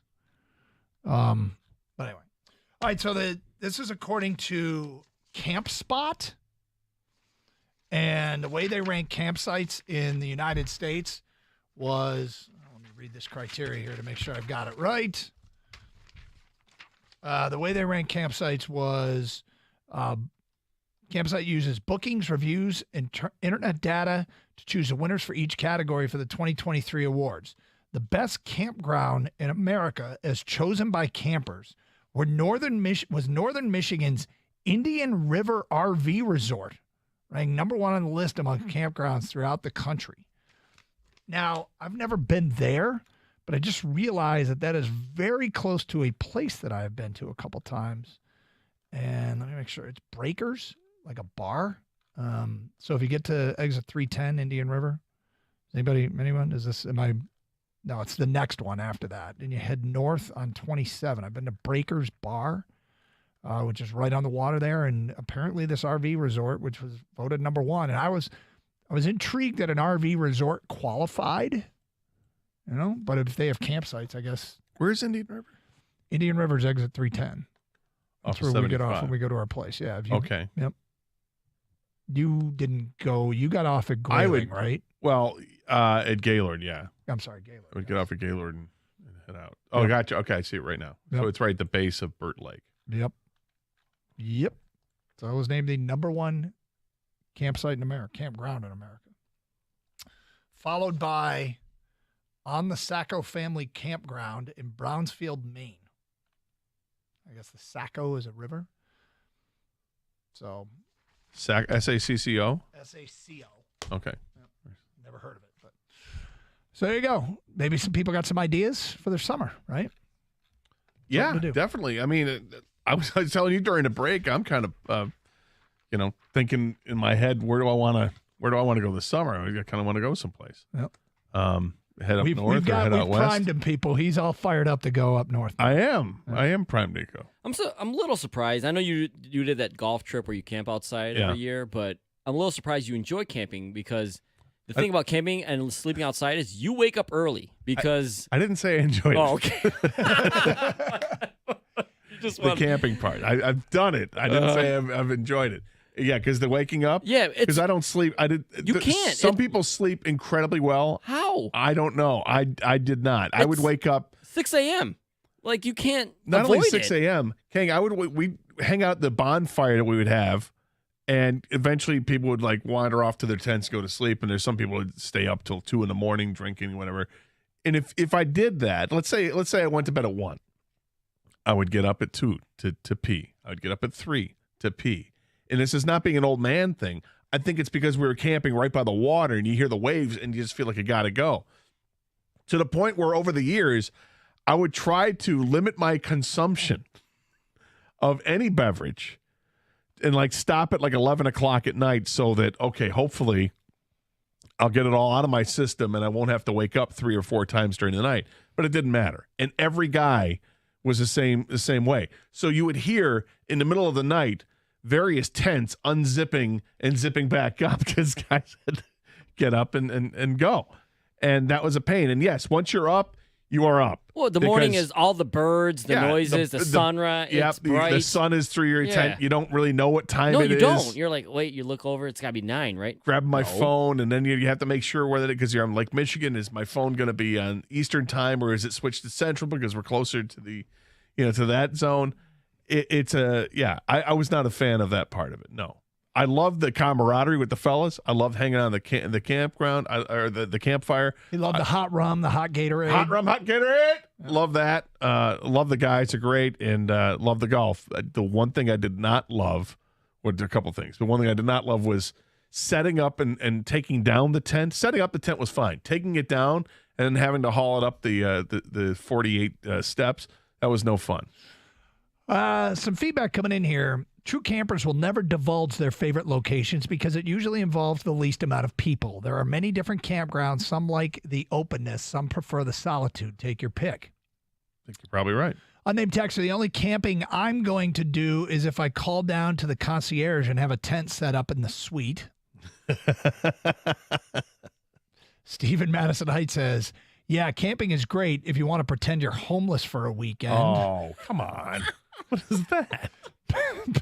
Ben from Ann Arbor says, camping sucks. If I want to sleep outside, I'd start doing drugs again. The anti-camping text. I know, right? There are parts of it that are amazing. Like if it's a clear night and you stare up at the sky and it's unbelievable how many stars you see and how clear the sky can be. And it's beautiful. So, Kang, if you could, do you own a tent? Because your daughter wants to go camping because of the TV show Bluey. Mm-hmm. You own a tent. Has she ever spent the night in a tent? Nope. It's backyard.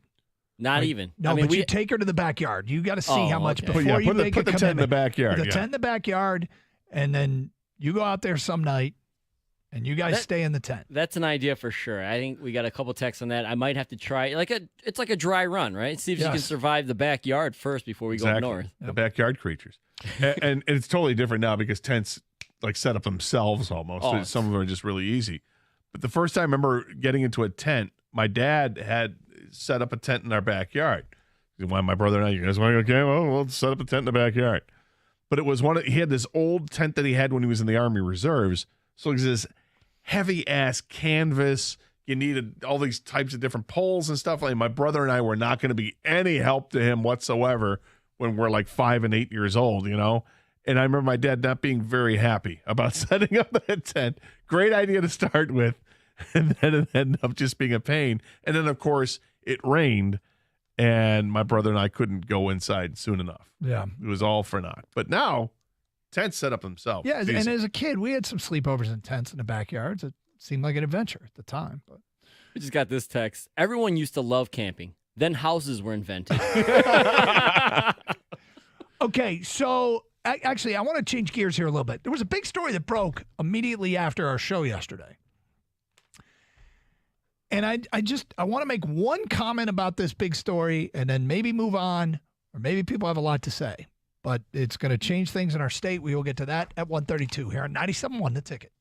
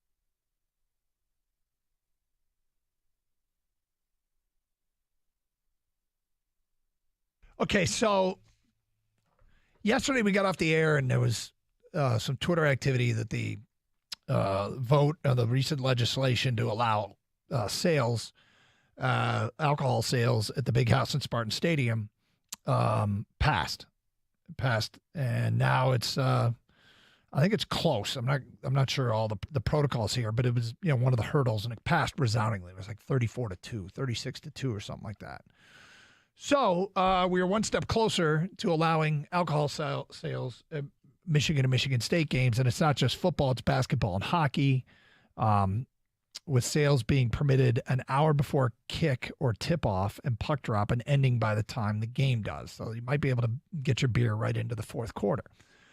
You know, I don't know why it's any different than any other sport where you could get a beer. For me, college football for so long has been, whether it's at Michigan games or Michigan State games, when you're sitting in the stands, you didn't get a beer. And I guess I haven't sat in the stands in forever. So I'm not really a great one to speak on this, to be honest with you, because you and I have different game day experiences, although you sit in the stands in those stadiums. But I'm going to make this comment, and maybe we move right on. If this does go all the way through, I have thought and expressed publicly for the last couple of years, and it kind of culminated this year a little bit, that the temperature needs to be taken down in the Michigan State rivalry just a bit. We've got to remind ourselves that it's just a game. I've often said I'm not huge on Michigander crime. We've got to keep it fun. And then last year we had the events that took place, and it's led to, I think in some people's case, you know, okay, we all need to relax. In other people, it's led to more bitterness and more people being more and more upset. And not pointing any fingers at anyone, okay? But I'm just saying, now that there's going to be alcohol sales potentially in the stadiums, I'm not sure that that's the best step for taking the temperature down. Now, I will make the comment, and I talked to somebody at Michigan about this, and they told me that the data supported that if you sell alcohol at the stadiums, it doesn't lead to an increased number of problems. It doesn't lead to an increased number of arrests and tickets and unruly behavior. And the story that was in the Free Press today quoted, make sure I see who it was that they quoted, but they quoted one legislator saying these bills help create parity and fairness with other states that currently allow alcohol to be served to patrons in college sporting venues. There is no good reason for this option to be available for only people watching games in suites and no one else. We have to regulate things.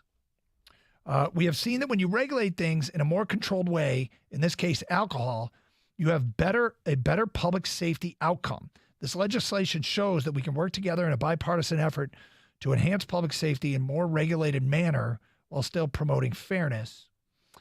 I'm still not finding the quote that supported the idea that there's less alcohol-related. Jimmy distracted me during the break with this camping story, so I couldn't find the damn quote. But here we go. This is it. Giving universities the option to serve alcohol at their sporting events is about freedom, fairness, and recognizing that the responsible consumption of alcohol inside the stadium is much safer than the binge drinking that goes on in the parking lot. So they're hoping that selling alcohol in the game will cut away from the binge drinking. I don't know if it will or won't. I mean, it's quite possible it could. I'm sure that they have data that shows that it does. If they serve alcohol in the stadiums, it's not going to stop me from tailgating. I'm not going to come in later for the tailgate. I'll still come in, 8 o'clock in the morning for a noon start, or 10 o'clock for a 3:30, whatever. I'll still do that, and I don't think it changes my behavior whatsoever pregame. But to me, the question is, does it change my behavior during the game? No. Am I more inclined now that, I feel like I'm getting a beer? I doubt it, because I'm used to what I've done, and I don't need to use the time during the game to drink. Well, I would say, and you made the comment that it needs to be better at Michigan State, but the bathroom situation has to be, you can't have alcohol sales and not have adequate bathrooms. I think back to Tiger Stadium lines, Joe Louis lines, Wrigley Field lines, places I've been to where people are served and you spend I remember Old Comiskey Park, you spend way too long waiting in line to get rid of said alcohol. Yeah. When you had to think to yourself, if you're sitting in the upper level at Spartan Stadium, am I better off trying to hunt for the bathroom downstairs as opposed to on this level? You've got issues. Mm-hmm. I mean, and it's something that needs to be addressed. I'm sure it's they're trying to address it, but it's a big problem. And look, I've seen when fan behavior gets unruly, I've been in some Big Ten stadiums where they have athletic directors come on the big screen and they have former players and they're asking the fans to behave themselves. I've seen this at other Big Ten stadiums. And, whatever needs to be to make sure that this is handled properly at Michigan and Michigan State is an important thing here, because this is going to happen. And, hopefully collectively we can handle it. Now, see, you made the comment that it's not going to change your day, Nope. right? And I don't think it would change mine either. But again, I haven't sat in the stands at Spartan Stadium or the Big House forever.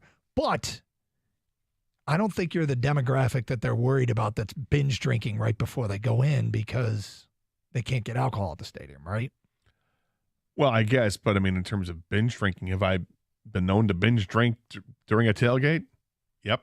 Mm-hmm. But I'm not a problem when I get into the stadium. I can handle myself.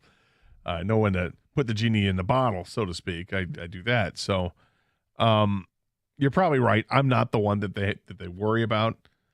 I don't know if it's the student body they're worrying about, because you have to be 21 to purchase. 21, so that's not really the student body they're concerned about. Or have an ID that says you're 21. Yeah. I don't know. This might be just much ado about nothing, frankly. Might be. I don't know if you might see like initially a spike in these sales, like, hey, everybody's buying it, and then it calms down because it's just a new thing and people adjust to it like anything else.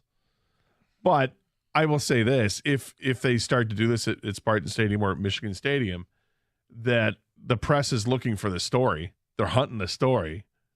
So if anything bad happens, whether it's out of the ordinary or it looks like, this is a whole new it doesn't matter. If one thing happens, it's going to be written about as if this is a massive problem. And here's why we don't do it. Yep. And I don't want to have, the I told you so moment after this year's Michigan State game about this being a terrible year to introduce this.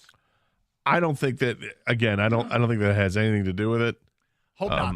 I think, look, you got a rivalry between two schools. There's a rivalry between two schools. It's I think there's issues in Columbus, there's issues in Ann Arbor, there's issues in East Lansing when it comes to these games. And it's just something you deal with. And what happened last year, it wasn't between the fan bases. It was the teams going into the tunnel. I know. That's what the problem was. But my concern is that the aftermath of that, with a lot of the reaction that people have and the finger pointing, I'm worried about it going to another level.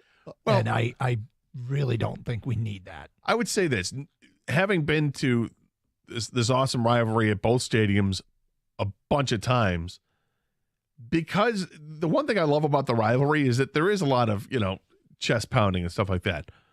But it's almost done, in a lot of ways, it's done in a fun way because you know so many people on the other side that aren't your enemies.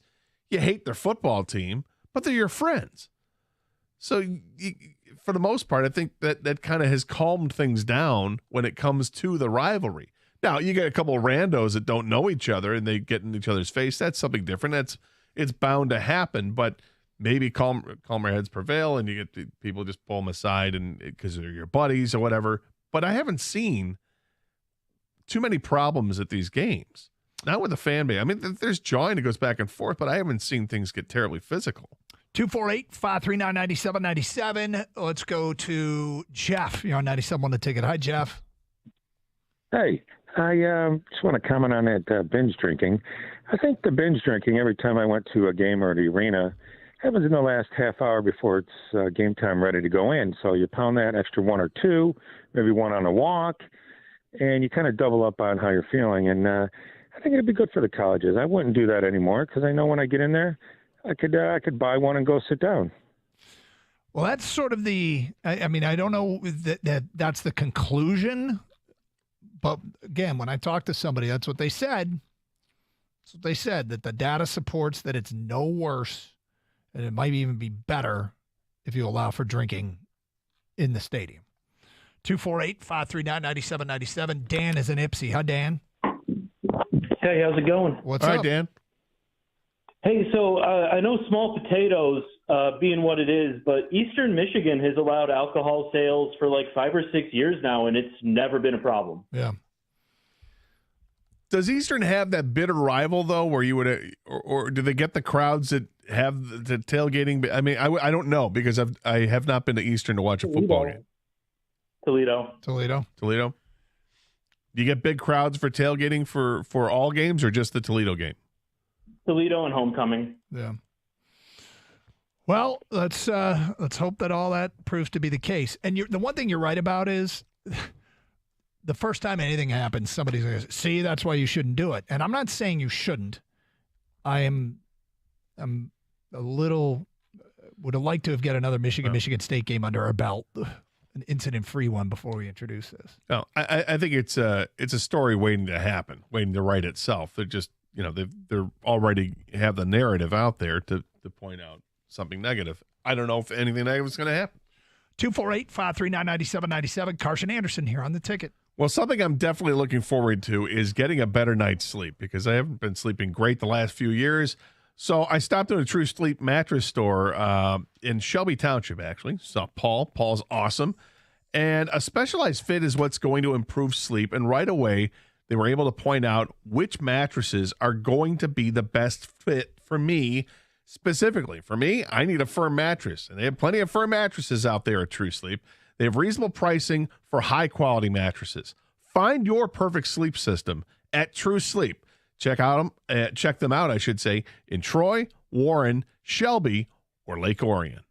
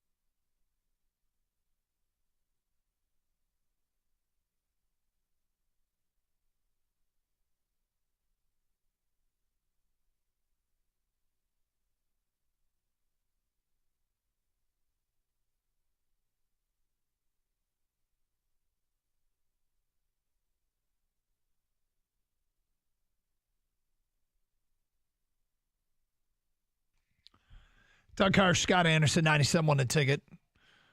Tommy's on a cell, and he's on 97.1. Hi, Tommy. Hey, Doug, what's up, my man? How you doing? And Gator, yeah.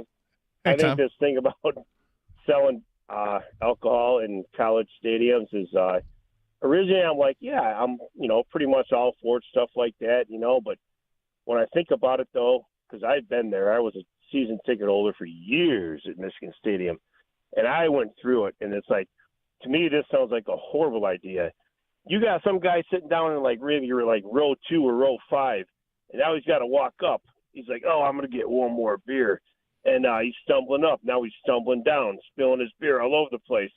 And this just sounds like a horrific idea to me.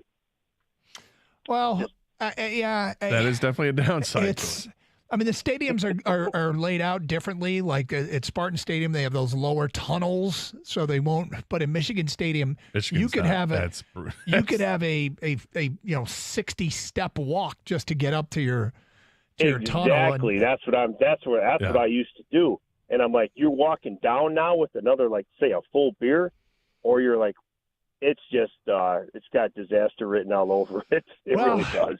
But let's be fair. It's not like already there aren't plenty of drunk people in the stadium. No, there are. Absolutely. But to his point, now they can even add to it and, take a tumble or spill all over people and just make it a miserable experience for people. There are going to be better venues in terms of than probably Michigan Stadium. Michigan Stadium might be one of the worst. Michigan Stadium, if you're within 15 rows of one of the exit portals, it's great. You're all good. You're all good. But if you're in one of those portals down, if you're in one of those first 15 30 rows, 30 rows, whatever it is, you might have a hike. You've got anywhere from 50 to 80 steps to go. Because I think with the row that's at that portal is like row 80 or something. Yeah, I was growing up, section 17, row 79, seat 30 and 31. We were down about 10 steps to the portal. That was row 79. We would go down 10 steps to get out. So if you were in that same section, you had a long hike up. But, I'm sure they've thought about these things, and then it's up to you to make that decision. Yes, it is.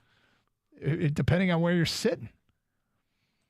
If you make your seat decision to be close to a portal so you can get more beer and get to the bathroom, maybe you should reconsider some things. Well, I will tell you that I've made my seat selection sometimes based on that, not necessarily because of beer sales, but because of the bathroom and just ease of getting in and out of the stadium. Mm-hmm. Absolutely, that plays a role in it. I could see that, but if it's motivated by alcohol. Well, if it's motivated by alcohol, you have a problem. There's a number for you to call. Yep. Okay, so there is an interesting story brewing. Apparently, the Arena League team owned by Antonio Brown has been kicked out of the Arena League. Why is this not surprising? After exhausting all avenues, the NAL Board of Owners has decided to unanimously terminate the membership agreement of the Albany Empires. The decision was reached after an emergency conference call of the members in good standing to discuss the Empire's failure to pay the league-mandated and overdue assessments. Each team is responsible to pay 1/7 of the league's operating budget via the monthly assessment starting in April. The Empire's owner, Antonio Brown, was also fined $1,000 for conduct detrimental to the league. For his recent public comments, Mr. Brown refused to pay his fine. The team, this is from Pro Football Talk, the team was given till noon on Thursday to make the required payment. It failed to do so, and the team was removed from the league. Last night, Brown gave a rambling, shirtless press conference during which he wondered whether AB would pay AB $1 million to play. How have the negotiations been going? Brown said, I've been trying to talk to him. And that guy's got like 3 different personalities, Brown said, regarding AB. Now, getting kicked out of the Arena League is funny. But joking about maybe having 3 personalities, maybe you need some help. Yep. What led us to this place, maybe not so funny. But he was on a podcast maybe a year or 2 ago after he came out of the, I can't remember who caught him. And I thought, I don't think this story's going to end well. Doesn't feel like it's going to end well. But it's a little bit sad to see that happen. So we shall see. Meanwhile, Rob Manfred today is expected to address the A's Vegas developments at the owners' meetings. So see what comes out of that. Maybe Kang will be happy when it's all said and done. I doubt it.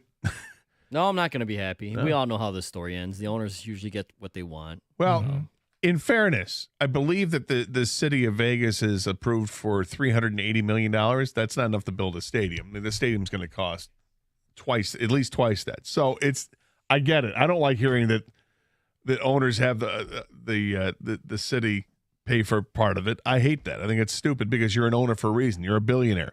Pay for it yourself. Finance it yourself. On that, I agree with you, Kang. But in this case, it sounds like that they're going to be on the hook for a lot more than just the bare majority of the cost of that stadium. The poor fans. You guys watch those videos of like when they staged that reverse, reverse boycott. Yeah, reverse boycott. And I feel for those fans, man. I mean, when you own a team, they make money. The TV rights alone, it's a license to print money. So the fact that this guy just he's going to flip this team. The owners of the A's, once they move to Vegas and get this all approved and get a stadium, he's going to end up selling it to somebody else, and he's going to make even more money off of it. Yeah, and it's one of the things in sports that I think every sports fan at some point realizes, although it feels like it's your team and you have some sort of non-financial stake in it, you feel like an owner, you reach that point in life where you realize you are not an owner. You have an emotional stake, and that in the real world, in the market, gets you nothing. And I highly doubt it happens here, but don't think it could not happen to a Detroit team where they sell it to the quote-unquote wrong guy or whoever, and he decides to pick up and move because it doesn't matter if you win championships, how deep your history is. If they want to move you and you get approved by the owners and the commissioner and they find the money and the investors, see ya. Look what happened to the Cleveland Browns lost their team, man. Right. It doesn't matter. No, you're right. Rico has made his way in studio. Who's leaving? Well, there's Rob Manfred's going to address the A's. We talked about the A's, the fans' reverse boycott yesterday on the air, which was an interesting approach. It is because you're giving the owner your money, but I guess you're making a stand. Your stance is, we're not the problem. See, we can show up. We care about the team. It's not us. Yeah, the owner's not going to care because the owner's got a better deal. I mean, it's just something about this poor city, man. They cannot hold on to a team. They've lost. This will be the third in the last, 5 years, 6 years? I mean, how many times do you count the Raiders? Yeah, it's true. Well, twice, at least, yeah. The Raiders come back, and they leave. They go. At some point, maybe you're just not destined to have a team. No, you're not, but they also have arguably the worst stadium in all of sports. They did. So if somebody wants to come in and build a new stadium, pay for it, and buy the team, would they get a franchise? Yeah, because didn't Golden State go across the bridge to San Francisco? Yeah, they're in San Francisco now. I mean, they were in the parking lot of Oakland Alameda County Coliseum. Like, that's where they were playing. Right. That's where their arena was. How are you today? I'm good, man. Yeah? Yeah. You got anything exciting planned for the show today? A rumor for the Pistons. A rumor. One of those. Yeah, rumor. Yeah. And then also, I heard you guys touch upon this a little bit. The Hard Knocks. Yeah. They called back. Should the Lions say yes if they are serious about doing it? Well, we're split. Are you? Oh, yeah. All right. Well, I'm intrigued to hear the debate. Have a great show. Stay safe, everyone, and treat each other with respect. 97.1.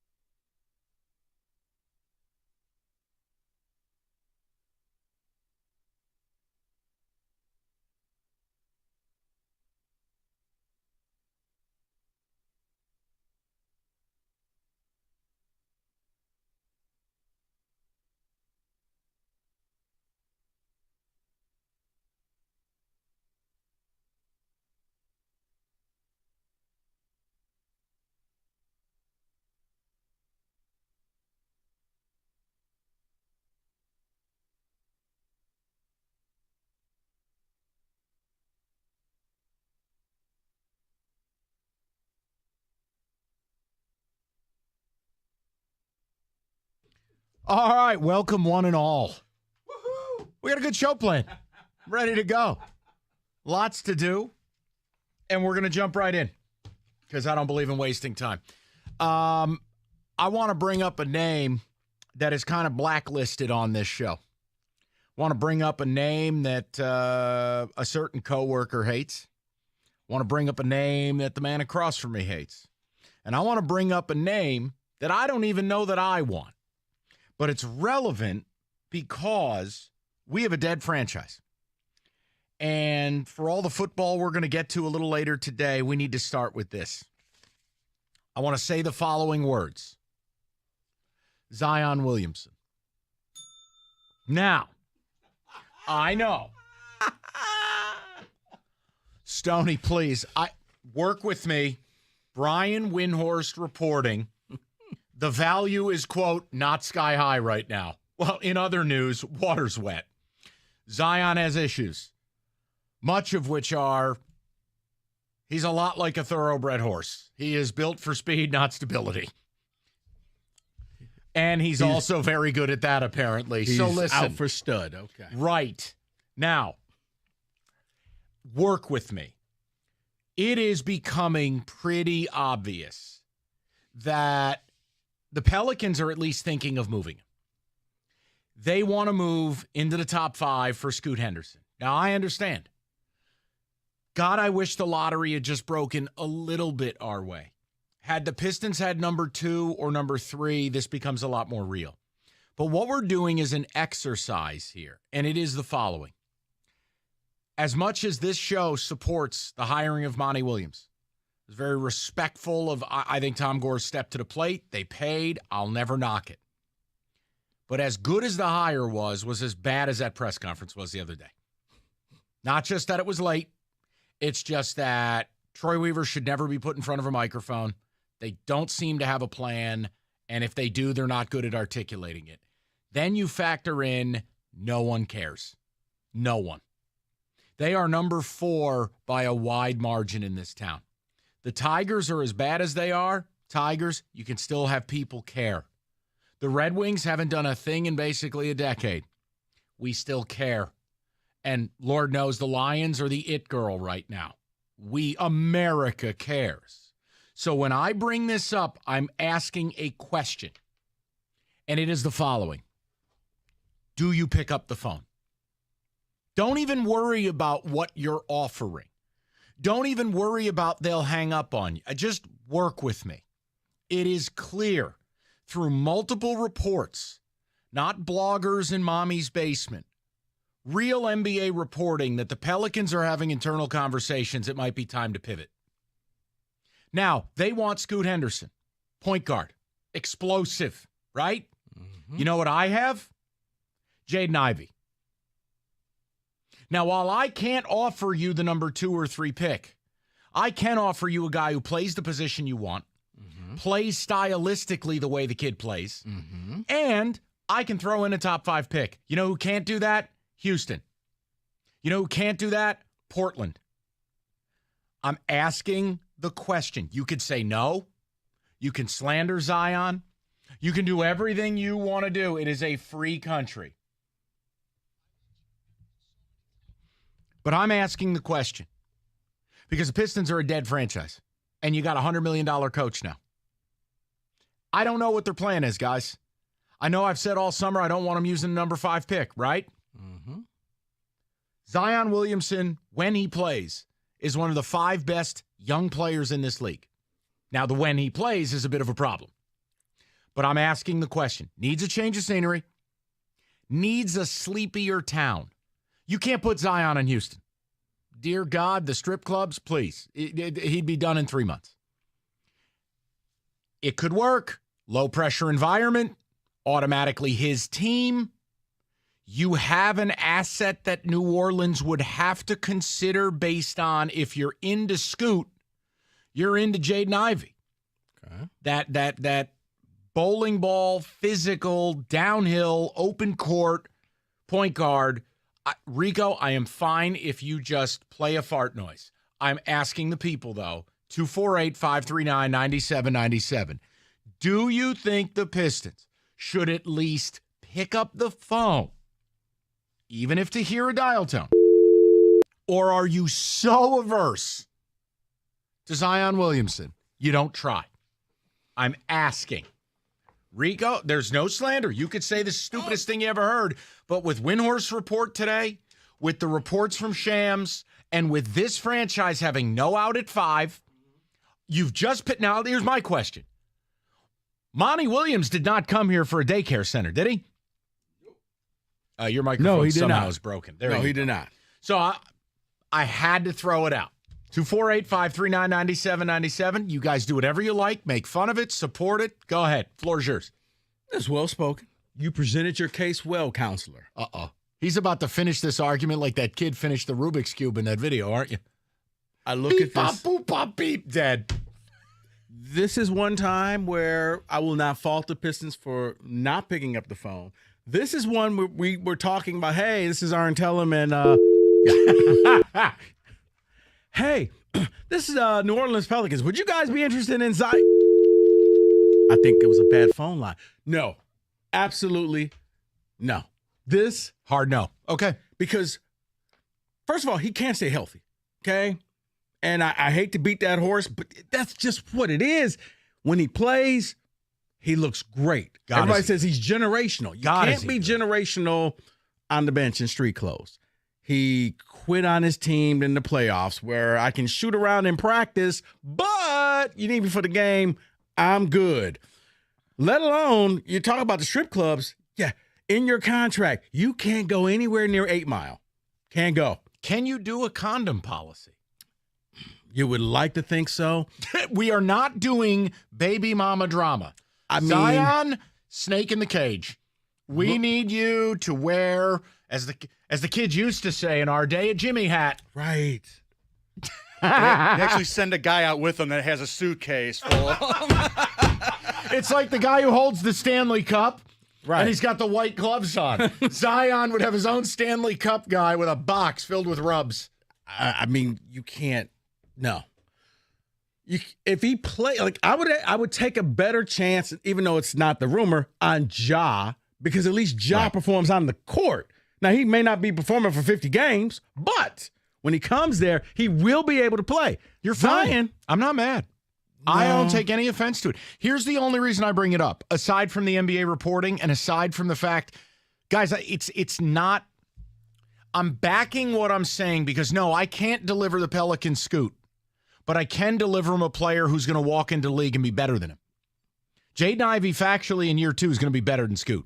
Scoot would have to be intergalactic. And let me, I've been saying Pistons need to go after a damaged player. And I'm right here for you. You know I what? got all your damage. No. There's a difference between damaged and broken. Okay. Zion's broken. So here's the other side of it. Enrico, I can't argue anything Rico's saying. The topic isn't an intent to argue. I'm asking you if the desperation level is so high that you engage in this risky behavior. Because, guys, let's be real. All year, the common thread has been it's time to win. This is no longer acceptable. They have the most cap space in the NBA, right? You got a tradable asset in Bogdanović. You've got a backcourt that we don't know if it fits together. And you have the number 5 pick. If I roll out a lineup that would feature, now I could absorb Zion's money. Yeah, you could. So if I have Cade, Zion, Duren, couple shooters, you have to ask yourself, is Zion capable of playing 60 games? Not 70, not 80. I'm with Rico. As much of a Zion fan as I was, I am now at a point where if I had Zion as a player, I need 60 games from you. Not 70, not 80, 60. You're going to build in management. You have to. And here's the other thing. His new contract, doing a little research, not fully guaranteed. It's not. So there's a protection in there. Hey, Rico has made several points I cannot argue. I'm being straightforward. But guys, your franchise right now has the longest odds in the NBA at plus 60,000 to win the title. The next closest is plus 25,000. you are by far and away viewed as you're at the bottom of the chili pot. You got to make calls on damaged goods. If you don't want this one, no one's yelling at you. But these reports are wild, and I do feel a week from today there's a chance Zion gets dealt. I feel like that's possible. So I don't think we're doing our job if we don't at least bring it up a week from the draft when we hold the number 5 pick and we have a player that could help New Orleans. Remember, if we didn't have guards, and if the reports weren't that New Orleans was smitten with Scoot Henderson, who's a 6'2" point guard, but a physical one, I don't think I could bring this up. But if I offer you Jaden Ivey plus the 5th pick, and maybe a couple pick swaps, etc., I think that's every bit as compelling as, well, how much do we like Scoot versus not getting the number 5 pick and leaning on a rookie? Yeah, and I think the final straw for New Orleans was all of this drama that came out last 100%. week because, Zion needs to go someplace where Quiet. It becomes witness relocation. And that's this. This is Yuma, Arizona for NBA players. It is, but no. Just okay. Enrico, I'm not mad. Listen, there are battles that we will fight that I'm with you. Like, we'll get after honestly, it. This is not one. Mike, if he were able to stay healthy, I would say, you know what? Maybe just pick up the phone and see. Yeah, but what you're saying, Mike, changed my mind. Because you're right, he can't stay healthy. So if he can't stay healthy because it's not guaranteed contract, that may be stipulation. So I'm good with it now. That changed my mind on the whole scenario. Yes, but I here's don't the want thing. it, but it's not guaranteed. I'd rather take the chance on Jaden Ivey. Enrico has every right to that opinion. He does. I'm making the point to you, and I have tried to reinforce this since day one. The names I am going to bring up, because I have a clue about basketball and I don't do fantasy radio, are all going to be effed up. Okay? You don't have the budget for the new car, and you don't even have the budget for the certified pre-owned. You are going straight to the lot where some of the cars may not even start. Okay? Flooded cars. Right, flood damage Bentleys. Here we go. Don't worry about the mud. It'll get that out. Right. So where was this found? Bottom of a lake. Guys, I think it's incumbent to make the call and have a conversation. Now, I happen to think, and I'll give you what a proposed deal would look like. I think the price is too high. For a player that has played more than 60 games once. Mm-hmm. For a player who the only thing we know that works on his body is his schwanz. And hello. I get it. But it's when you get on that lemon lot, you can't bitch about the rims. There's only one there's only one team and one general manager or president or whatever he is that's silly enough to make this deal. And fortunately for New Orleans, they happen to own the 2nd pick of the draft. Michael Jordan. Michael Jordan is a sucker for this deal. It was tailor-made. You know he's going to pull the trigger. Why, I don't know. And they do have LaMelo. So they don't need Scoot. Man. This is why you need. I kind of feel like Rico just assassinated this topic. No, I can make the phone call right now. We can get the deal done No, today. but then again, if I'm offering Jaden plus 5 and they can only offer number 2 in parts, think about if you're New Orleans. I mean, that's a buy one, get one free. Mm-hmm. Then they could spin 5 into something else. No, if you're in New Orleans, you're happy. If I'm the Pistons, no. Okay. No, step to the side, Weaver. I'll make the deal I don't today. even know. Step I don't to even the side. know what the area code is from New Orleans, but if it pops up on just voicemail, okay. Don't answer. All right. 248-539-9797. We get to your calls. Football today. The Lions are the it girl. We're going to do it at 3. Lots to do today. 97.1. Guys, you've heard me talk about Awaken 184 a couple of months now, and now it's getting even better. And if you want to do this, you can. I'm not gonna sit there and say it's easy, but it's something that you could do. It's a change in your lifestyle. I've been doing this and down over 40 pounds. So sexy. Thank you, sir. This could be you. It's not like it's you. You just gotta make the effort. You got to do it. but it's not about the weight. You're eating throughout the day, but you feel good about yourself. And you have a coach. I talked to my coach this morning, and she's constantly, telling me different things to help me and motivate me. This could be you as well. If you're if you're like me and you're contemplating doing it, what are you waiting for? Just pick up the phone or go online at Awaken180 weightloss.com and give it a try. Trust me when I say you've been doing dieting all your life. You might as well do one that will stick with you. 844-346-1800, 844-346-1800, or go online at Awaken180weightloss.com.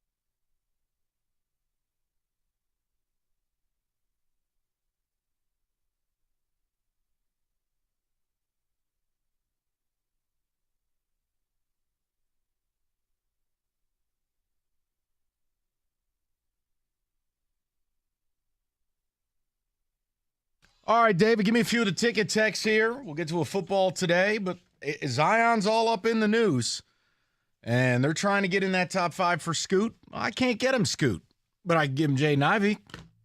Are you desperate enough to make the call? Enrico has every right to say collective sad trombone. No. David, what do you got? Someone simply says, truck, no, they say. I agree, Mike. Go get Zion Troy. I didn't say go get him. I said I don't think your franchise is in a position to not have conversations. Because here's your other side. If we're a week from today at the draft and they select random nobody who's 19 years old, I'm sorry, guys. I'm not sitting here trying to go 23-59. Enough's enough. You got to get up off the floor at some point. Go ahead. Sorry, David. Zion is a walking disaster. No interest whatsoever. Bill in commerce. Someone says, Mike, I thought you liked money. Pistons are number 4 in the city, but you talk about them weekly. They should go after Zion, someone says. Well, let me help you with this, because you sound like a 55-year-old white man who hates the NBA. So let me just work with you on this. The lottery was when? The draft is when? And who had a press conference this week hiring a $100 million head coach? Yeah. Tell you what, leave the programming to me. Or let me know when your show debuts. No, I mean, I laugh at it because people bitch. You talk too much lines. You talk too much this. You know what we do? It works. The highest rated local shows in the entire of the nation. Shows never had higher numbers than it has right now. Leave the programming to me, okay? It does work, Mike. Go make some oatmeal. But no, I bitch when people complain because you know what? We could be, here, I don't care. F it. Want to talk forklifts? Sit down. Campgrounds? Sit down. It's our local team that could be in the mix to make a bold draft night move. That's not good enough for you. Go talk banana splits. Go talk about hubcaps or whatever else you want. David, I'm going to the people. Real quick. Sure. Who would have thought in the 2019 draft that you may get more value out of Xavier Tillman than Zion Williams? Equally fertile.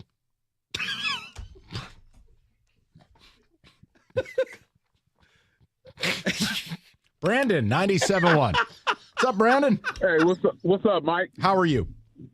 I'm all right. I 100% agree with you. The rebuild stuff it's time to make us take a step. We've given Troy all of this rope. We didn't win the Victor sweepstakes. Now it's time to take the next step. Whether you're trading for Zion or you're getting in on Bradley Beal, which I would like Bradley Beal better because we need shooting, you have to do something this offseason. See, I'm with you that you need to have conversations. It doesn't mean you do everything, but the idea that if a guy who's one of the 4 or 5 best guys under 25 in basketball, even with his problems, is remotely available, I got to at least call. And I'll probably get hung up on. And it's high risk. But if it worked, boy, that'd be pretty formidable as a core. Of course it would. And then people saying, okay, yeah, his personal life is in this day and age in Twitter shambles, but it ain't like he's out knocking over old ladies or nothing. I know. Brandon, he just needed to learn from some of the Hall of Famers. It's called an NDA. It's, exactly. Right. Come on, man. You know what? Just watch out in the ponds that you fish in. Downright eloquent. Okay, I'll leave it right there. Ron is up next. What's up, Ronnie? Hey, guys. 40. Ron? Whoa. You okay? Sorry about that. No, you're all right. All right, 48-year-old white man who likes the NBA. My man. I started off with that. From the Tecumseh area? I have a concern, and then I have an alternative solution. Sure. My first concern is that the radio station there has removed its no drinking policy for on-air hosts to offer Jaden Ivey and the number 5 pick for a guy who is non-committed to his team, to the team's efforts, and who has, many people believe, exaggerated injuries, so he can sit out for extended period of time. So can I offer one thing? And Ron, I'm fine. I'm offering you not based on what I am comfortable with. I am trying to use what is suggestive within the league. So let me give you what a hypothetical offer the Rockets would make. Okay? Different team. So the offer would be the number 4 overall pick, the 20th overall pick, Jabari Smith Jr., who they drafted number 3 last year, Kevin Porter Jr., Deshaun Tate, the 25 number 1, and the 27 number 1. Right. So, I'll speak to that. I've been reading a lot lately on Bojan being offered up, and there have been some discussions for the number 10 pick, which I think is a definite overpay for anybody offering the number 10 pick. Yeah, I saw that. The Tim Hardaway stuff. I don't like that at all in a weak draft. Now, in my opinion is, if there's genuinely interest there, you can do that, move the 5 and 10 in a package deal, perhaps to New Orleans. But in my opinion right now, it's Bojan, in terms of his skill and age, is perfect for this fit. So you need to get a player like that who can shoot and can penetrate, but you don't need a ball-dominant player to go with Ivy and Cade. And I'm certain this next year, Bojan will be squeezed out by Cade handling the ball more. So, I think you need shooting. I think you need shooting more than a ball-dominant player. And Zion, to me, is a guy who needs the ball in his hands. And Ron, I have no issue. And I didn't say I was doing it. All I'm making a point is, Ron, we got to have conversations, because don't we agree on this? They have to do something. Yeah, so to argue for it, I felt the same way about Anthony Davis before he was traded. Like, I thought that's a guy who's always going to be injured. That guy's always going to be banged up. And even though, he's headed to the locker room every other quarter, right? The reality is he helped the Lakers win a championship, so you can't argue with that. No, and Ron, look, no one move is going to get this team fully where they got to be. It's just the idea. I think, Ron, we can come to an agreement, me, you, Rico, David, and everybody in Detroit. They have to become aggressive in acquiring players. We can't just keep showing up on draft night and take a 19-year-old player. So, Ron, I get everything you're saying, and understand. I am not telling you need to be comfortable with the idea of Ivy, but you need to understand the marketplace. I mean, the Rockets would be giving up how many first-round picks plus Jabari Smith? Now, would I do that if I were Houston? Absolutely not. 100% no. But that's kind of where it's at.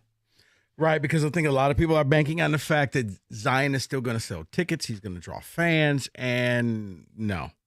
Just no. Okay. And I am not. And I'm all about the damaged player. And I'm not putting up a fight. I think it's a conversation for 2 segments in a 4-hour show. I think you need to have. Yeah. I'm trying to be open-minded. No, you don't need to be. You could say F it. I don't want the guy. But it's not guaranteed, man. We can get him. Not fully. I mean, right, but here's if it works out, it works out. David, and I hate to be revisionist guy, but then you look 4 years from now, and there's Jaden Ivey hoisting a trophy playing for somebody else. Are you sure about that? Because you abandoned him. In New Orleans? Are you that sure? Well, hold on now. Ivy, McCollum, and B.I.? That's pretty nasty. I mean, we're looking at the Denver Pistons a couple days ago.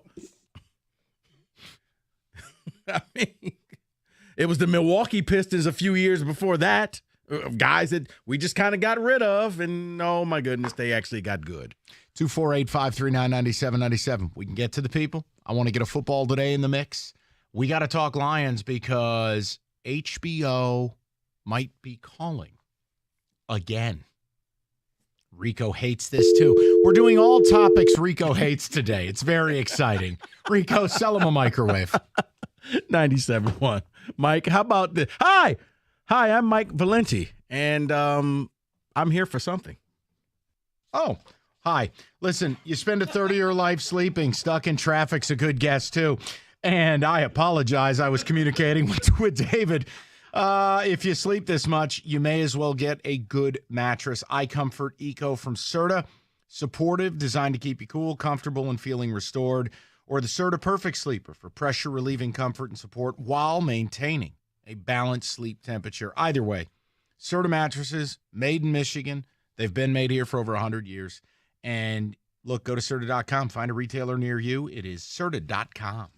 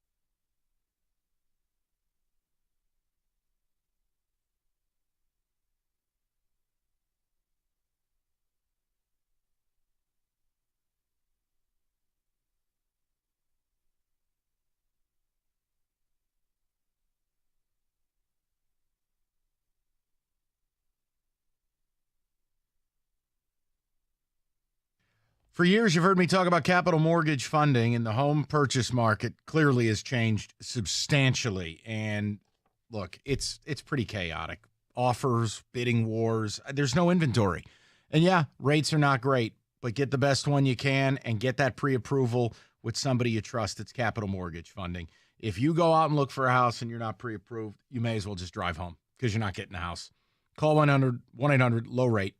Harry Glanz, Dan Burke, the whole staff of Capital Mortgage Funding are going to make sure the process is smooth, easy, and as hassle-free as it can be. So, Capital Mortgage Funding, 1-800-LOW-RATE. That's Capital Mortgage Funding, the best mortgage banker.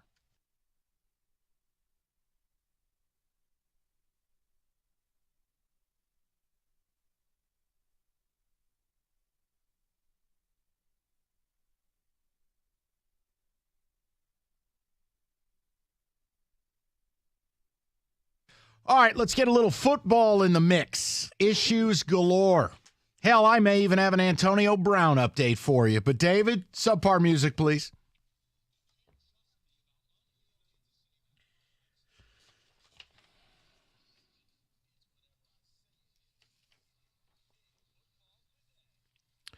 Mike, I'm going to hit you with some breakout players for this upcoming NFL year. A list of players and why they may become that it guy. Let's start locally. Cameron Sutton, cornerback, Detroit Lions. He's got the 8th lowest passer rating in coverage. This is a position where you kind of need another cornerback out there. In this defense, he could have a breakout year. You want to buy or sell? Yeah. Sell. I think he's a nice player, but when you suggest a corner's going to become next, you mean he's going to be Sauce Gardner? You mean he's going to be Jalen Ramsey? I don't see everything that Jeff Okudah wasn't. How about that? Just a solid two starting, legs, functional, not getting juked from 20 yards away in a preseason game. I mean, come on, man. It's a low bar. Sure. Jesus. As a former Steeler, I'm going to buy this one because he can play inside and out. And I think that's what they want in the versatility in this defense. See, the weapon for me that I think explodes here is going to be CJ.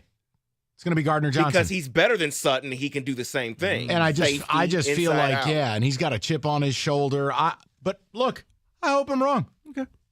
You know what? They both can. How about that? Both things can be true.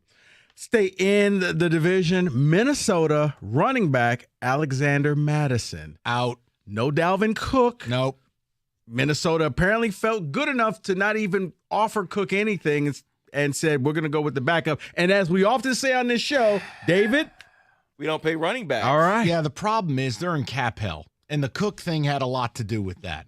Madison's had a couple years to make an impression. Every time I see him in the game, I don't see much. Now you're going to be the full-time guy, and you're going to be that guy? I need to see that to maybe believe his it. career could take off like Jamal's did here. I don't care because they are not winning this division. We are. Okay. Next. I'm going to say yes, only because there's a little opposite for them. Their passing game will open up their run game because of what Jay Jettis brings them. David, I'm with you. I Justin think Jefferson, for those that don't know what that Jay is. Jet. Well, we all don't have him on our Twitter speed name. dial. We all don't have popular kids playing ball. So, Jay Jetta called me. Green Bay, wide receiver, Christian Watson. 600 yards, 7 touchdowns, really came on as of late. No Aaron Rodgers, but maybe he could be that guy that connects with Jordan Love. God, I wish I knew what Love was going to be. I mean, the player, tall, lanky, tons of speed. I'm just terrified Love is going to be awful. I'll buy it. You're right. Somebody's got to catch the ball. They are going to be a heavy play action team because of the dynamic duo in the backfield. I'll buy it, but that's tepid. Tough for that quarterback situation for me. No, I'm going to sell that. I think Romeo Doubs becomes the favorite receiver for Love. I like Watson. I just don't think that second team that they were on last year, that's why Doubs will be his favorite, not Watson. Let's go to Chicago. Quarterback, Justin Fields. Added DJ Moore. Full buy. Okay. Full buy. Yeah, Dude, you and I have been all over Justin Fields since he was at Ohio State. And even in that draft, we talked about what your team was on meth for not taking him at 3. Yeah. I buy. I just feel like his body will betray him in short order. But in the meantime, he's an absolute menace. And now he's got help. Yeah. That's a buy for me. I don't know. I mean, off the top of my head, I think Got Claypool there. I can't remember the offensive lineman they signed. I just don't believe in what they have there, so I'm going to sell that. Okay. Rondale Moore, wide receiver, Arizona Cardinals. No D-Hop, no A.J. Green. This is attacking my weaknesses. I love Rondale, but he's never healthy. Ever. And their quarterback situation is putrid. Plus, that offense thrives on the football goes all over the place, but it's only 2 yards at a time. I got to sell. Okay. That hurts my heart. I love Rondale Moore. I got to sell. Yeah, you want to talk about Jordan Love and the quarterback situation with the Packers? Colt McCoy will be their quarterback? Hey, they've won games with Colt. Yeah, no, I'm sorry. I'm Texas. selling that. I'd rather have him than the one they got there. Rondale Moore is the wide receiver version of DeAndre Swift. All right. Carolina Panthers. Running back, Miles Sanders. Sell. I'm not trying to be negative in this segment. I didn't like him in Philly, and he had the best offensive line in football. Now you go to Carolina, who just gutted themselves to acquire a quarterback, traded their star player in DJ Moore. No, I'm out on all of this. Miles Sanders in Carolina? Really? No. I understand what you're saying because of the offensive line and what he didn't do in Philadelphia, but he's going to have every opportunity to succeed. So I am going to buy this. I'm going to buy it. Yeah, plus he's got that brand new QB. Oh, yeah. Carolina, man. Just wait till they play the Lions. New Orleans, wide receiver, Chris Olave. Buy. 72 catches, 1,000 yards. He had 4 TDs. He walked into the league and was productive, learned a complex offense. It's a buy for me. I loved every time I watched him play. I'm like, wow, he's pretty much the same dude, except he's wearing a better looking helmet. Yeah, I'm in. Yeah, he made you forget about who Michael Thomas ever was in New Orleans. What an amazing fall from grace. Yeah. Michael Thomas basically vaporized. Went from 150 catches to, never playing again. Well, this is what happens when you're never on the field. In the NFL, you get forgotten about. As they say, not for long. There it is. And I'll say this one more thing here on this, because Derek Carr may not be a winning quarterback, but he knows how to get the receiver the ball. Yeah. David, 100%. And the funny thing Great is, point. he was down. It was almost like witness relocation, being in New Orleans. No one paid attention to them, but he went out there and put up tons of yardage. And finally. Oh, come on, give me a few more. I like this. Okay. This is good. Chris Olave. No, I'm sorry. Johan Dotson, wide receiver, Washington football team. Can't do it. Again, Terry McLaughlin is still there. They still do not have a settled quarterback situation. Dotson looked okay. There's just too much unrest for me. Productivity, wide receiver is still a massively dependent position. Do you believe Sam Howell is going to deliver, 100 targets and he's going to have 80 catches? I can't do that. Nice player. I just think he's in a bad spot. I'll sell. Yeah, he's in a very bad spot. They have no offensive line. They have no quarterback. And they don't have a name. They don't have a name. Yeah, on football, I was Commanders. about to say, Commanders. What are they? Yeah, okay. All right, you want more? Let's go to Atlanta, and let's go cornerback, A.J. Terrell. Bye. Absolute stud. One of the most underrated cornerbacks in the NFL. Absolute stud. They've tried to address some defensive needs. He needs a little help. You can't do it by yourself as a corner. I'm going to buy. He's an absolute stud that nobody knows about. Yeah, he's their number one. He is probably one of the best in the league, so I'm going to buy that for sure, yeah. All right, well, Mike, for you. Oh, boy. The G-Men. Who? Offensive tackle, Evan Neal. Sure as hell hope so, because he was not good as a rookie. But neither was Andrew Thomas, and he's turned it around. I'll buy because he gets to play on the right side. If he was being forced to play left tackle, I think that's tougher. He got his feet wet. He had good moments. It is a decent offense, right? A decent collection of people around him. Plus, they throw it quick, which means you don't have to hold your water as long. I'll buy. I think Evan Neal takes a big step forward. I'm going to sell because you are the Antichrist. Here's why. Because you're an evil preacher. Until I know what happens with Saquon in that running game, that means they'll have to pass a little more. He has to play. That's what happens.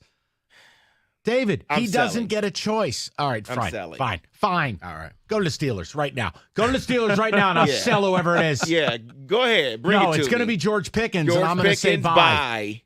I'll buy all the stock. Actually, it was George Pickens. Yeah. Buy. Listen, the Steelers, no wide receivers. They rarely miss. Pickens made some incredible plays last year. I buy. See? My team is so good you have to buy. Yeah, there you go. How's that working out for you, taking a running back in the first round? Doesn't matter. Use them up. All right. Well, to make it even. Where's the Niners? Oh, wait, you don't have any picks. It would be Trey Lance. Sell. That was just mean and hurtful. Lethal Weapon 3. Sell. Okay. Well, Seattle. Tariq Woolen. Could have made a case for Defensive Rookie of the Year last year, but Sauce Gardner kind of was playing. You almost wonder if he just played so above his means. Do people catch up to him a little bit? I mean, it's tough. He was really good, man. But for a 7th-round pick, that's stunning. There's always that flash in the pan element when you're a 7th-round selection, but maybe he's just the truth. You just feel like they're going to look at tape and find some weakness to exploit. Well, here's the other thing, though. The problem is he did it consistently throughout throughout the Fellas, wait a minute. They drafted Witherspoon at 5. So it might actually, they may attack the rookie and leave him alone. But if Witherspoon's the truth, they're going to go and attack you. Go right back to Woolen. I'll buy. Okay. I'll buy. And last one, Tampa and Antoine Winfield Jr. I mean, had the scary concussion, damn near a month and a half. Defense is falling apart a little bit. A lot of noise.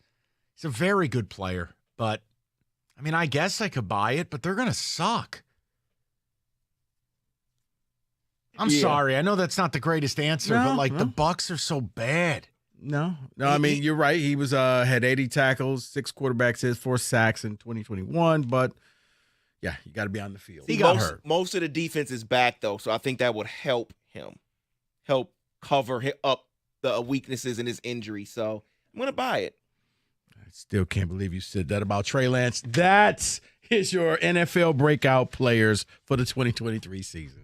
97-1.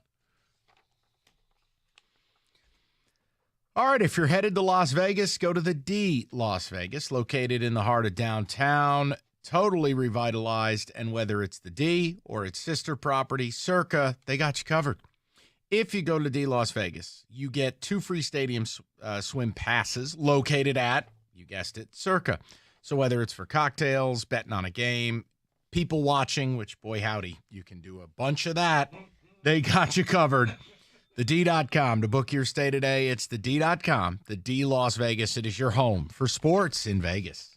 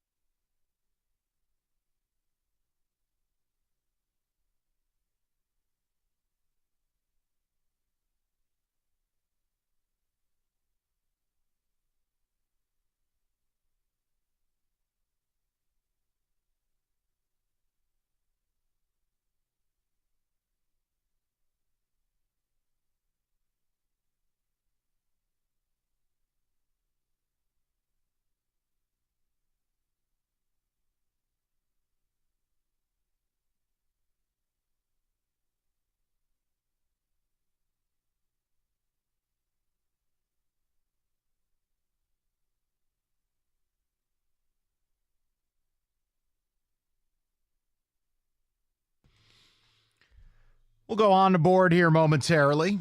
Got a Lions thing for you at 3 that I'm actually excited to get to. Real quick, Michael Jordan flu game. The shoes he wore that night just got auctioned off. What do you think they went for? Want to venture a guess? I'm going to go $500,000. Okay, David? I'm out. I know. I'm sorry. $1.38 million. Okay. I guess I got outbid. Indeed. Let me get Steve in Detroit. He can get the last word on the Zion deal, and then we'll go on the board. Stevie, what's going on, bud? Thanks for taking my call, fella. Just the whole Zion thing. And I know the injury prone thing is bad, but you got to look at it like this. A lot of superstars are injury prone. Anthony Davis, Kawhi Leonard. But with Zion, he has a weight clause. When I hear weight clause, I think of Oliver Miller. So, I wouldn't even – I really wouldn't do that. And another point that bring up, you guys brought up the Jaylen Brown situation, I think, a couple of days ago. And you brought up the fact that they didn't have a plan to have the fifth draft pick, that they didn't have a plan for this. So there's like a system without a system. Right. So – and that's the problem. Had the lottery just take the Jaylen Brown contract, you're gonna be stuck with a Zion contract or something of that nature. You're gonna have to take some baggage. Oh yeah, there's no doubt. To reclaim there's no perfect player who's coming to Detroit. Perfect players don't get dealt. They really don't. So yeah, the whole idea is a week from today. I'm really hoping they don't use the 5th pick. I'm really hoping Troy Weaver has a better clue behind the scenes than he does on the microphone. And the reality is, I'm not telling you to go get Zion. I'm giving you what the news is, and I'm saying, do you even want your team engaging in conversations about stuff? I have a different word I'd like to use for it. The point is, when you're this bad and you're plus 60,000 to win the NBA title, i.e. the worst in the league, and you've just spent $100 million on a head coach, I will be surprised if Monty Williams comes to town and goes, yeah, number 5 pick in a bad draft. Let's just take some random guy. Totally psyched. Let's just do it, yeah. Yeah. What? He might give me like 8 minutes next year. I just, wouldn't you find that hard to believe? Unless Monty sees somebody, he's like, yep, he's the sleeper. He's gonna be my Cam Johnson. Or he's just still looking at the bank account going, I can't believe these guys paid me this. Do whatever you want to do. Honey, check cash, right? Right. I did. Okay. I'll be here for 6 years. You guys take whatever you want. All right, let's go on the board.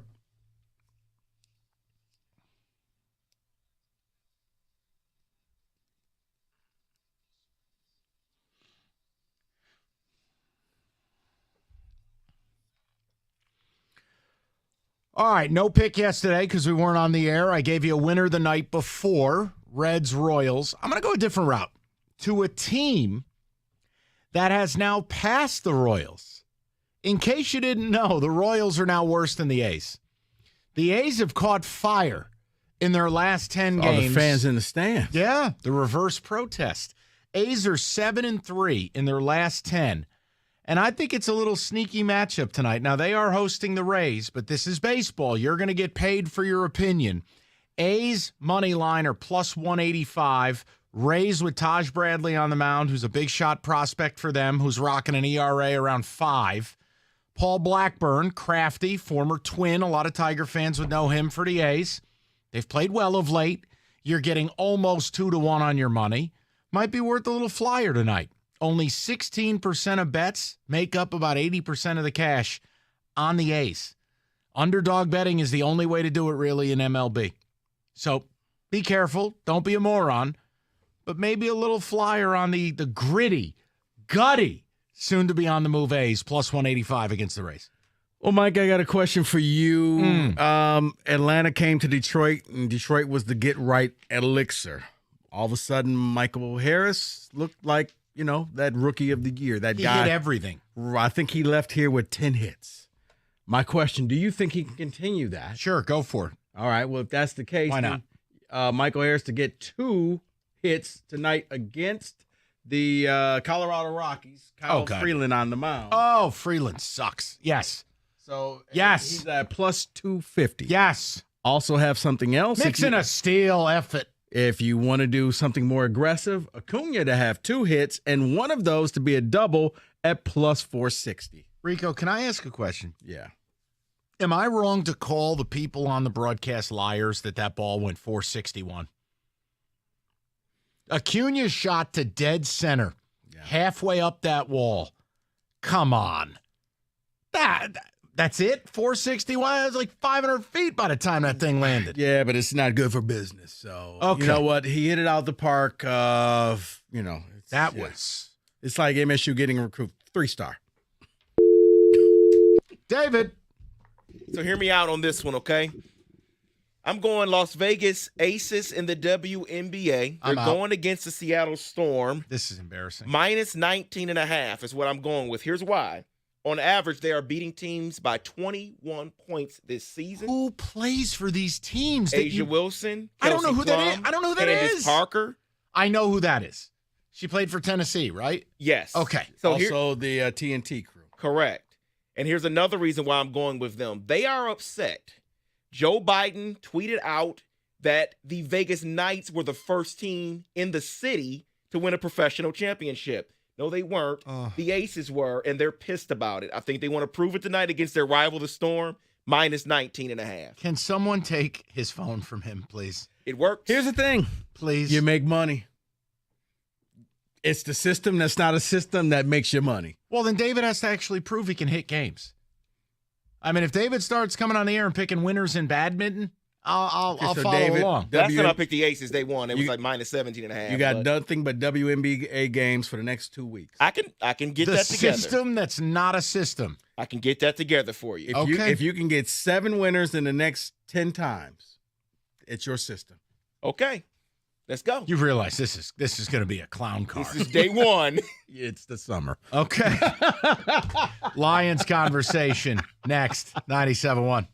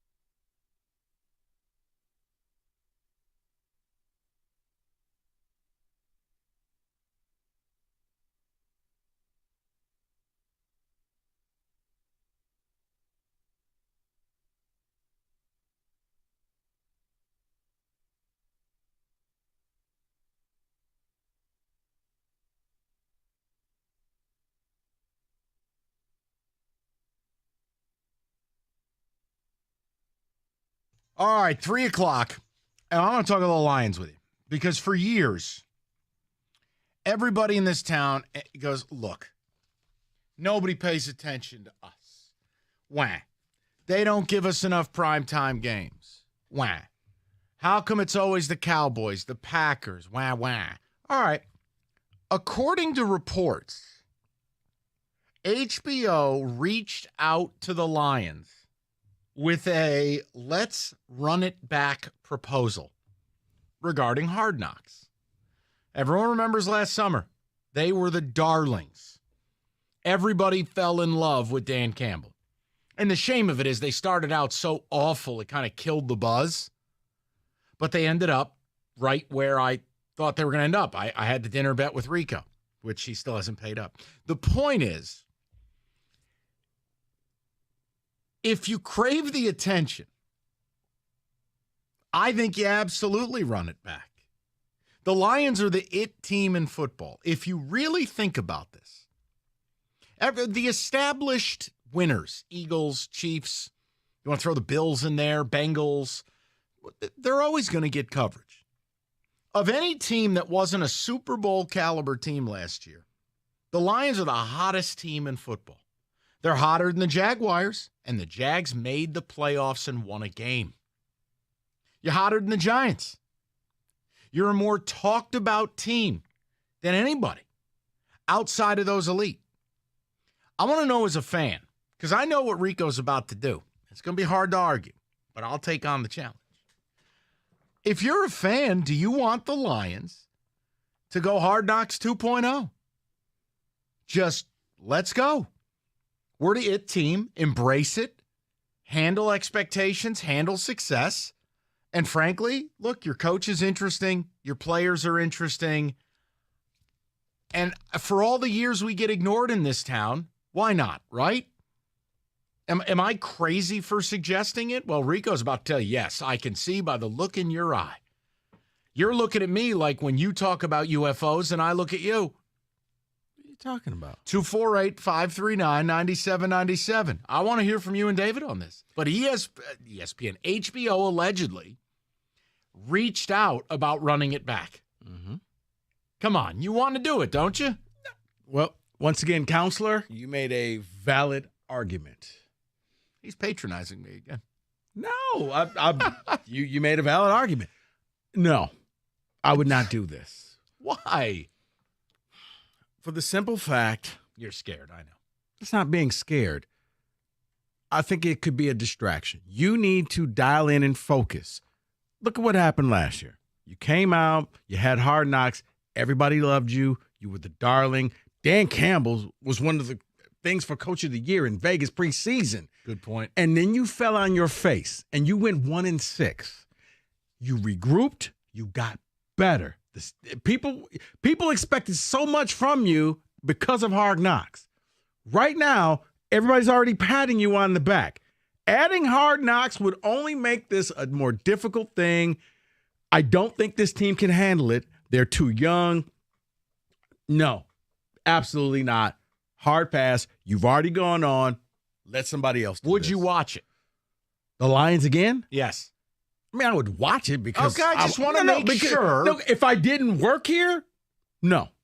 Really? No. And David. I mean, what I can see what? Aiden do Thriller and moonwalk again? No, see, you're being smarmy now. I mean, no. What are they going to show you that's like last year? Well, for no one knew anything about them. Okay, for one, Jameson Williams is a huge storyline. Two, okay, Jared Goff, who played no role in last year's series, as the team leader, as a guy playing for a contract, as a guy who had an incredible Pro Bowl level last 10 weeks. Then you factor in all the additions they made. Listen. J-Mo, I'll give you. Goff. Come on. Yes, Goff. He's playing for a $200 million contract. Yeah, but he's not that interesting. Like, Jamal was interesting. He was diddly-diddly-doo. I still can't pronounce whatever the hell he was saying. Goff? I'd be all in on it. I mean, remember, it took like 4 weeks before we finally saw Ben Johnson. See, I think the difference is just I'm different. Deuce Staley's gone. Well, that's good because I don't have to deal with the abuse of DeAndre Swift, the verbal battering. Maybe he was right. No, I mean, even in the afterlife, Rico's the guy who pours out an iced coffee on someone's grave. They're already dead, man. DeAndre's gone. Just let it go.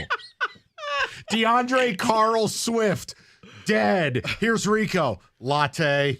No, I'm that guy that shows up in the suit just to make sure that he really was dead. Look, I takes a photo. I just feel like it'd be interesting. And if you plan on winning this division, which they're going to, and you plan on having a home playoff game, which they will, then you don't need the distraction. No, then you can't be bitch made and worry about, oh my God, HBO's going to derail our season. Shut up. You can't afford a distraction. You're not the Chiefs. Certain teams can absorb this.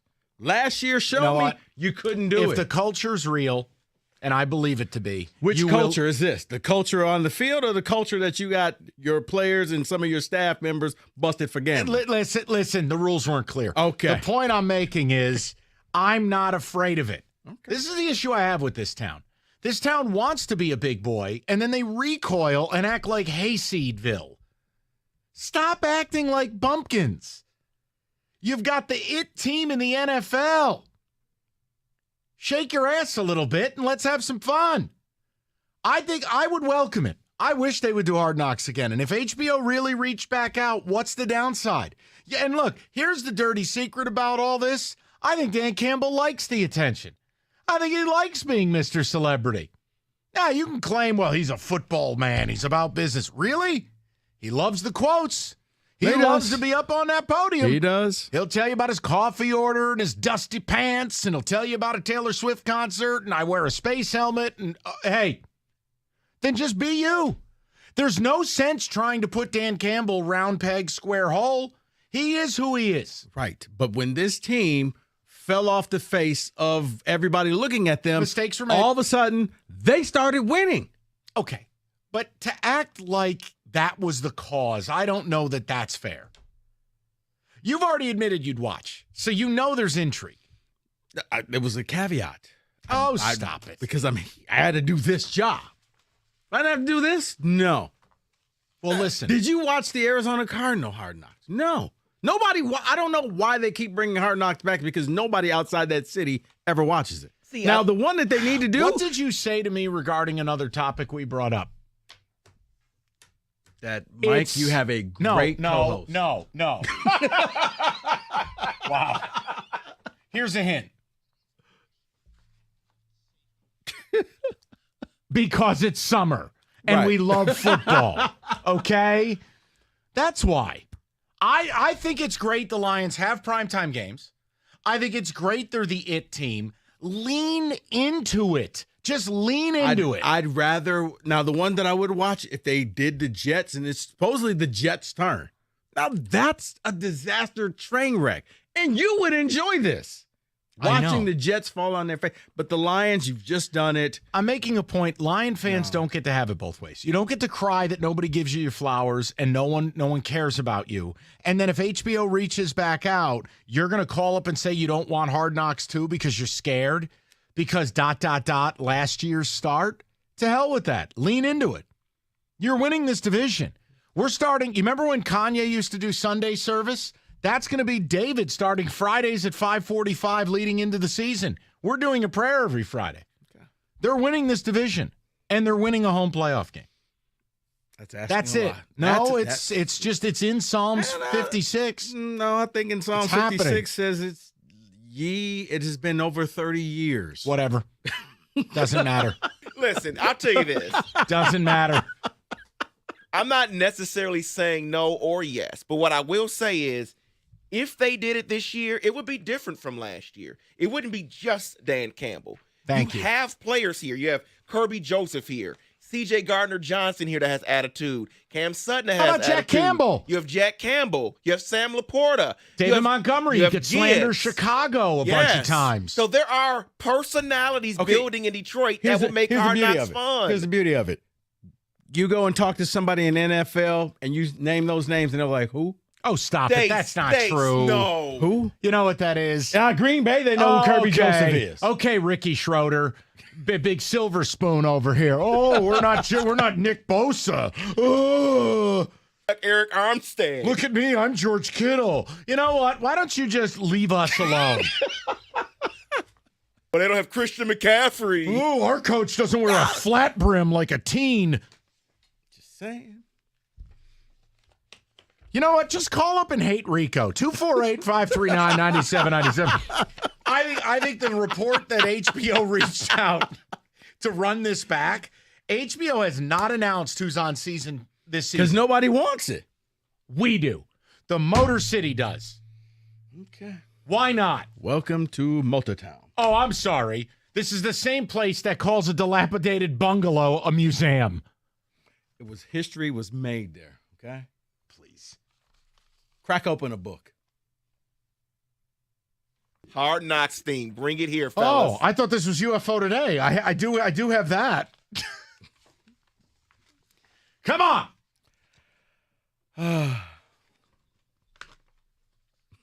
248-539-9797. Rico, sell him a microwave. I'm not selling you a microwave. What I am selling you is maybe a chance for you to rewrite your future. And you need to be curious, you need to make magic, and you need to get in touch with Specs at LTU and find out about that certificate program in digital media arts, in broadcast media arts, and in graphics communication. So, and you know what? That host also teaches a course over there, so you could end up in one of my classes right here in Southfield on the campus of Lawrence Tech. If you're looking for a career in radio, if you want to be able to press buttons to get on my nerves, you can do that too. But whatever it is, you got to be curious and make magic, and you got to reach out and go to ltu.edu/specs. ltu.edu/specs. Do that today.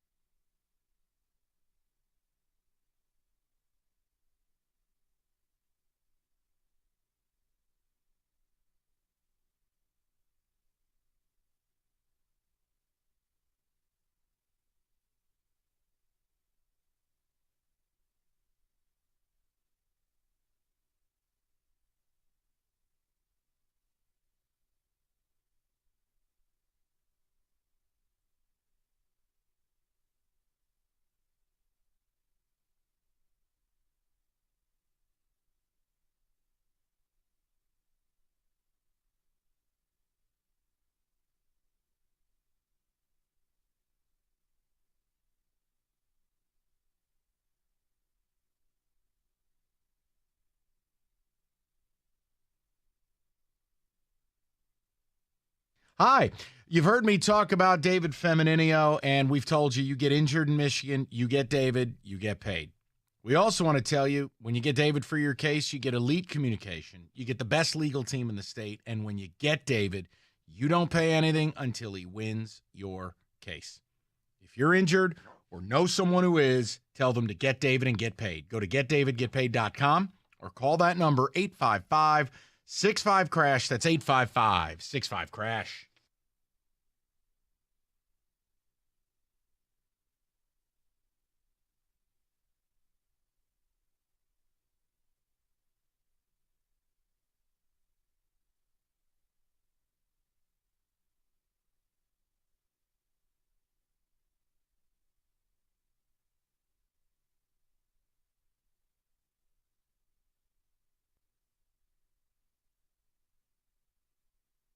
All right, David, ticket text. Rico scared of his own shadow. We'll get to the calls momentarily. You guys cracked me up. Okay, Ricky Schroeder had to pull over. LOL. Yeah, Mr. Privilege over here. What do you mean privilege? They're still trying to find a quarterback. I'm not in favor of starting the season on Hard Knocks, but I'd love for the theme or for them to do the in-season team. See, I much rather would have it at training camp than in season. I just, look. Really? Because Jamin will be back. I don't need him back.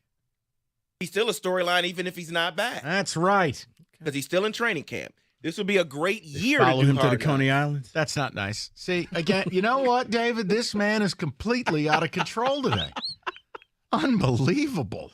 This would be a great year to do Hard Knocks again. The battles at DB and the defensive end will be crazy to see. I want it from Marcus. Plus, you could have so many conversations. Look, last year it was all about, hey, the team and we're better than we're winners and it's going to be okay. Dude, you're talking about guys, we are trying to win a Super Bowl. 9-8 isn't good enough. Winning the division, seeing the change in players from year 1 to 2. Or players now with multiple years with Dan Campbell. Like, I think it's fascinating. And HBO hasn't said who's on the show, and according to reports, they've approached you to do it again. I say do it. Lean into it, damn it. Stop being scared. Christ. Someone says, Rico, stop. Either we are or we are That's not right. that team. Let's get hype. I'm getting ready to jump in the pool of the Honolulu Blue Kool-Aid. Run it back. Right. Stop being Jimmy Butler. Stop wanting to be him, and then you're not him. 2 for 12 games. Okay, then game you 5. know what? Show up and do something. Don't start the year off at 1-6. We're going to win the division. It's not going to happen. Okay. We're fine. Everything is under total control. I'm almost willing to put both bets on that. Done. Someone else says, I knew Rico would say no to Hard Knocks, but I'll admit, he has a great point here. Yeah, I'm just being a hater, but yeah, it makes sense.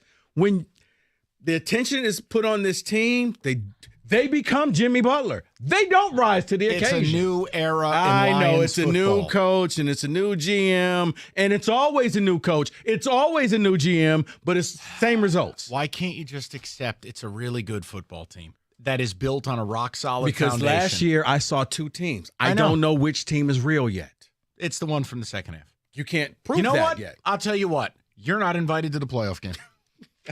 You're out. That's okay. I'll be in Santa Clara. You know what's going to be great, David? When the Niners don't make the playoffs. That will be entertaining. That's going to be amazing. You want that one? I celebrate that day. Okay. Week 1, Rico. Week 1. Bill on a cell, 97.1. What's up, Billy? Hey, man, listen. I got to tell you.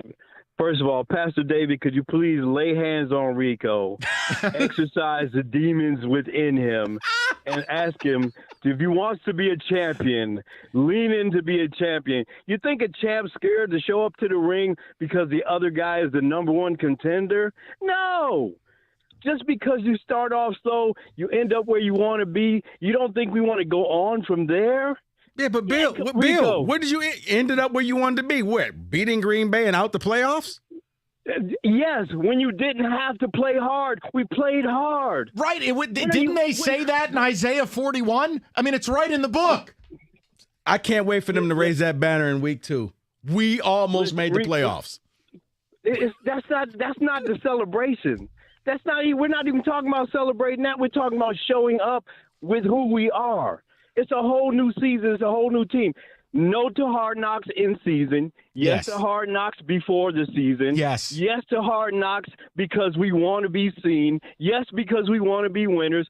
If we want to be winners, then damn it, be winners. But don't say, I want to sneak into the playoffs and now put a camera on me. You can't do that. We don't want to do that. We want to come strutting in, a la Conor McGregor when he was good, knock your ass out, and call it a day. What does it, if you make the playoffs, what does it matter if you were on Hard Knocks or not? You just want to make the playoffs. Yeah, but I want to have you fun. You focus on the way. wrong thing. I want to have fun. But you wait. You just made my point. It doesn't matter if we're on Hard Knocks or not. But since we are and we do, yay. Okay, but take the win. Okay, but Take here's the what I win. saw. History told me you had Hard Knocks. You fell on your face to start the season. Oh, that's last year. See, now you're living last year. Oh, I'm sorry. Come You know to what, the present, Bill? You're right. Come to the present. I and let let's do facts it. get in the way. Silly me. Let's go, team. Facts. Okay, so what facts are you talking about in this season? I'm saying you were on Hard Knocks. You started 1-6. Those are facts. That's not me making this up. That happened. But listen, that was a team growing into itself. That's right. Can a team grow into itself? We'll see. They've showed that they can do something. We got a whole new cast. Let's do it. Bill, he's not invited. What is it? He's what not is invited to avoiding the it? playoff game. That's all there is to it. He's not. He's out. And you bet and make him stand outside with a wireless out there. Oh, He's not out. even invited? No, he's Awesome. out. Can I take his place? Yes. I would be glad to take I his will place. seat you next to Kenny Cott. Bill. At the right hand I'll of be the happy Lord. to do it. That's Bill, right. You know what, Bill? I'll buy your first beer. By the way, we have audio of David laying hands on Rico. Oh, it no, goes no. a little bit like this.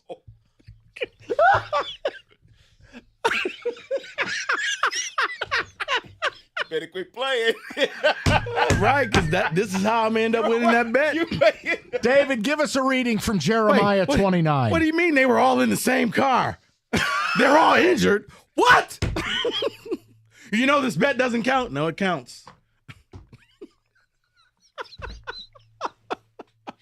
All I want is Rico in a Lions jumpsuit dancing around like that guy in that video after David lays hands on him. He's with a Lions hard hat on, banging a tambourine. What am I, crack man now? Let's go. Let's go to Wood 97.1. What's up, Wood? Hey, fellas, what's going on? How are you? Mike, I'm with you on this. 100% you run it back. Sports is entertainment, and you create stars with shows like this. And by us being in the market that we're not in New York or L.A., you can create stars with this where when it's time to vote for Pro Bowls and All-Star stuff, these guys can get recognition because people remember them from the show. Not just that, it's the entertainment. And we got the buzz right now. I say keep the buzz going. Rico's not even a Lions fan. He chose to go somewhere else, and he picked San Francisco. Stop it. It's a life of privilege. He just took the easy way out, and we don't respect that, do we? No, we don't. Don't respect it. No.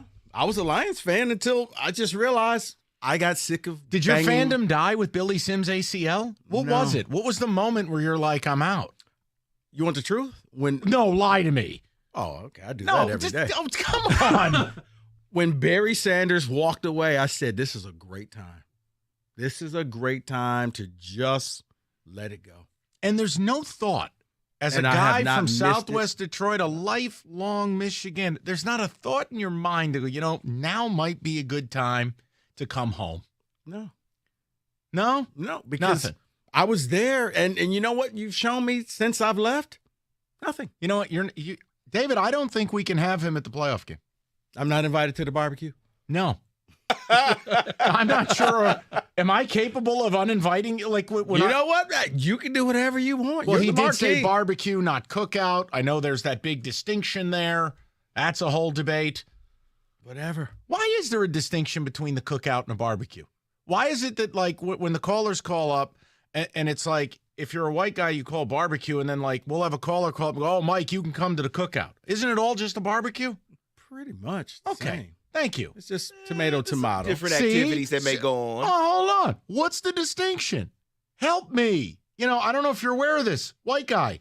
What's the mystery of the cookout? What are you doing that's not happening at a barbecue? Maybe some games played, maybe some things done and drank that may not be at a white barbecue. Such as? Certain cookouts. Give me examples. The electric slide. I thought about Uno. Wait, are you kidding me?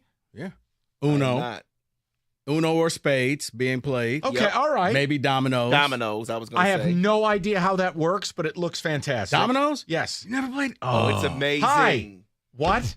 It's been a long time. Dude, I tried playing euchre once, and I said, get this out of here. This is garbage. Oh, The picture cards aren't worth anything. I don't want to play this game. David was playing Uno over the weekend, and it got ugly. Because your best friend, you'll end up hating them. They throw too many draw fours down, and you're just like, really? Yeah, let's just say my kids, they don't get a break. What's the differential in entrees? It's a barbecue. There's only certain things you're going to put on a grill or a smoker. Because certain people are assigned certain foods. Now, see, okay, so basically the cookout is the black version of an Italian family where you get your food assignment. You don't get to pick what you bring. Right. Don't pull up with that potato salad. We didn't ask you to make that. Right. Because you're not capable of it. Right. Yes, okay. Because the question is, and David would know, who made this? Oh, yeah. When you're going through the line, who made this? Yeah. Oh, okay. Well, that's so-and-so's. See, that's how we do it in my family. That's so-and-so's new wife. Don't know that yet. We're good. She's from Canada? Yeah. Out. Out. Are those raisins? God bless you. So you're right. I do belong at the cookout. Because the food assignment is the first thing. Right. And you got to earn the right to make certain dishes. Because there's expectation. Oh, yeah. Mikey's bringing this. Yes. Okay. So people are waiting for you to unveil the dish. And it's like, yes, Mike, you delivered it. I think I fit in more there. Because people, I tell you. But yeah, you're right. Okay. This is good. You can't show up and say, hey, I thought, no. Bring ice, bring pop, bring things like that. Is that the international sign that you can't cook as if you're told to bring ice to the cookout? Bring Dixie cups. Bring the Faygo this time. Bring the paper plates. That's when you can't cook. Bring the paper plates. Or choose what to drink. That is just slanderous. Right. All right. Well, you can bring the napkins, baby. Thank you for teaching me. Let's go to Kenny. He'll get the last word on this deal. Kenny, what's going on, bud? Hey, guys. How you doing today? Good afternoon. Good afternoon to you. I hate that I'm saying this. I hate that I'm going to go with the Lions hater on this, but I don't agree with a lot of what Rico says because I'm a Michigan fan. He's a Sparty, but I got to go with him on this. I think it'll be a distraction for the Lions, and they need all their ducks in a row this year to get that home playoff game and maybe onto a Super Bowl. I just don't think they need the distraction. Kenny, I'm with you. All your distraction right now, your top wide receiver can't play for the first 6 weeks. He's not their top wide receiver. He was drafted to be that top wide receiver. Your top wide receivers, Amon-Ra St. Brown. You traded up to get him. He has higher expectations. Kenny, this man is killing me today. Killing me. He kills me most of the time too, but I'm telling you this. I think it's going to be a distraction. I don't think I'm not mad at that angle. I'm not. I guess for me, I've been here 20 years. You embrace chaos. I embrace because you're either real or you're not, and I think they're for real, and that's why you're not going to be in the suite, and Kenny is because I've had enough of you and this attitude of yours. Oh, I'm going to join you guys in the suite for sure. They're going to have that home playoff game. I'll be with you. It's happening, and we're going to win it. Period. Or make extra plans for that week. It's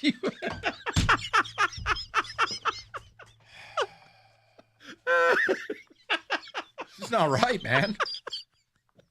How is it the guy who's a cynical pessimist from New York is the one who believes, and the guy from Southwest Detroit is like, I'm out? Because I've seen it. All right. Well, listen, Moran Buick GMC 2023 Acadias are in, and you've got flexible third row of seating. If you're on your road trips, you're going up north. You need a new vehicle? Moran's got you covered. New stock arriving daily. And if something's wrong with your current vehicle, MoranExpress.com. You make the appointment. You get the loaner. Go and live your life. Do your thing. You don't waste any time. It's Moran Buick GMC, scheduling fast and easy at MoranExpress.com. Stop in where you always get the best price period. It's on Telegraph, just north of Eureka and Taylor, or MoranExpress.com. It's Moran Buick GMC. We are professional grade.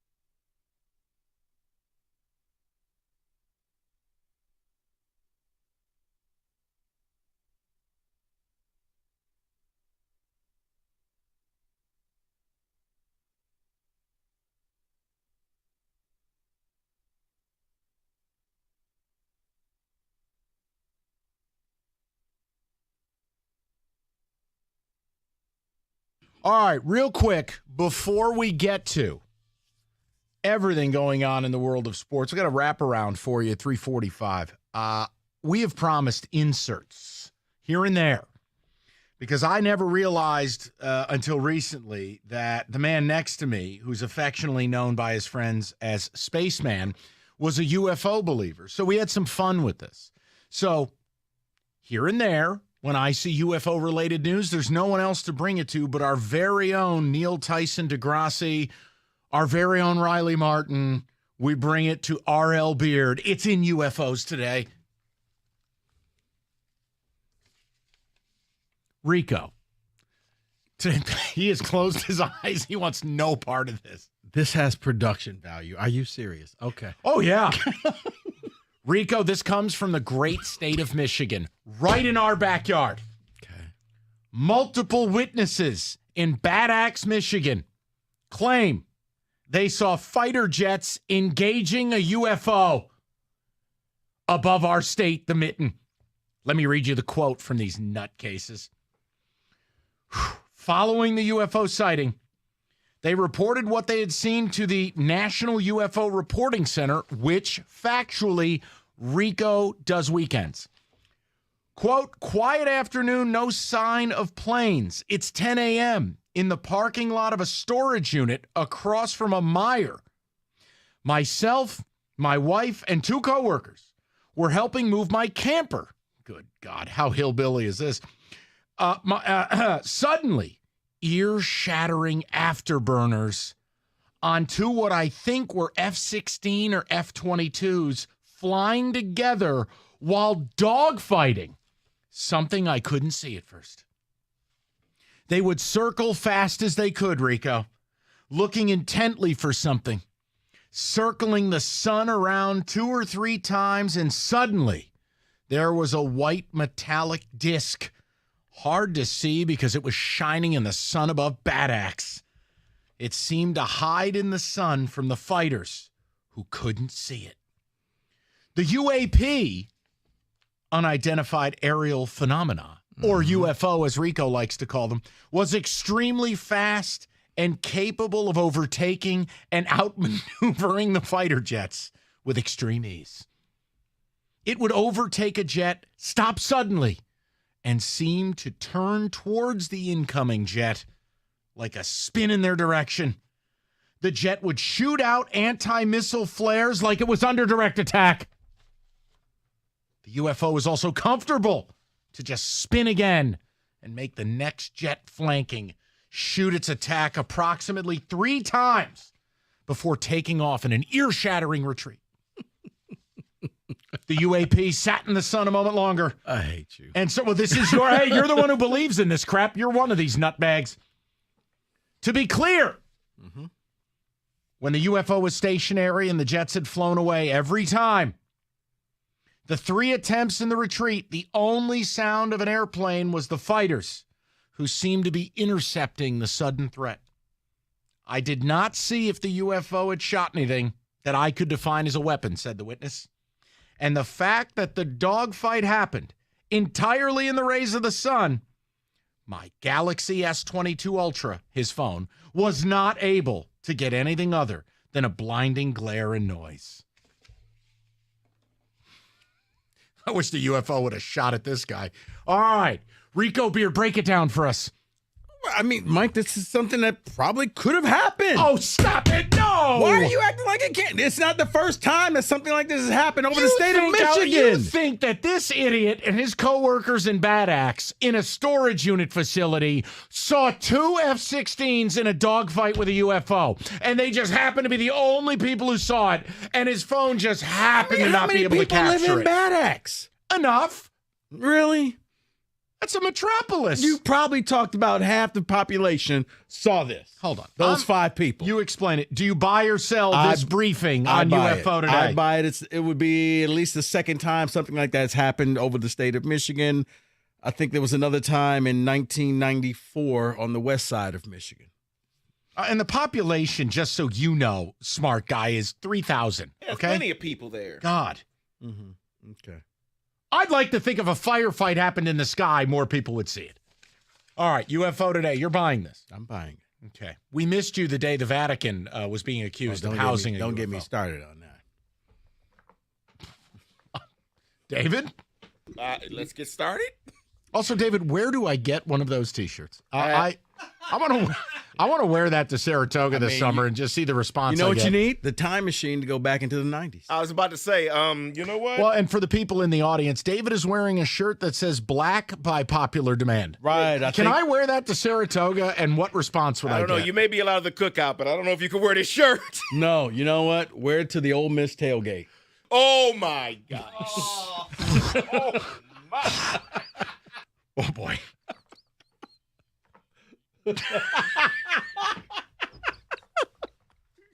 I'm not going to do it. Okay, you know what? All right, Rico, you buy. I buy. David, buy or sell? No. It's a sell. Yeah, it's I'm absurd. These people are crackpots. Ticket text coming in? Yeah, someone saying this is a segment we always wanted. We need to talk more UFO. Well, I mean, you had the thing that would happen in Henderson or Vegas where... Oh, really? Where all of a sudden the video got redacted. And by the way... I've worked in the business. I've never had video redacted before on the news. Never. Oh, you know what? You know what you do? David, my fault. I didn't realize I was doing a show with Dan Rather. No. You blur out the address or license plate or faces, but just to redact the entire video, I've never seen that done. We couldn't go into the backyard because it was private property. It was private property in the front yard. So why is it private property in the backyard? Aliens, if you're listening, if you could abduct my co-host immediately, I'd really appreciate it. Hey, Just I'd beam love- him up now. I would love to go. That's in UFOs today. So that's a buy. That's a buy. All right. The information that I would gather, oh my goodness. What? How can a guy who's so smart believe in this crap? Because I'm open-minded. Okay. Then why can't you be open-minded to U of M? I am open-minded to U of M.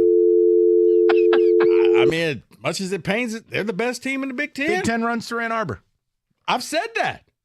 What's more believable, them winning the national title or UFOs? UFOs. Probably. I'm a Michigan fan. Touchdown, TCU. UFO. All right, that's enough. Okay, move along. Yes. Can't believe you gave that production value. Oh, we're just starting. Don't worry. Northville Lumber, oldest company in the state, largest Trex decking outlet in the country. Nobody stocks more. Nobody sells more. And they move enough product to cover 26 football fields. I mean, that's almost as big as a UFO. Right, Rico? Northville has everything in stock. It's in the warehouse right down the street from the design center and the lumber yard. Maybe they're designing UFOs.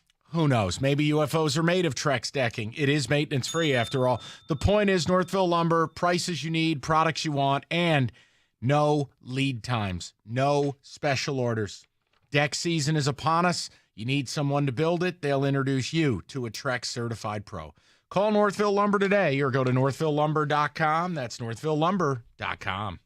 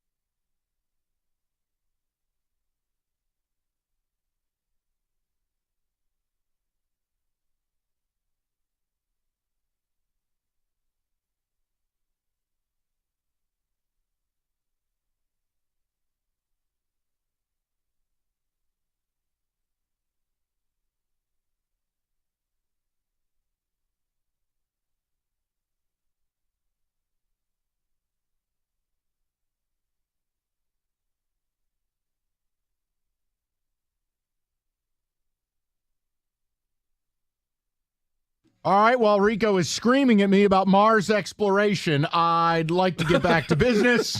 David, I don't care what sport it's about. Hit some GD music. It is NBA talk. My God, I'm doing a show with Leonard Nimoy over here. Go ahead. We got a draft coming up in a week. What on earth? Live long and prosper. And lots of news coming out of the NBA. And I'll just start with this one, Mike, because you say I'm not nice. You're right. James Edwards is reporting that he heard the Celtics and others have made calls to Detroit asking about Isaiah Stewart. He says, I don't see the Pistons moving Beef Stew. Whoa. Needle scratch. Say that again. Beef Stew. Heard the Celtics and other teams have made calls to Detroit asking about Isaiah Stewart, Beef Stew. I mean, I'd move him in a heartbeat. I ain't paying him. Wow. But the belief for in the his Celtics, report, it's a depth piece. The belief in his report is that they will not move him. Oh, wait, hold on, time out. Now there's the headline. What did Baby Buddha say? He says, I don't see the Pistons moving Beef Stew. Does Troy Weaver collect centers that are stiffs like Fabergé eggs? Like, you're the worst team in basketball, and you won't move Isaiah Stewart. What? Because his guys become untouchable once they get here because he can see the benefit. And it's like, if anybody's picking up the phone saying, hey, you're interested in dealing Beef Stew? Yes. Yeah, it depends for what. Yes. But geez. Next. Yeah. Oh, my God, I'm so puzzled. Yes. You just say yes. David Fasted and Betty Shabazz said yes to marriage in Malcolm X. Yes. That's a great reference. So, Mike, you mentioned the other day about Bradley Beal and if he'll be dealt finally. Maybe so. We'll see. But there's a report here from Adrian Wojnarowski saying that talks between Beal's agent and the Wizards are expected to become more frequent regarding calling about maybe making a deal. All right, so a couple notes. A, he is the only player in the league that has a no-trade clause. He's in the second year of a 5-year, $251 million deal and has a full no-trade. So the reason David is saying the agent and the team are going to be talking, the team can't do anything without Beal's blessing. The team would have to guide him towards where he wants to go. I think the only realistic place he could land might be the Heat. It's clear Butler's not him. He needs help. And the Heat have some pieces they could trade, and they could basically sell their soul to Satan draft pick-wise. Look, the Wizards don't win with Beal. They're not winning without Beal. He's been in the league 11 years. I swear he's been on the trade block in 8 of them. If Philly doesn't get Harden, could he end up there? I'm not sure. Shams is reporting that maybe the Heat and the Bucks get involved. And if you're the Bucks, the clock is ticking. Yep. The clock is ticking on Giannis because his level of patience is going to wither. Yep. First round exit doesn't sit too well. Beef Stew, untradeable. Bradley Beal, tradable. Somebody get Troy. You know what? Maybe the aliens need to get to Troy Weaver. But have you seen Bijan run? Troy Weaver, trade a center. Let's move over to the Chicago Bulls here regarding Zach LaVine. The Chicago Bulls have reportedly been quietly gauging interest in trading the star. Yahoo Sports was reporting that it's the Bulls reaching out to teams, not the other way around. Yeah, it is because the Bulls have a problem. DeMar DeRozan wants LaVine dead. LaVine is owed 4 years and $170 million. Again, hey, Piston fans, want to shop on the Boulevard of Broken Dreams? Zach LaVine could be yours for cheap. It's up to you. See, but this is the problem. He's owed a ton of money. He's a very one-dimensional guy. And when a well-respected vet like DeRozan essentially wants a guy dead, that's red flag city. Beat Zion, but yeah. Your hatred knows no boundaries. Go ahead. So according to Yahoo Sports and Jake Fisher, the Mavs and the Hawks have talked a deal. They've discussed the deal that headlines John Collins going to the Mavericks. So here's what the proposed swap would be. Mavs would get Collins in the number 15 pick for Bertans and the number 10 overall selection. Ugh. I mean, Bertans had a moment in the sun with the Wiz where he was shooting about 50% from deep. Then he got hurt, hadn't done anything since. Collins is a guy I've always liked. He's lost in the shuffle down there. I mean, I think why would Atlanta? You win because they don't want John Collins anymore. They haven't wanted him for years. From everything I've heard about Atlanta, is everyone's on the table. They want to restart everything, including Trae Young. Yeah, good luck with that. I think. Can you imagine being the general manager who takes Trae Young on? You may as well put in your resignation letter when the deal goes through the league office. Yeah, I think you put him with the right person where he's not the number one guy. He's not the alpha. He can't be the number 2. He is a losing basketball player. He could be the number 2 if he knows, Trae, you don't have to shoot 80-foot shots. Good luck. We can run the offense and actually score an easy basket. All right. You know what? We're just going to agree to disagree. You want him? Take him. He is the second coming of Kyrie. He is the missing piece in Boston. Go ahead. Oh, like hell. He's terminal. You got a point guard? He's not a point guard. David, start talking. I'm getting more upset by the syllable. Let's talk Fred VanVleet, because there were a lot of reports. Lakers next. As we get into it, that Philly would talk to him if they don't get Harden back. With a report now that's saying, nah. Even if they can't get Harden, they don't go after VanVleet, which is a surprise because of Nick Nurse being there. I think VanVleet's a Laker. Without any doubt there, huh? I just feel like you don't opt out of that situation without knowing where you're going. Lakers are in desperate need of a true guard to relieve some pressure off of LeBron. Right, but do they even have the money? Buddy, it's the NBA. It's La La Land. You pay the fine. They'll figure it out. I mean, it doesn't even matter anymore. Nothing's real in these markets like Miami and LA. They do whatever they want. I mean, when I see Max Christie getting minutes, I wonder if you got any depth. No, you don't. Let me ask you this question. What do you do with a guy named Kyle Kuzma? He is opting out of his deal, his player option for $13 million. Now, he is coming off a year where he scored the most points per game in his career. But again, talk about empty calories. It's a contract year. So what do you do with a guy like that? Well, first of all, you find him a stylist, because half the nights the guy's wearing a garbage bag to the arena. I don't know what the hell he's doing.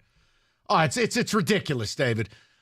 I have no interest because Kuzma is a one-dimensional player. He will score you points. He won't rebound. He won't pass it. He doesn't guard a soul. I have no interest. Not a winning player. It's fine. If you can find it where he's on a team where he's the third or fourth option, you're right. Just go out there. Your job is to stand in the corner, score. That's it. Championship-level team, Kyle Kuzma's a bench player. I have a totally different viewpoint than my compatriot over here. I think he's a loser. I'm sorry. No. I know he's originally from Flint. I should love him. I don't care. No, I was about to say you're right. He kind of reminds me of that Jordan Poole category. Just you can only do one thing here's well. The thing, guys. When somebody puts up numbers for a bad team in empty arenas when nobody cares and you're down 15 most of the night, those numbers don't mean anything. There's no nutrition in those numbers. It's just a sleeve of like Ritz. There's nothing to it. Then I just close it out with this because I was just looking at the TV, remembering that there was a parade today. And yesterday, Jokic did an interview with ESPN, and he said something interesting. I'm going to play it here.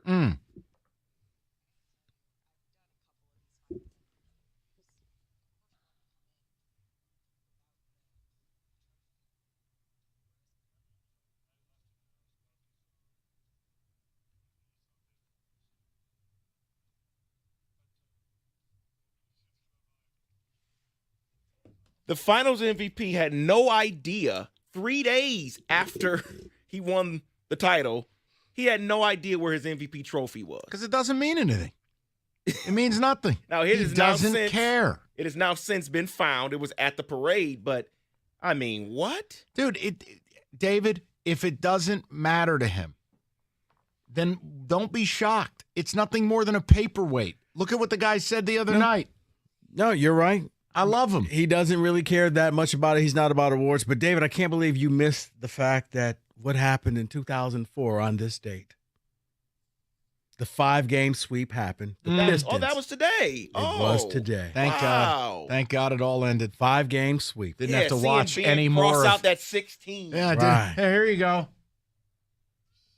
There it Didn't is. have to watch any more of that dreck. That was Basketball an exciting day. fans around the world. Don't worry, Chauncey. Mason. Nobody could handle watching this team. Wow, it's been almost 20 years. What'd they win? 15-14? Championship. That's all I know. care And about. guess what, David? You never have to apologize for it. You don't have to It's called apologize. good defense. Yeah, right. Okay. Right. And that is your Play a little defense on Jimmy Butler. NBA wraparound.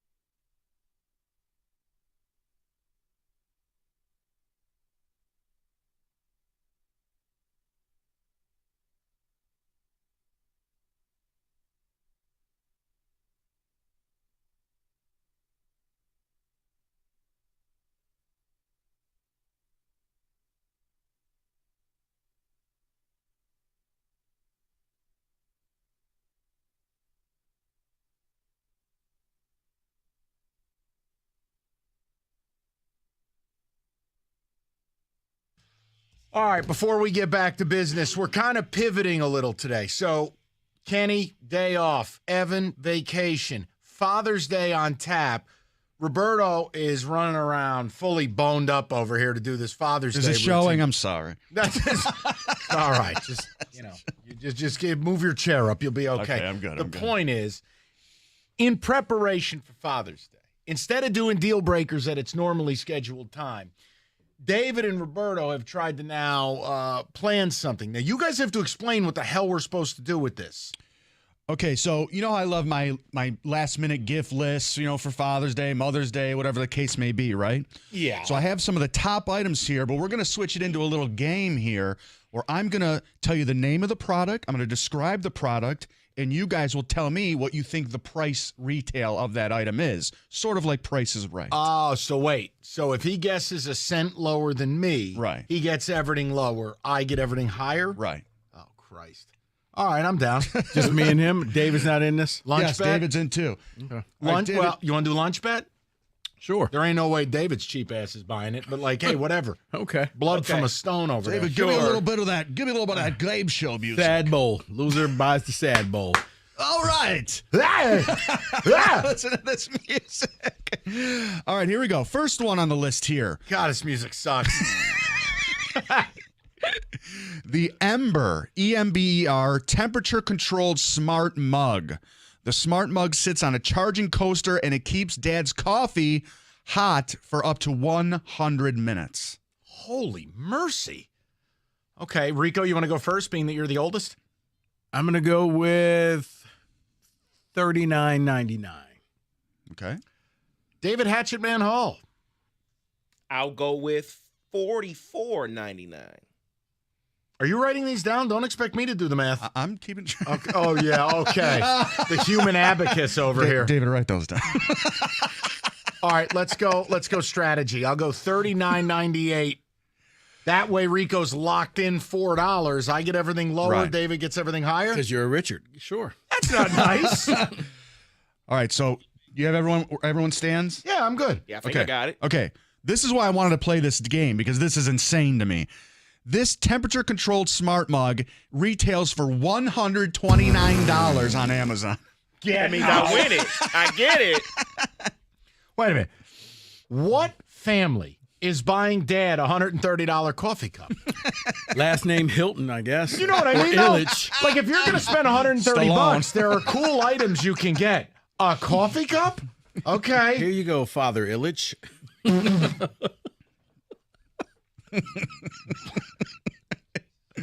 I have a $2,000 coffee mug. Right. Hey, Dad, drink your coffee faster. All right, let's go. Item number 2 for Father's All right, Day. here we go. The Fangor Wi-Fi projector. I actually would love this gift. Dad's new favorite way to watch the game. He can set this up anywhere, backyard, garage, man cave, for a 200-inch screen. Rico Beard from the movie studio. Hey, go ahead there, movie geek. What do you got, Ebert? I'm going to go with $1,200. Hatchetman Hall. I'm gonna go with $1,000. And I'm gonna go. I'm going with $1,201. Just do that for everyone. Funny you mention it. I'm gonna go $9.99.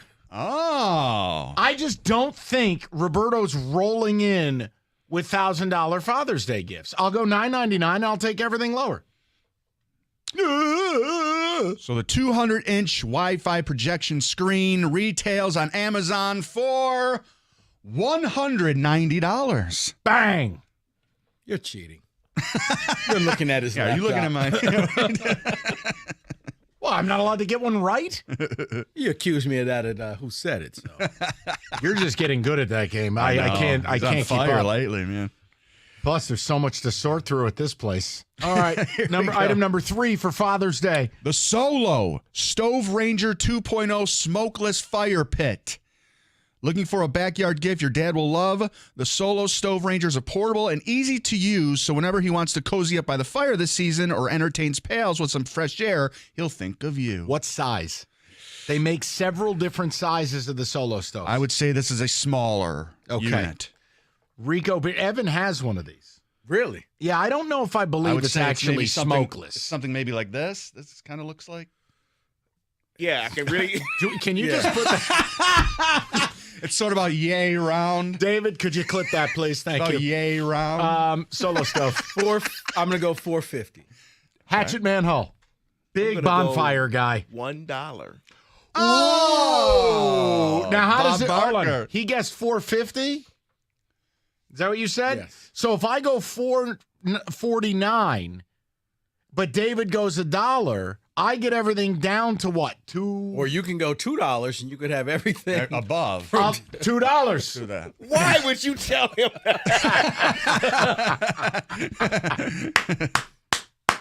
No, I think it's got to be a couple $100. The Solo stoves are popular. They sell out all the time. I don't have one. I've never priced one. But Evan happened to show me last week. He's got one in his backyard. Well, that maybe can show you. No way he's going to spend $800 on. Dude, he spends $800 on weed a month. Anything is possible. Well, he's got his priorities in order. $4.49. Okay. The smokeless fire pit retails on Amazon for $214. So how does that work? Who wins? David. Me. David wins. Excellent. You didn't tell me to be math on this program. He got into Harvard. I didn't. Don't look at me. No, please. You can't balance a checkbook. I told you, go $2. Okay. You could have won. All right, let's go. Pain in the ass. The Apple TV 4K.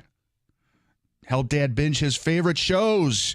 You get Disney Plus, Apple TV Plus, Netflix, Amazon Prime Video, all in 4K with an easy-to-use remote. I thought it was just an app. They make a TV for Screen it? size?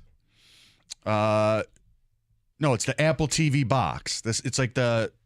All right. It's like a Fire streaming Stick. box. Fire Stick. It's Apple's Fire Stick. Okay. Also, switch the order. It's not fair for me to go last. It might be advantageous. I'm fine with it. No. Nobody has to go last, so it doesn't matter. It's the slander. I'll take that. Fine. I'm privileged. $149.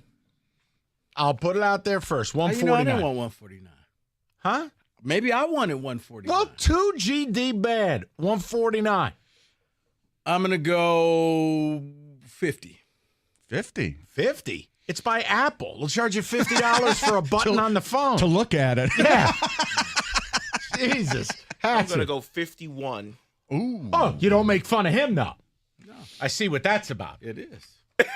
He's got the shirt that says black It's by because popular it is. demand. I believe Mike is the winner on this. Retails on Amazon for $129. $50. Rico. They wouldn't sell you a case for your phone. That means I win. No, you don't. I get everything. I get it. 51 and up until he gets 150. That's me. Yeah. No, he's David won. closer. I'm closer to the price. He's not about closer. He went over. He went over the price. Went over Wait, the price. so when you're I thought he said over, you get 150. disqualified? I thought he said 150. He did. He said I said 149. $149. And how much was it? 129. He went over. Yeah, I win. So he wait, went over. even though I'm 20 Oh, we know away, what that's all about, David. Hold on. No, I'm not a loser, so I don't sit on the couch watching bad game shows like you guys. you the went point is, when you go over, You're done. You get nothing. Yeah, you're done. Okay, now I'm learning something. Okay. Thank you.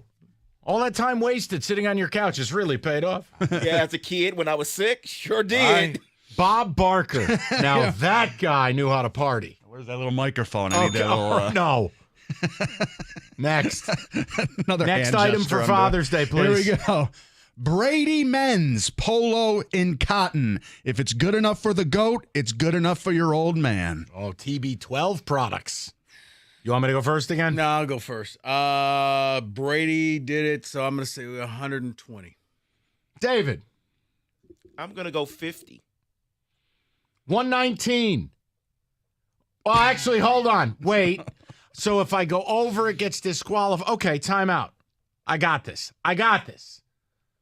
Brady's a jackass. I'm pretty sure we were joking once, and Evan told me his sleep shorts are like $100.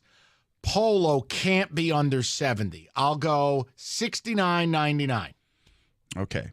The Brady's Men's Polo in Cotton retails for $39 on Amazon. What, this So guy? if we all went over, you're supposed to tell us a bid again. Unbelievable. And now Brady's doing value? Since when? That's why I'm like 120. TB12, 120. Dude, the guy was selling socks for $39.99. What kind of polo is this? You know, Roberto can't replace Pat Sajak. He has no idea how to run a game show. And it's his game. Right. I love it. I'm Pat Say Jerk. Okay, that one's disqualified. Let's go to one last one. Okay, here we go. This is, see how much you guys know about your home improvement. The Craftsman V20 Max cordless drill and impact driver. So you get 2 separate drills in a bag and a battery charger. Rico Beard, noted UFO believer and home remodeler. I'll go 110. Hatchet Man, who has no home improvement skills. Yeah, I have a little. I go 200. 110, and he went 200. So if I go 111 and it's over that, I get everything up to 200? Correct. No. No? No. How does it? If you go, well, if he did, because I would have gone over. So right, it would be but the if he closest. Yeah. Yeah. So then that's my guess. So what if everyone is over? Then we do it. Then we again. rebid. Okay. You should The rebid. lowest bid is 110, so we All got to right, go under rebid. that. I'll go $79.99. I was going to go 75. This music. And I'll go $1. Okay. So the Craftsman cordless drill and impact driver set on Amazon retails for $99. I got one. Yes. Thank God. Jesus. All right. Those are the Father's Day gifts with some surprising So there prices. you go. I'm just telling you, if you buy your dad a $130 coffee cup, you're a bleepo. I could buy a nice dinner. Exactly. Thank you. All right. Or you can spend your money the right way and head over to Hamilton Chevrolet in Oh, look at me. Warren. All June long, Hamilton is participating in the Pick Up for Paws campaign for every pet that is loved and cared for. There are so many that are not as lucky. So stop into Hamilton and drop off some pet-friendly surprise into the bed of the Silverado right there in the middle of the showroom. There's a long list of donation items at HamiltonChevy.com if you need some suggestions. Your donation will make a difference. And while you're there, you can talk to Andrew and his sales staff because they want to be your Chevy dealer. They'll guarantee you the lowest payment on your next Chevy, especially if you drop off some pet supplies, including this month's June Rico deal, a new 2023 Chevy Crew Cab Silverado 4x4, $389 a month for 24 months, includes 10,000 miles a year. Very simple. All you got to do, walk in there with $995 down and you drive off in the Rico deal. You know what I say. The best deals are found at 14 Mile and Mound. Stop in to see my guys at Hamilton Chevrolet for details. Visit HamiltonChevy.com. That's HamiltonChevy.com. And make sure you drop off those pet-friendly surprise into the bed of the Silverado in their showroom. Chevrolet, find new roads.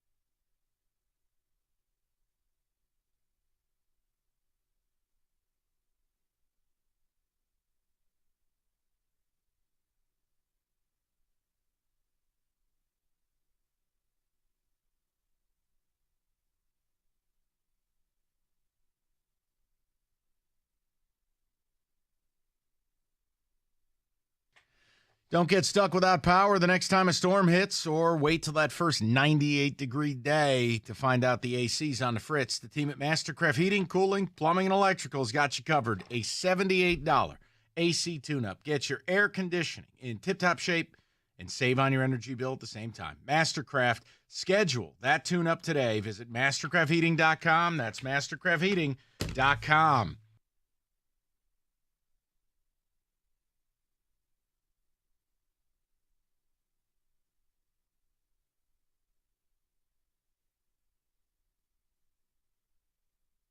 All right, David, we'll get a little football today momentarily. I want to get some ticket text and catch up. If you missed anything, Odyssey.com rewind. We opened the show. Zion Williamson making news across the league. And no, not for the baby mama drama, but because it sounds like, according to Brian Windhorst and others, a week from today, NBA draft night, Zion could be dealt. We discussed the Pistons a little bit. I didn't advocate. I just said, look, is this something you'd pick up the phone? I gave you an example of why you don't necessarily have to deliver Scoot Henderson to the team in order to do business with him. Rico said, hell no, but it's an interesting conversation. We also talked about HBO reaching out, allegedly, about running it back for Hard Knocks. That's available to you as well. David, ticket text, what do you got for me? Someone says, that was a struggle. No more letting Roberto host games. He doesn't even know what the rules say. If you go over, you lose. That's the whole point. Like, it was, come on, man. Someone says, hey, Dad, happy Father's Day. We bought you a $100,000 paperweight. I mean, I was using a $130 coffee cup. That only keeps it warm for 100 minutes. Well, first of all. Not 102. But you don't need your, okay, I'm not breaking this down. Next. Yeah, someone says these products can only be purchased by the Rockefellers. Apple saying it's an Apple product, so I'm going to say $2,000. Right. I mean, come on. I mean, they make nice stuff, but Jesus. I mean, Rico guessing $50 on it. What are you kidding me? Charge you $50 for a screen protector. I thought maybe they were trying to be competitive with the Fire Stick. So I thought it was a TV, and they were like, no, it's just a box. I was like, that was the other problem. Roberto's descriptions left a lot to be desired. Right. Like, hey, it's a stove and things. And you're like, well, what size? It's about this size. Like, whoa, okay. We got this Apple thing. Oh. Technology.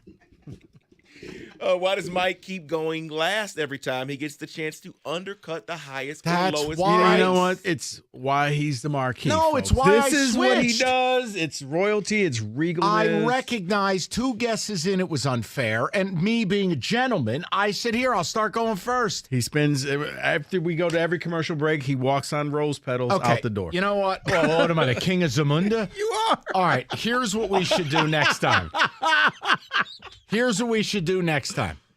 If we do something in that structure, each person should have to have their own item that they guess, and it goes around the room. You can't do it this way. This isn't The Price is Right. It doesn't work. We don't have boots. We don't have digital numbers. I mean, what are we doing?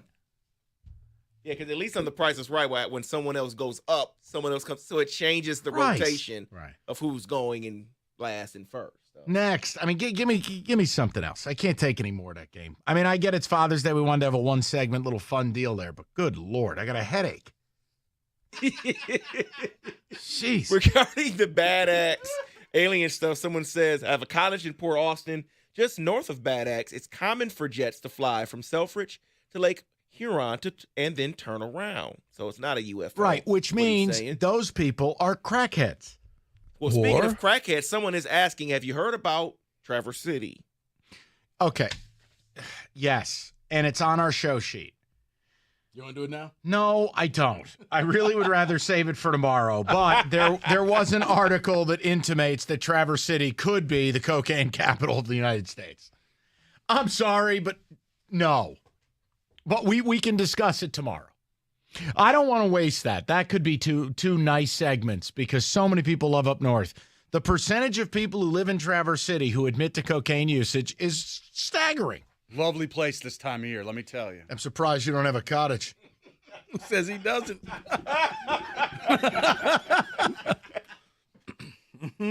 Oh my gosh! Someone said this segment had me laughing enough to have my drink enter my nose and all over the floor. Well, I mean it beats being sad about your baseball team or whatever. So that's fine. That's the purpose of it.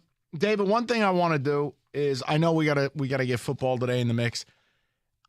I am very annoyed at what took place in the Stanley Cup. The Golden Knights winning has really irked me. Because, I want to bring it up, maybe we'll do it in the 5 o'clock. I don't like these teams that don't have to struggle and they get to win. Like these Seattle Kraken fans. They don't even know what it's like to struggle and are just, we're in the playoffs.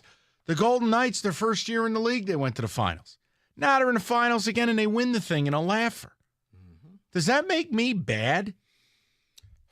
Man, that's a delicate situation because you come across sounding like a hater. Well, I am. No, but I do believe you need a little bit of pain in the fan base in order to appreciate the title. That's my whole point. Like, because if it's handed to you, you don't even realize what it means. Right. Then congratulations, you were born, in the Bill Gates family, or you're a Kardashian. Or a Niners fan. But I want to get to that in a little bit. I know they haven't won since 94. So. Poor baby. David, go ahead. You've won 2 Super Bowls. I mean, yes. See? But this isn't about me. I have me. more pain than you. That's fine. Go win something. It's not my fault you don't have a quarterback and you refuse to get one. Don't blame me.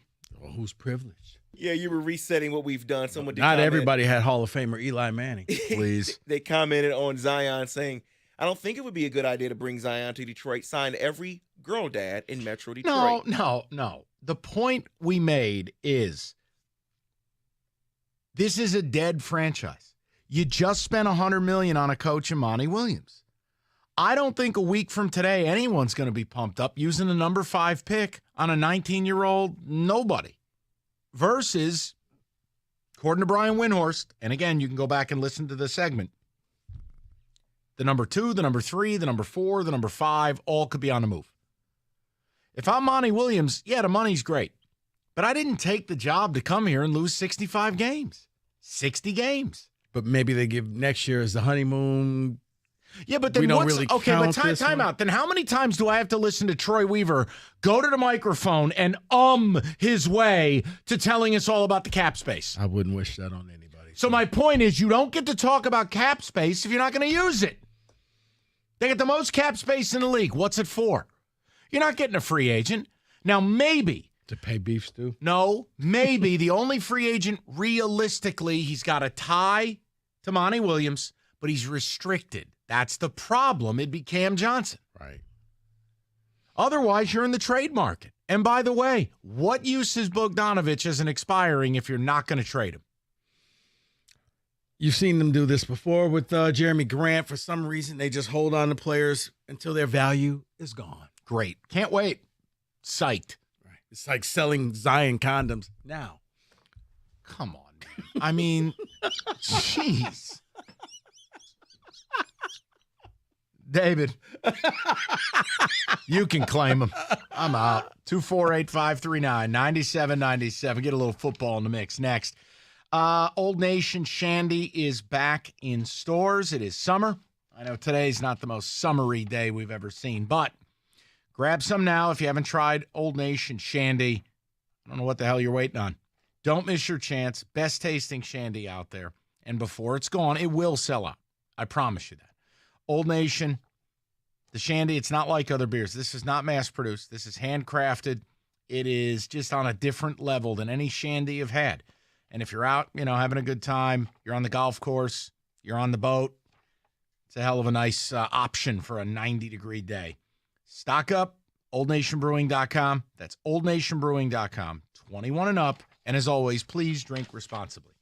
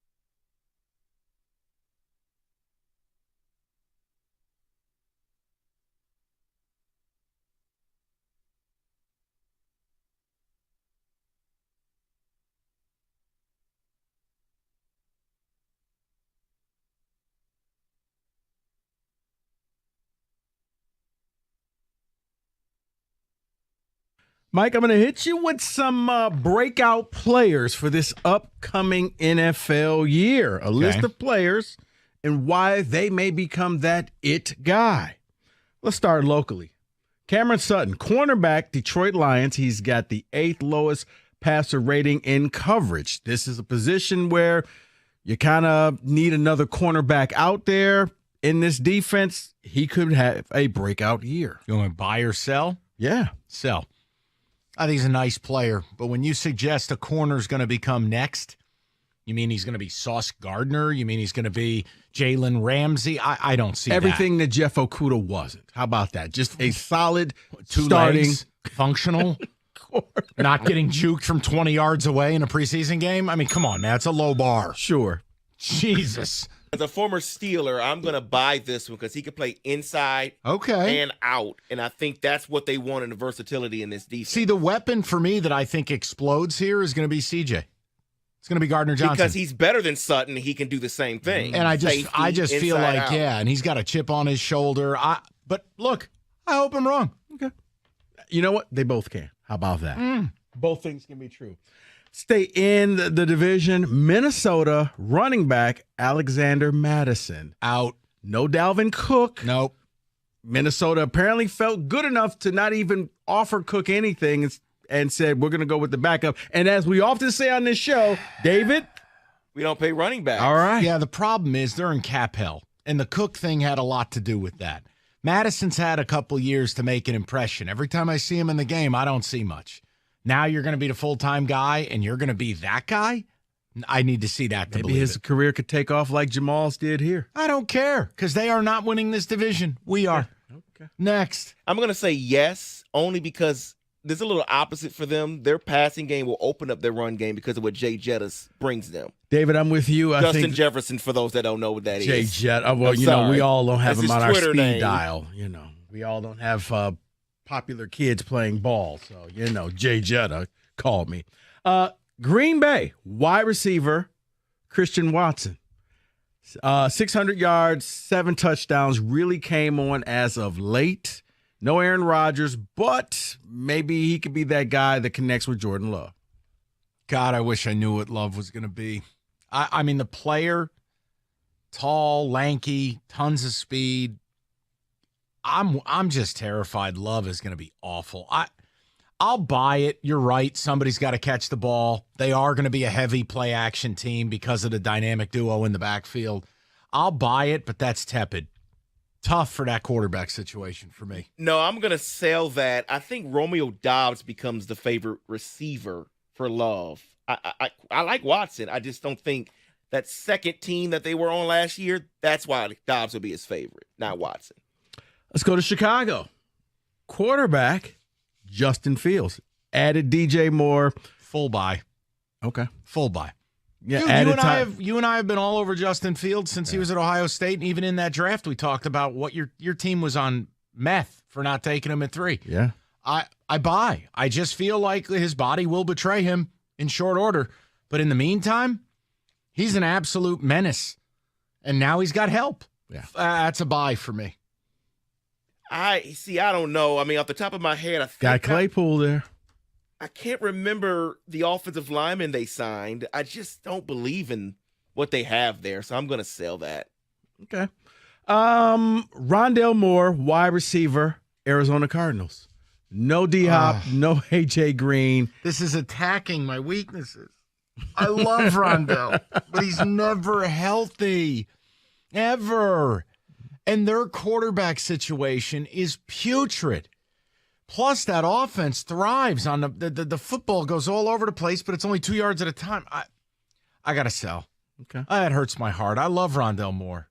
I got to sell. Yeah, you want to talk about Jordan Love and the quarterback situation with the Packers? Colt McCoy will be their quarterback. Hey, they've won games with Colt. Yeah, no, I'm sorry. At I'm Texas. selling that. I'd rather have him than the one they got there. Rondale Moore is the wide receiver version of DeAndre Swift. All right. Carolina Panthers. Running back, Miles Sanders. Sell. I'm not trying to be negative in this segment. I didn't like him in Philly, and he had the best offensive line in football. Now you go to Carolina, who just gutted themselves to acquire a quarterback, traded their star player in DJ Moore. No, I'm out on all of this. Miles Sanders in Carolina, really? No. I understand what you're saying because of the offensive line and what he didn't do in Philadelphia, but he's going to have every opportunity to succeed. So I am going to buy this. I'm going to buy it. Yeah, and plus he's got that brand new QB. Oh, yeah. Carolina, man. Just wait till they play the Lions. New Orleans, wide receiver, Chris Olave. Bye. 72 catches, 1,000 yards. He had 4 TDs. He walked into the league and was productive, learned a complex offense. It's a buy for me. I loved every time I watched him play. I'm like, wow, he's pretty much the same dude, except he's wearing a better looking helmet. Yeah, I'm in. Yeah, he made you forget about who Michael Thomas ever was in New Orleans. What an amazing fall from grace. Yeah. Michael Thomas basically vaporized. Went from 150 catches to like never playing again. Well, this is what happens when you're never on the field. In the NFL, you get forgotten about. As they say, not for long. There it is. And I'll say this one more thing here on this, because Derek Carr may not be a winning quarterback, but he knows how to get the receiver the ball. Yeah. David, 100%. And the funny thing Great is, point. he was down. It was almost like witness relocation, being in New Orleans. No one paid attention to them, but he went out there and put up tons of yardage. And finally, oh, come on, give me a few more. I like this. Okay. This is good. Chris Olave. No, I'm sorry. Johan Dotson, wide receiver, Washington football team. Can't do it. Again, Terry McLaughlin is still there. They still do not have a settled quarterback situation. Dotson looked okay. There's just too much unrest for me. Productivity, wide receiver is still a massively dependent position. Do you believe Sam Howell is going to deliver, 100 targets and he's going to have 80 catches? I can't do that. Nice player. I just think he's in a bad spot. I'll sell. Yeah, he's in a very bad spot. They have no offensive line. They have no quarterback. And they don't have a name. They don't have a name. Yeah, on football, I was Commanders. about to say, Commanders. What are they? Yeah, okay. All right, you want more? Let's go to Atlanta, and let's go cornerback A.J. Terrell. Bye. Absolute stud. One of the most underrated cornerbacks in the NFL. Absolute stud. They've tried to address some defensive needs. He needs a little help. You can't do it by yourself as a corner. I'm going to buy. He's an absolute stud that nobody knows about. Yeah, he's their number one. He is probably one of the best in the league, so I'm going to buy that for sure, yeah. All right, well, Mike, for you. Oh, boy. The G-Men. Who? Offensive tackle, Evan Neal. Sure as hell hope so, because he was not good as a rookie. But neither was Andrew Thomas, and he's turned it around. I'll buy because he gets to play on the right side. If he was being forced to play left tackle, I think that's tougher. He got his feet wet. He had good moments. It is a decent offense, right? A decent collection of people around him. Plus, they throw it quick, which means you don't have to hold your water as long. I'll buy. I think Evan Neal takes a big step forward. I'm going to sell because you are the Antichrist. Nope. Here's why. Because you're an evil preacher. Until I know what happens with Saquon in that running game, that means they'll have to pass a little more. He has to play. That's what happens. David, he doesn't get a choice. All right, fine. All right. Go to the Steelers right now. Go to the Steelers right now, and I'll sell whoever it is. Yeah, go ahead. Bring no, it to it's going to be George Pickens, and I'm going to say buy. I'll buy all the stock. Actually, it was George Pickens. Yeah. Buy. Listen, the Steelers, no wide receivers. They rarely miss. Pickens made some incredible plays last year. I buy. See? My team is so good, you have to buy. Yeah, there you go. How's that working out for you, taking a running back in the first round? Doesn't matter. Use them up. All right. Well, to make it even. Where's the Niners? Oh, wait, you don't have any picks. It would be Trey Lance. Sell. That was just mean and hurtful. Lethal Weapon 3. Sell. Okay. Well, Seattle. Tariq Woolen. Could have made a case for Defensive Rookie of the Year last year, but Sauce Gardner kind of was playing. You almost wonder if he just played so above his means. Do people catch up to him a little bit? I mean, it's tough. He was really good, man. But for a 7th-round pick, that's stunning. there's always that flash in the pan element when you're a 7th-round selection, but maybe he's just the truth. You just feel like they're going to look at tape and find some weakness to exploit. Well, here's the other thing, though. The problem is he did it consistently Well, throughout hold on. Fellas, wait a minute. They drafted Witherspoon at 5. So it might actually, they may attack the rookie and leave him alone. But if Witherspoon's the truth, they're going to go and attack you. Go right back to Woolen. I'll buy. Okay. I'll buy. And last one, Tampa and Antoine Winfield Jr. I mean, had the scary concussion, missed damn near a month and a half. Defense is falling apart a little bit. A lot of noise. He's a very good player, but I mean, I guess I could buy it, but they're going to suck. I'm sorry. I know that's not the greatest answer, but the Bucks are so bad.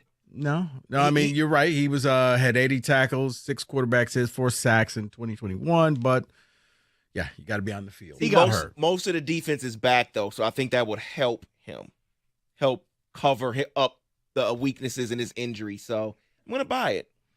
I still can't believe you said that about Trey Lance. That is your NFL breakout players for the 2023 season. 97-1.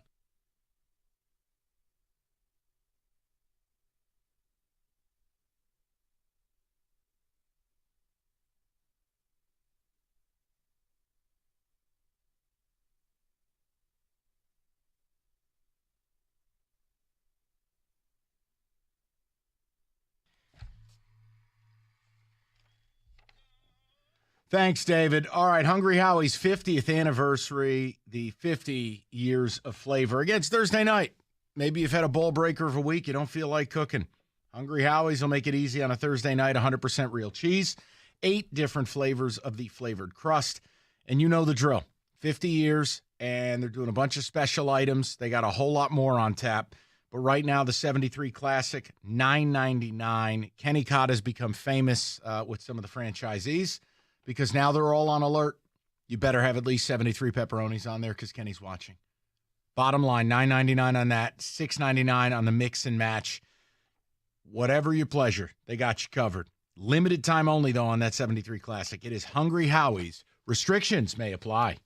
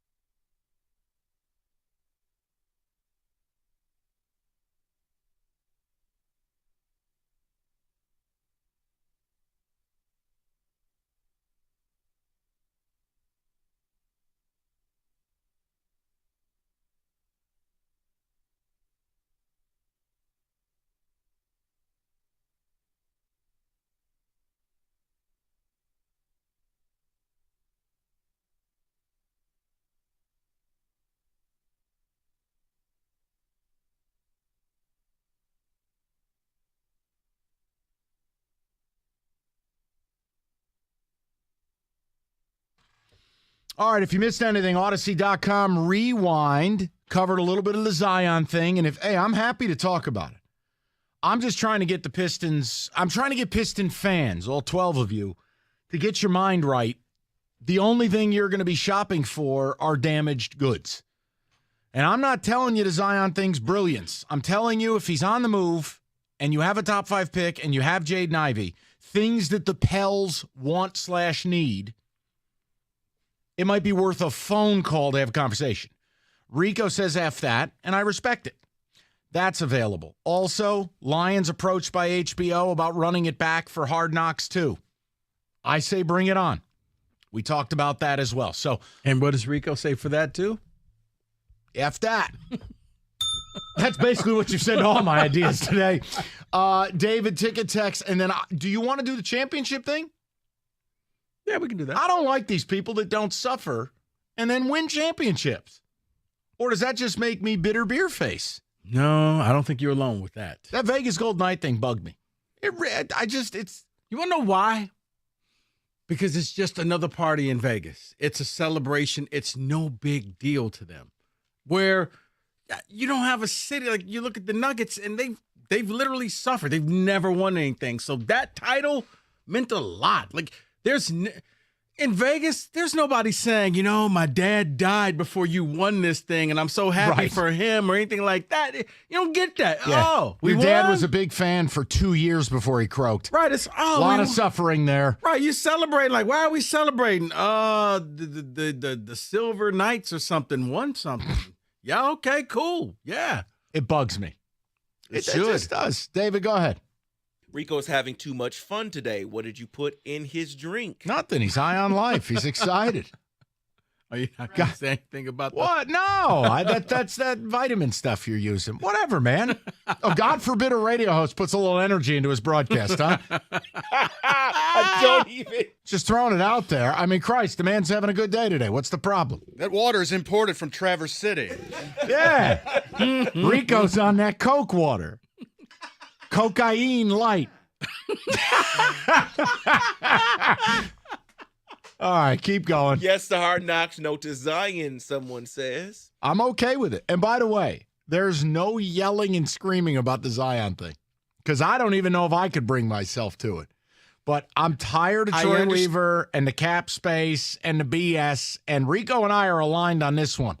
We are not excited a week from today to be using the number 5 pick. Hey, I hear Amen Thompson is shooting up the draft ranks. I just read an article on him. Wow. Had a fantastic workout for the Rockets. Amen Thompson could deliver a pizza to my house tonight. I wouldn't know who the hell that is. No, I'm just making a point to you. This is what the NBA draft has turned into. It's either him or his brother, I'm sure. So, yeah. And from what you said a month ago, you'd have to put them both together to make one good basketball player.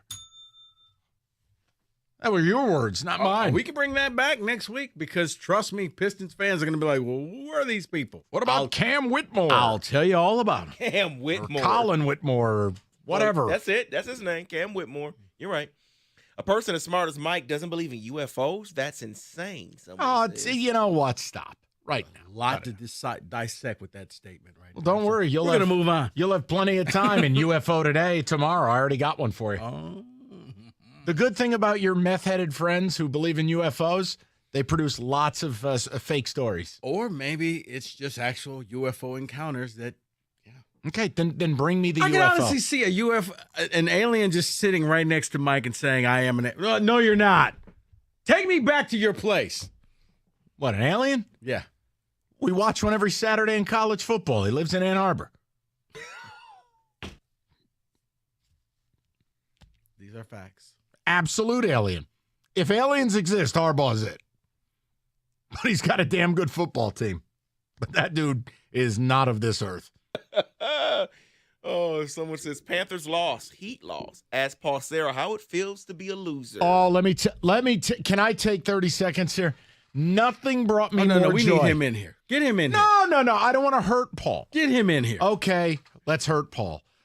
So Paul Sarah does an incredible job. Anytime one of our guys is out, Paul comes in, he does the business. Well, this guy, I take you back like 10 days ago, maybe 2 weeks. He struts in And we're sitting having our show meeting, and Paul shows up, and the only thing we hear is, I don't even know what to do. All my teams do is win. And I'm like, I hate you. Because the Celtics at that point were down 3-0. He's originally from South Florida. But after Paul's famous remark of, all we do is win, well, Paul has now just been devastated. Bobrovsky turned into a tomato can. Butler forgot he's paid to score. Paul, are you okay? I'm okay. We need that. Where's all that arrogance? We need that drop. I'm okay. Just getting to the finals, and it doesn't mean you're going to win. Spoken like a loser. Take it from me. My team made it last year. I don't have a fond memory of it. They blew it. The Heat blew it. They didn't even show up. The Panthers are the one. I thought the Panthers were going to win the Stanley Cup. I really did. And Bobrovsky turned into an absolute pumpkin in a pair of these games in stunning fashion. Stunning. Yeah, but they were really only good in the overtimes and things like that. And when it was just a regular game. Look at what Bobrovsky did to that man. Look what he did. He broke him. He broke him. I see a lot of pain in those eyes. But see, But see, I feel the pain because at least. Do you? The Panthers have been around a little bit longer than the Golden Knights. Yeah, listen. I don't see that Panther hat on today. Yeah, well, hey, where's your matching Heat flannel, you putz? I'm sorry. Now I'm projecting, okay? Congrats, you beat the Celtics. He came. Oh, you were on vacation. He was in here. Little Heat hat. I saw that. He had the helicopter beanie on top, and he had the matching black and red shirt. I'm going, really? No, because it was one game. He was like, yeah, you know what? I'm tired. I'm just going to go to sleep. I don't really need to watch this game. Oh, I hope it goes 7. It'd be hilarious to win in Boston. Yeah, I had to work at 6 a.m., so I'm just going to sleep through this game. I'll watch it the next when they win. You just hate to see it. Let's talk about titles without suffering. We'll get into it next. And if you want to call in about the Zion thing, let's get to it. We'll do it all next. 97.1.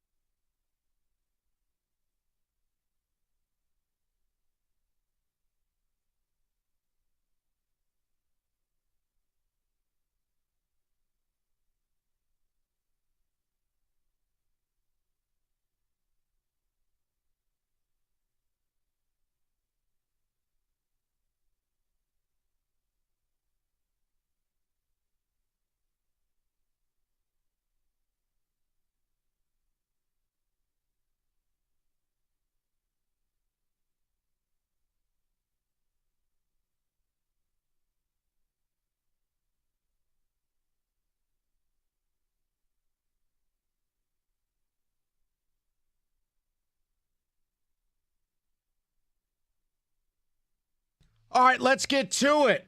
Welcome if you're just joining. And once again at 5 o'clock, like on Wednesday or Tuesday, feels like the world's ending. Why look, it's so dark out. Got a thunderstorm coming. Or it's a UFO. Ooh. So, you know what the funny thing is? I was... Come on. I was just looking at, I'm like, yep, you know what? I'm probably going to have to take the day off on April 8th of next year. Why is that? Total eclipse. Okay, enjoy that. So, listen, here's what we're going to do. 2 ways. We had a little show discussion. We had great response on what we led the show with and with the Hard Knocks thing. So we're gonna get into this at 5 for the new audience. Let me start out with kind of the news of the day in sports. Brian Windhorst reporting the price on Zion is not sky high.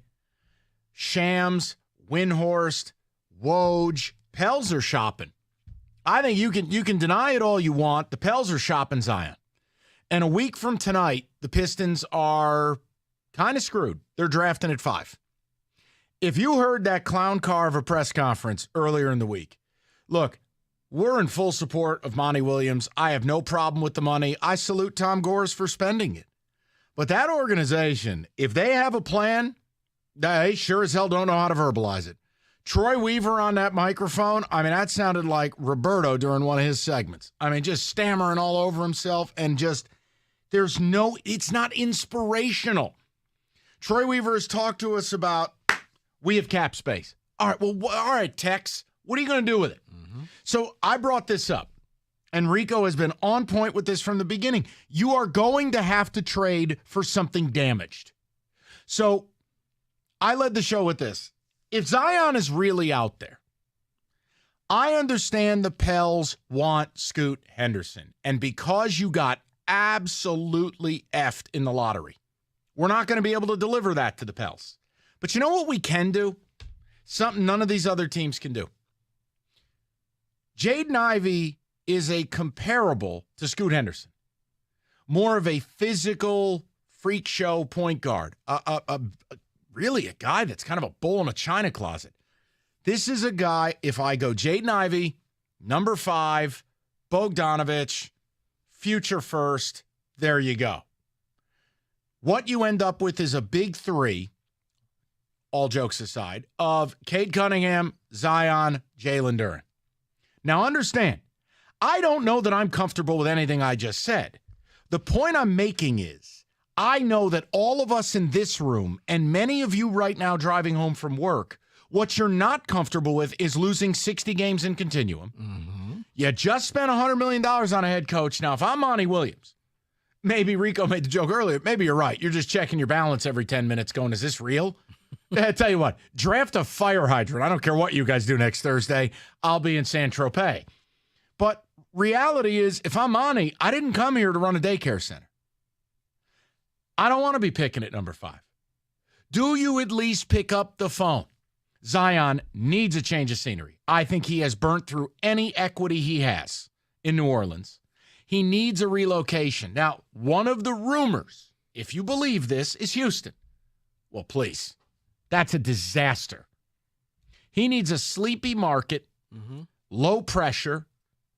Somebody where the media is not going to hound him. Hell. Because Lord knows every arena he goes to next year, he's going to get heckled. Oh, boy. Yeah, it's going to be a problem. Right. So, this checks a lot of boxes. Now, Rico went Ted DiBiase on everybody and said this was made for Michael Jordan.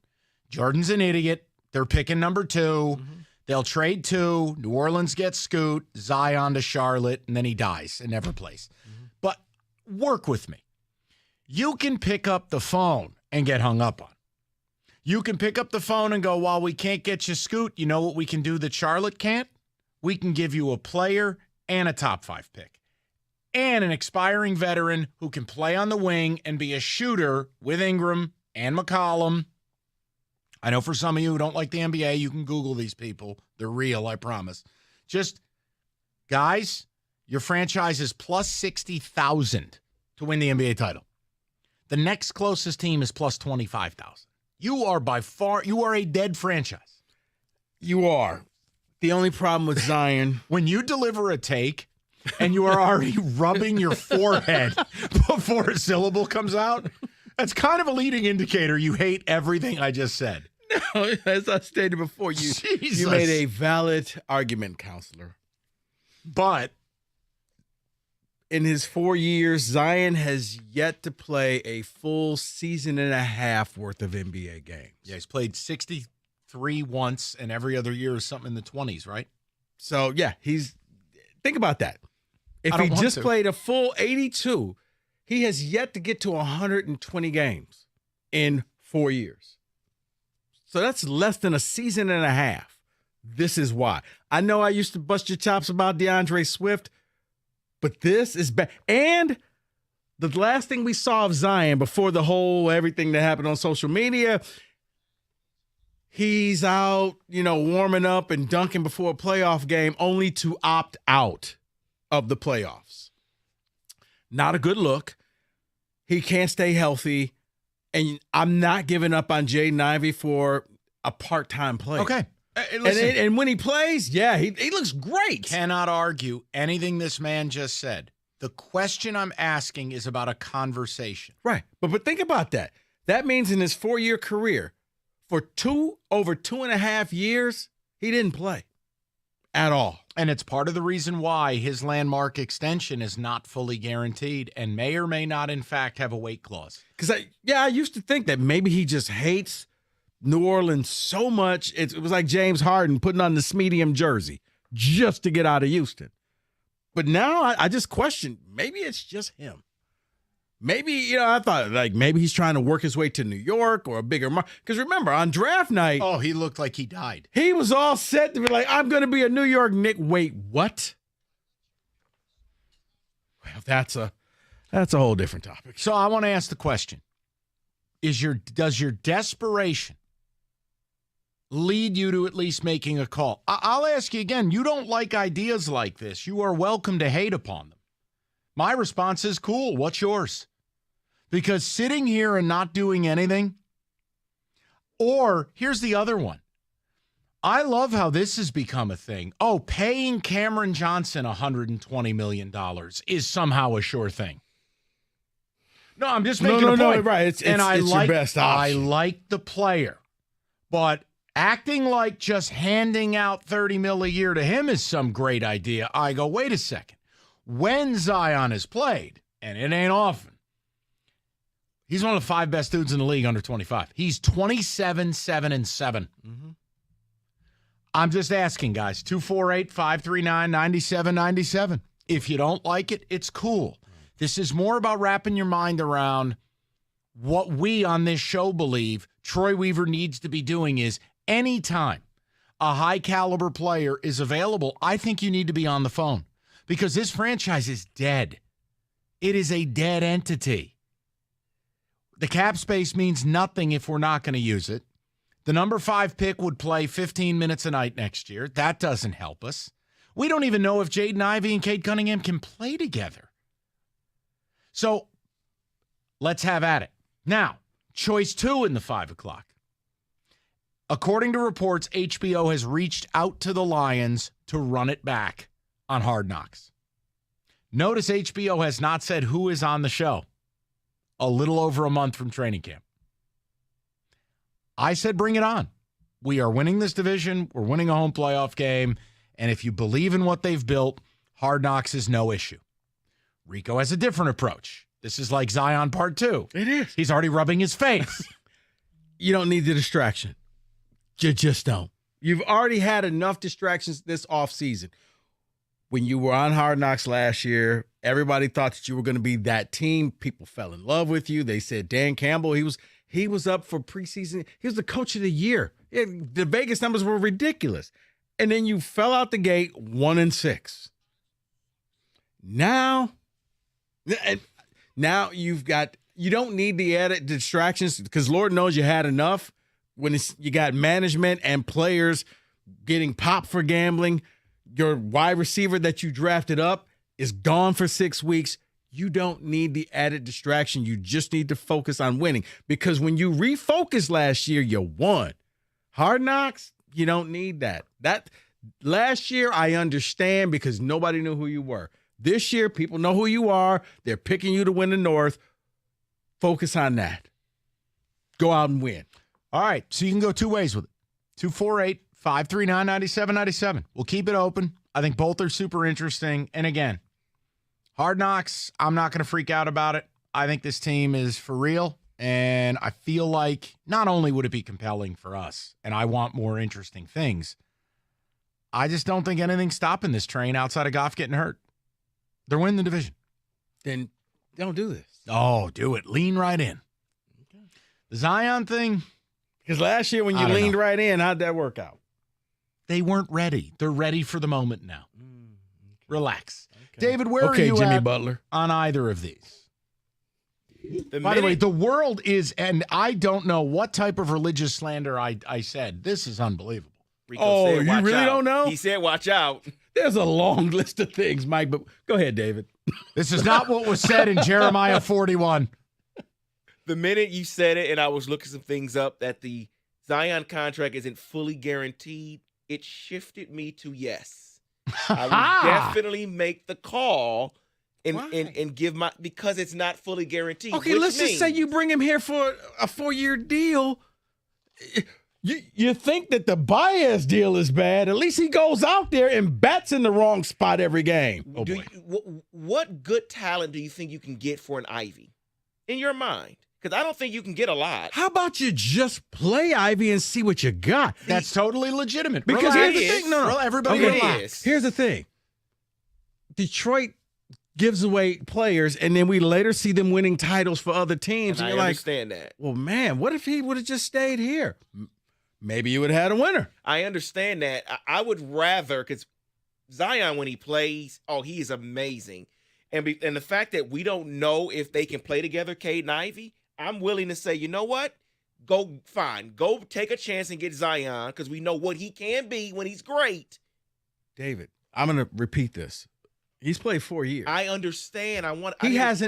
He's missed. He's fresh. He's fresh. Yeah. He's missed over 2.5. Maybe not, Mike. Missed over 2.5 NBA seasons. I get it. I understand you. No one can argue what you're saying. You're right. It just comes down to what outs does this franchise really have? And if you say I don't want to move either guard, I get it. No, if I'm going to move a guard, and I don't know if it's going to happen. You got to wait to see what happens with the suspension. But, man, I'd pick up the phone and call Memphis before I call New Orleans. But the problem is what it would cost to get Ja, I think, even outweighs Zion.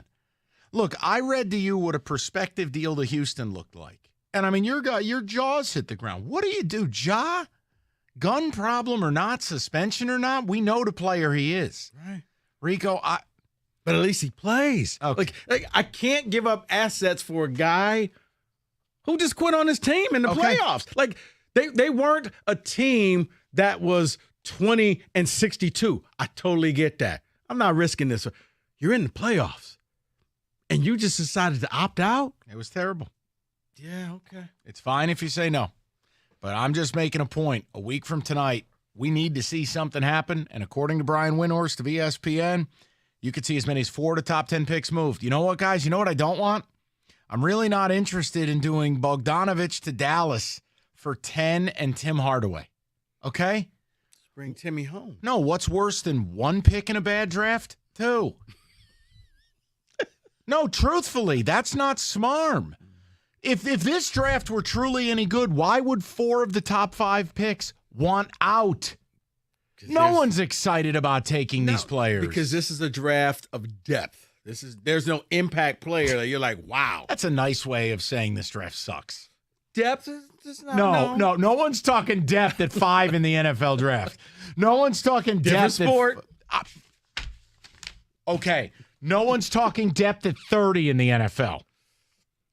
You're drafting starters. Now, part of this is why the NBA struggles, but like, Rico, we'll get to the people. 248-539-9797. I'm sorry I went way over time there. You're fine. It's a good conversation. It is a great conversation. You better get this read going before the UFO obliterates us. Just don't take Zion. That's all. Here's something that you can do. Awake 180. That's something that you can do. I've been doing this for a little over 2 months now. Well, lost well over 40 pounds, and you can do this too. It's not this thing that's so difficult. You're going to be able to eat food. You're going to enjoy your life. You're going to have energy. You're going to do a lot of things. And let's face it, you probably tried about 4 more diets this year already. You promised yourself at the beginning of the year, I'm going to take better care of yourself, and you haven't. You can start right now. It's simple.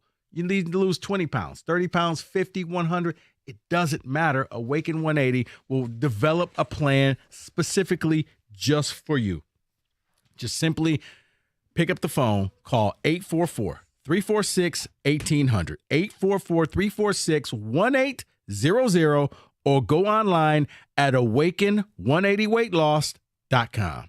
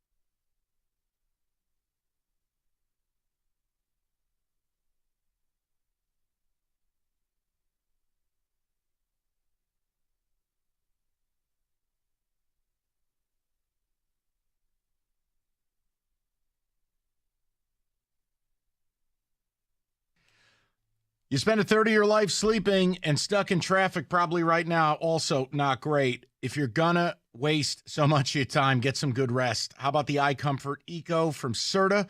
Supportive and designed to keep you cool, comfortable, and feeling restored. Or Serta's perfect sleeper for pressure-relieving comfort and support while maintaining a balanced sleep temperature. Serta mattresses made in Michigan for over 100 years. Go to Serta.com to find a retailer near you. That's Serta.com.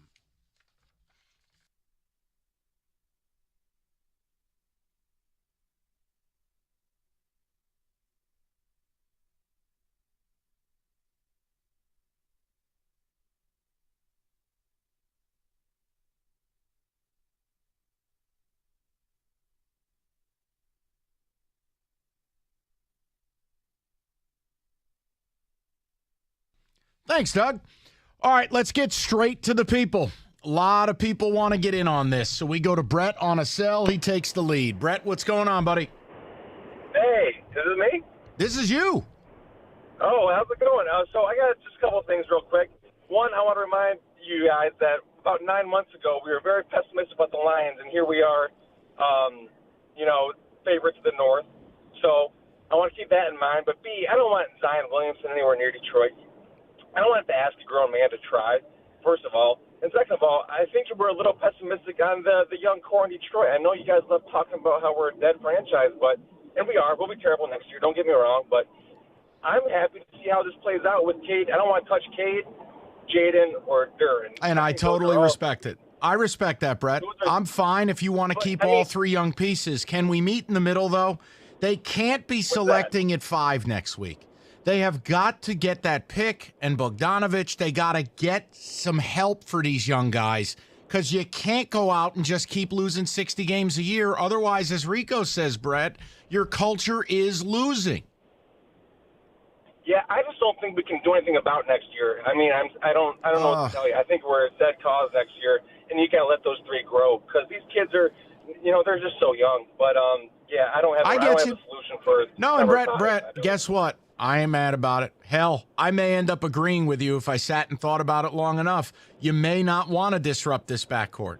It's just an idea. Long story short, though, it's not Zion. No, and I get Zion. it. Don't give me him. No, I mean, Brett, here's the problem. We're shopping at the DVD bin. Is it Zach LaVine? Is it a Julius Randle deal? Like, no offense, but Bradley Beal ain't coming here. Second of all, I wouldn't want him. Not at $51 million a year, not for a guy who only been a 3-time All-Star in 11 seasons and can't win. So you just have to ask yourself, okay, what are we doing? And hell, New Orleans may not even be interested. I think they are. I think New Orleans is ready to part with You nailed Zion. this, though. A week from tonight, is Zion in a Hornets jersey? Is this the MJ special? Oh, my God. This just screams, Michael, I'm smarter than you, Jordan. Zion gets hurt walking to the podium? Pretty much. He falls off the stage like Kelsey Grammer? No, he's... You ever see that one? No. David, cue that up during the break. Kelsey Grammer, you remember the TV actor? He was delivering a speech. And, he's so arrogant in real life. It's dark in the room. He doesn't realize the stage ends. So he's just walking, and he's like pontificating. Next thing you know, dead. I'll show it to you during the break. I can see Zion getting injured, walking in the runway to get on the plane. And falling down the stairs of the Gulf Stream that brings him there. Right. Ed, Ann Arbor, 97.1. What's up, Eddie? Michael, I love you when you get in this mode, Michael. You right before draft time, and no matter what team it is, we got to get somebody. Yes. Mike. I'm like a kid in a candy store, Eddie. I need something. Take a longer view, and maybe this might help you. Go ahead. Okay.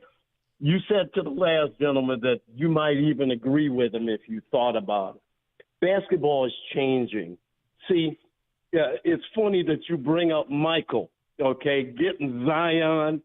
I wonder if he's going to lobby the NBA to change the rules like they did for him. I mean, well, anyway. He needs a rules change. That franchise sucks under his leadership. Anyway, take a look at this. The last 5 years, we've had 5 different champions, okay? Okay. We're going back to playing basketball. We're getting away from finding the guy. See, Michael was the guy, and then LeBron was the guy. Okay. They're getting all these diaper dandies, and these kids don't know how to play basketball, man. Okay. We got Killian, 4 years ago, and he just started showing signs of life last year. Right, so you're kind of making my point for me that the picks don't help you. Like, if you look at the champions of the last 5 years, here are the people who have won it. Nikola Jokic, who's a potential all-time great. LeBron James, Giannis Antetokounmpo, Steph Curry. I mean, Ed. No. Michael, their teams won it. It takes 5 guys, and it's always been that way. Look at our championship teams. 5 guys. The go-to-work Pistons. Oh, Lord. The Bad Boys. Oh, God. We're talking about teams now. All right, the problem is, hold on. All right, here's Eddie. Here's your problem. That's why we got Monty, Mike. Okay, great. Well, unless Monty can go out and average 26 a night, you're missing out. The Denver Nuggets. They have a 3-time, because I don't care what anybody says, he should have been MVP this year. Yeah. Nikola Jokic, multiple-time MVP and a dominator, and Jamal Murray's a top 25 player. Right. Don't sell me on the Bruce Browns of the world. All right, go to the Golden State Warriors. Clay, Steph, Day, then throw in Andrew Wiggins, who is fabulous. Don't sell me on Kayvon Looney. Go to the Lakers. It's LeBron. It's AD. Go to the Bucks. They had Giannis. They had Middleton. Like Giannis scoring 51 in the and they had deciding game. Right. Like you can't do this idea that because the Pistons did it 20 years ago as a statistical outlier, that all of a sudden is how it's done. And by the way, stop with the bad boys. You had Isaiah. You had the Lord. He's the second greatest point guard in the history of the league besides Rico's close personal friend, Irvin Magic Johnson. I love how people act like the bad boys were this try-hard, gym class team. Isaiah is all time. I'd take Fat Lever over Isaiah. Yeah, I was a big Bimbo Coles fan. You know what I'm saying, though? It's like, Ed, you can't call up with that. He says the picks don't mean anything, and we can just win with Ed, I got nothing. Maybe you're from the spaceship. You're right, I do get this way. You know why? It's been 15 years since this team's won a playoff game. I do get this way. Because picking 5th doesn't help me.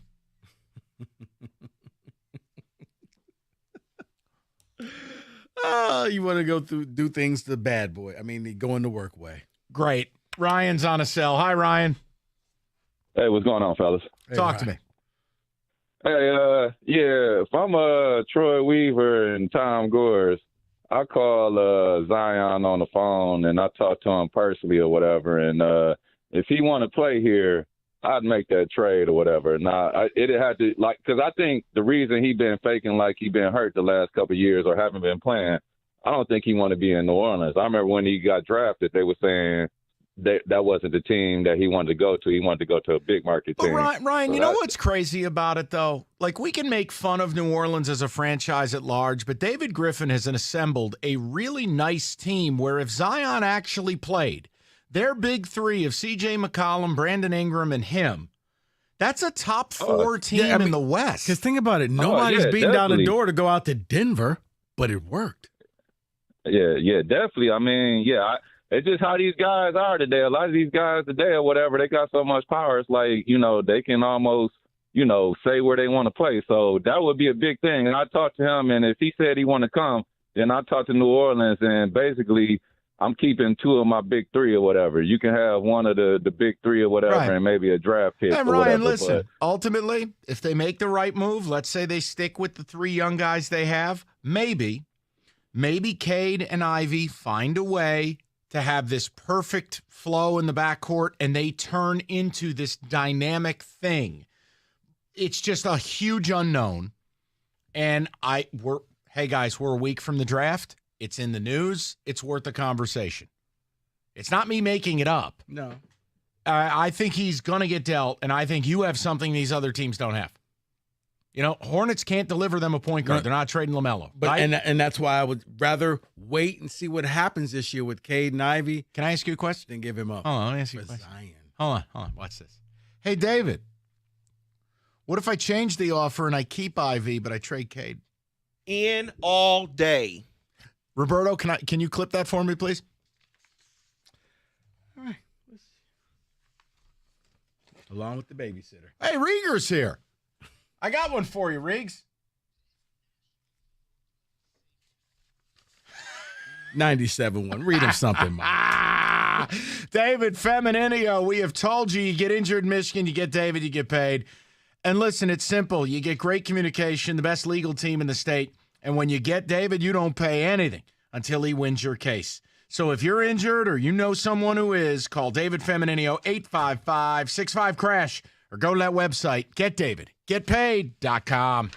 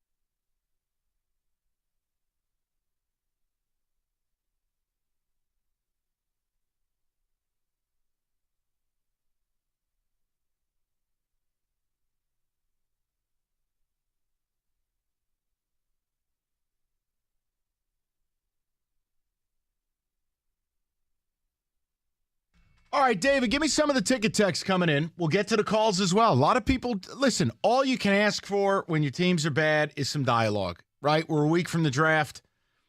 Hey, man, believe me, you're not going to hear the word Pistons unless they sign a free agent. That's the other thing. Guys, I understand we're not in a position to go all in, right? We're terrible. The point I'm making is, and it reinforces what Rico continues to say, you cannot be okay losing 60 games a year and continue them. So what I get annoyed at, and again, this summer we're going to hold Steve Yzerman to the same standard. And certainly Stevie Y is a far more accomplished general manager than Troy Weaver. I don't want to hear about capital and draft picks and cap space year over year over year if you're not going to do something with it. You know, the last time Troy Weaver had cap space, we signed Marvin Bagley. You know what? There's a difference between being bad with purpose, right? We're not good, but we'll put our locker room against anybody. Right. Super, you won 16 games. You need to get Cade and get Ivy and get Duren help in the form of somebody at or above the age of 24, 25, who is a good player in this league. Because otherwise losing becomes habitual. So that doesn't have to be Zion. Now, you want a free agent, here's the one name that adds up, and you have a problem. The problem is the team can match. And it's Cam Johnson of the Nets. Now, he bet on himself. Rico, you're familiar with the guy. So's Monty Williams. The Suns tried to sign him over a year ago. He bet on himself, and he turned down 4 at 75.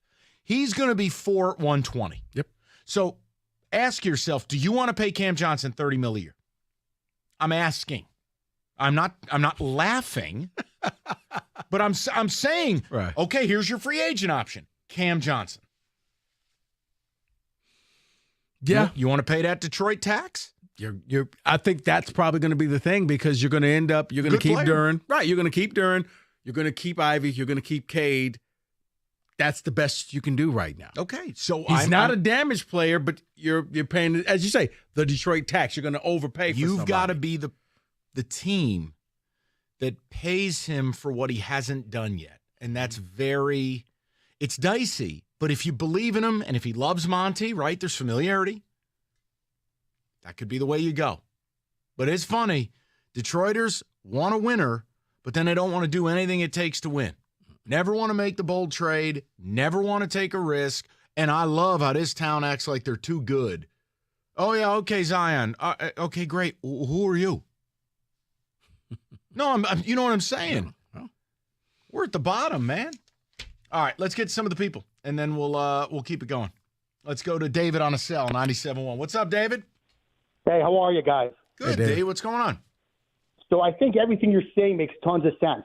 The problem is Tom Gore's already won. He bought the team for $325 million, and now it's probably worth over $3 billion. During his press conference with Monty Williams, not once did he say he wants to win a championship. He's more worried about sprinkling new wood chips on playgrounds in Detroit than winning a championship. In his brain, he won money-wise with the valuation of the team. It doesn't make a difference to him. I happen to share that opinion. I've shared it for years. It's just you hope he can spend his way through it. It hasn't worked. I got to see it from Troy Weaver. I got to see what the hell we're doing here because Gore scares me. I'm so confused, David, with this call. But what? Yeah, just leave the kids of Detroit out of it. Right. What did that have to do with I'm talking just Gore. Tom Gore doesn't care about basketball. He was more concerned about talking how he gave Monty Williams a tour of his house in Beverly Hills. Or building a park and things like that. I understood where David was going. Like, no offense, I don't care that you put up a Ferris wheel. Like, I want to win games. All right. Now, I was just confused. So, thank you for clarifying. I got you. Well, yeah, I mean, you knew that when instead of interviewing your coaches and bringing them here and touring the facility, he took everybody out to the cookout at his house. In Beverly Hills. Right.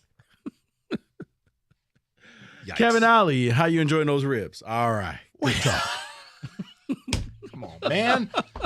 David, I got to tell you something. Rico is treating a Thursday show like a Friday.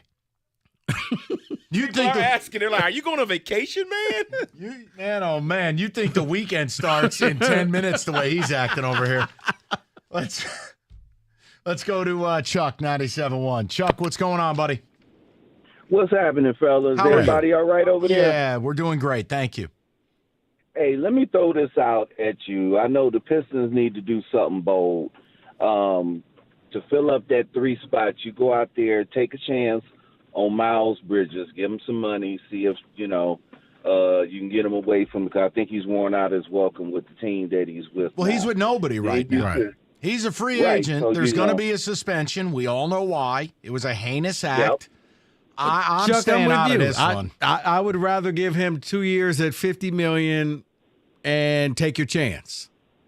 Right. Now you got your 3 covered. Now you take Bojan, you take this year's pick and next year's pick, and take what's the for Bagley and Wiseman, and you go over there and you get Big Cat from Minnesota, because obviously that Twin Towers is not working. It's not working with him and Gobert. You lost me at that point. Yeah, hold on. Listen, now I'm not laughing that you happen to like Karl Anthony Towns. That's your prerogative. But if you think that's going to land you Cat, and by the way, you want to talk about a player with flaws? You want to talk about a guy that needs a heart transplant? Not in a medical sense, but one of like has no dog in him. Oh boy. Like I said, Miles is somebody you can get, and it's, that's messy. I agree. You can damaged. Messy. You can keep all the pieces, but you know what? Maybe he's going to be on a plan to actually show, hey, I want to be back in the league, and I'm sorry. You know why I don't think they would do it beyond they had that organizational issue? The press conference the other day. We stack our locker room against anybody. Like, we are a family. You stacked your locker room against anybody, and you lost 62 out of 82 times. I don't have a bell nearby. I tried. You know what? That's what happened when you stacked that locker room. Oh, man. All right. Well, summer's here. Just take a look outside. Unless you're going to play the Ignite, All right. Turn him off. Get the batteries out. My God. Moran Buick GMC, the 2023 Acadia. They've got it. Third row of seating, making room for everyone and everything. And Moran has new stock arriving daily. You got something wrong with the vehicle now? No problem. MoranExpress.com. Scheduling is fast. Scheduling is easy. So if you're having trouble or experiencing any issues, bring it in, get the certified service appointment, get the loaner, and get on your way. It's Moran Buick GMC, where you always get the best price, period. It's on Telegraph, just north of Eureka and Taylor, or at MoranExpress.com. It's Moran Buick GMC. We are professional grade.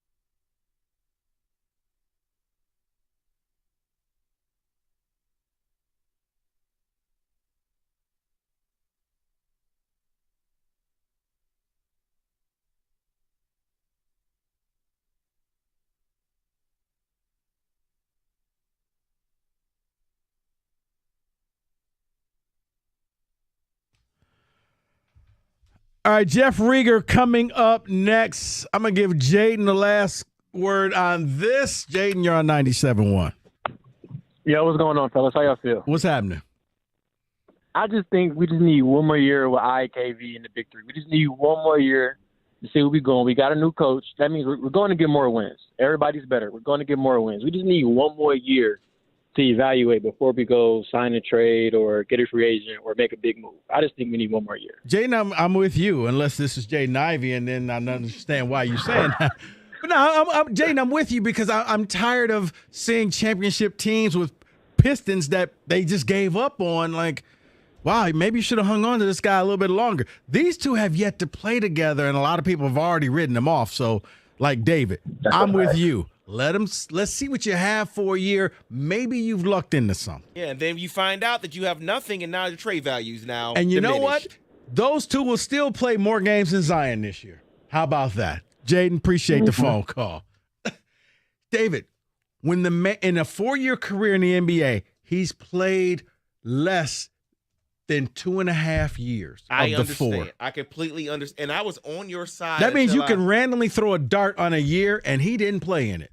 No, I was on your side until I found out there's a clause where it's not fully guaranteed. If he doesn't hit certain things, we can get out. That's the only reason I'm in. But what makes you think in Detroit he's going to hit those clauses? If he didn't hit him in New Orleans, then we're out. Then we can get out of the deal. And that's why I'm not trading away an asset. I understand. If you got to put it's like Kyler Murray said, you have to study the playbook, or hey, Zion, you got to be in shape, or we're going to start finding you. Really?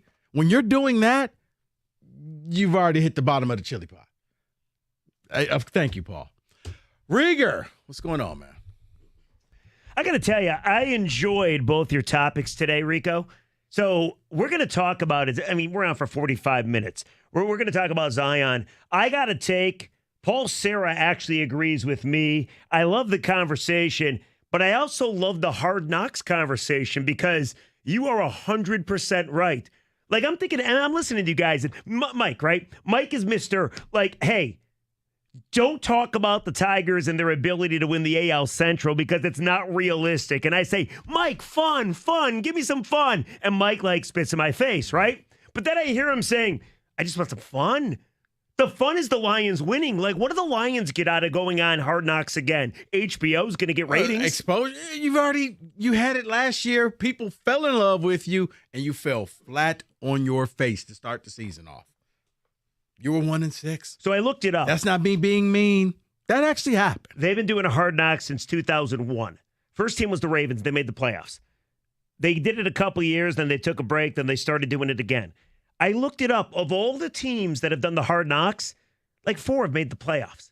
Now, the rest did not, and they were woefully awful. 4 wins, 5 wins. And I'm not saying that's the difference between winning or losing. No, but guess what? Why? Lions, you're part of that, didn't make the playoffs. The other thing, too, Rico, is go back to the last 2 episodes of Hard Knocks. We were bored to freaking death. Hard Knocks is good for one thing. The first 2 episodes get you from late July. You know why you were bored? Why? Because it was about Dan Campbell. You couldn't have any more. It was nothing else there. Right. Now they have personalities on the roster. They don't have who? Kirby Joseph. Once again. C.J. Gardner-Johnson. Okay, once again. Jahmyr Gibbs. People in the NFL have no idea. They know these they're guys. Like, what, these insurance agents? No. They don't know. No, they know these guys. Come on. David, you don't have players where you could just say one name and people know who the Jameson Williams story is huge. But David, let me ask you this. What do the Lions get out of this? Like, honestly, they have all these nationally televised games. They're in the first game. Who cares about PR? They are already the it team. All anybody's talking about is the Lions throughout the NFL. Why put them through this? Now, that's the team. The Jets have storylines. So we can just hear about Aaron Rodgers all day? Well, Zach Wilson. If Rico, how's that going to work out? Sauce Gardner. Like, people know who Sauce Gardner is. But the thing is, I don't even care about Hard Knocks. I find it boring after a couple episodes. I wouldn't watch it. Like I said, the Arizona Cardinals were a dumpster fire. If you're right, and nobody watched it. Let's just say, and I have no idea if you're right, let's just say there's a small chance that because they were on Hard Knocks last year, they started 1-6. Let's say that just played a small factor. I want nothing to do with it. I want 0 to do with it because the Lions get nothing out of it. Right. Enhance your chances to make the playoffs. unlike Mr. Fun over there. I just want to have fun. By the way, does it make you uncomfortable at all? I heard Mike guaranteed the NFC North. Oh, he's been and he's a been doing playoff that. win. Yep. I've heard Gator guarantee damn near a Super Bowl. I feel. Yeah, I've been told I'm not allowed in the suite when that happens, and I'm like, that's fine. Can I take a spot? I'll be in Santa Clara watching a real playoff game. You can't mention Gator in this sentence. You know, Gator still believes the Tigers are going to do something this year. So leave that You know what alone. Gator said the other day? Don't That floored me. stop. No, he just Stop. said, Stop. Oh, it's not who said it? No. I'm sorry. What? My bad. What do you got coming up? Oh. Stop. What do you got coming up? Zion Williamson, I think people in Detroit are ridiculous when it comes to this topic, and I think it's proven through your show. I want to give people my observations from listening to you guys and tell them why they're wrong, at least most of them. So we'll get to that from 6 to Tiger Baseball, 6:45. Rico, Tigers 7 games back. They got 4 against the Twins. You sweep your 3 games back. Let's go. Oh, and a tough November schedule for your boys at Michigan Hoops. So, yeah. Dude, they play St. John's. They play Patino. Real tough schedule. They added Eastern. 97-1.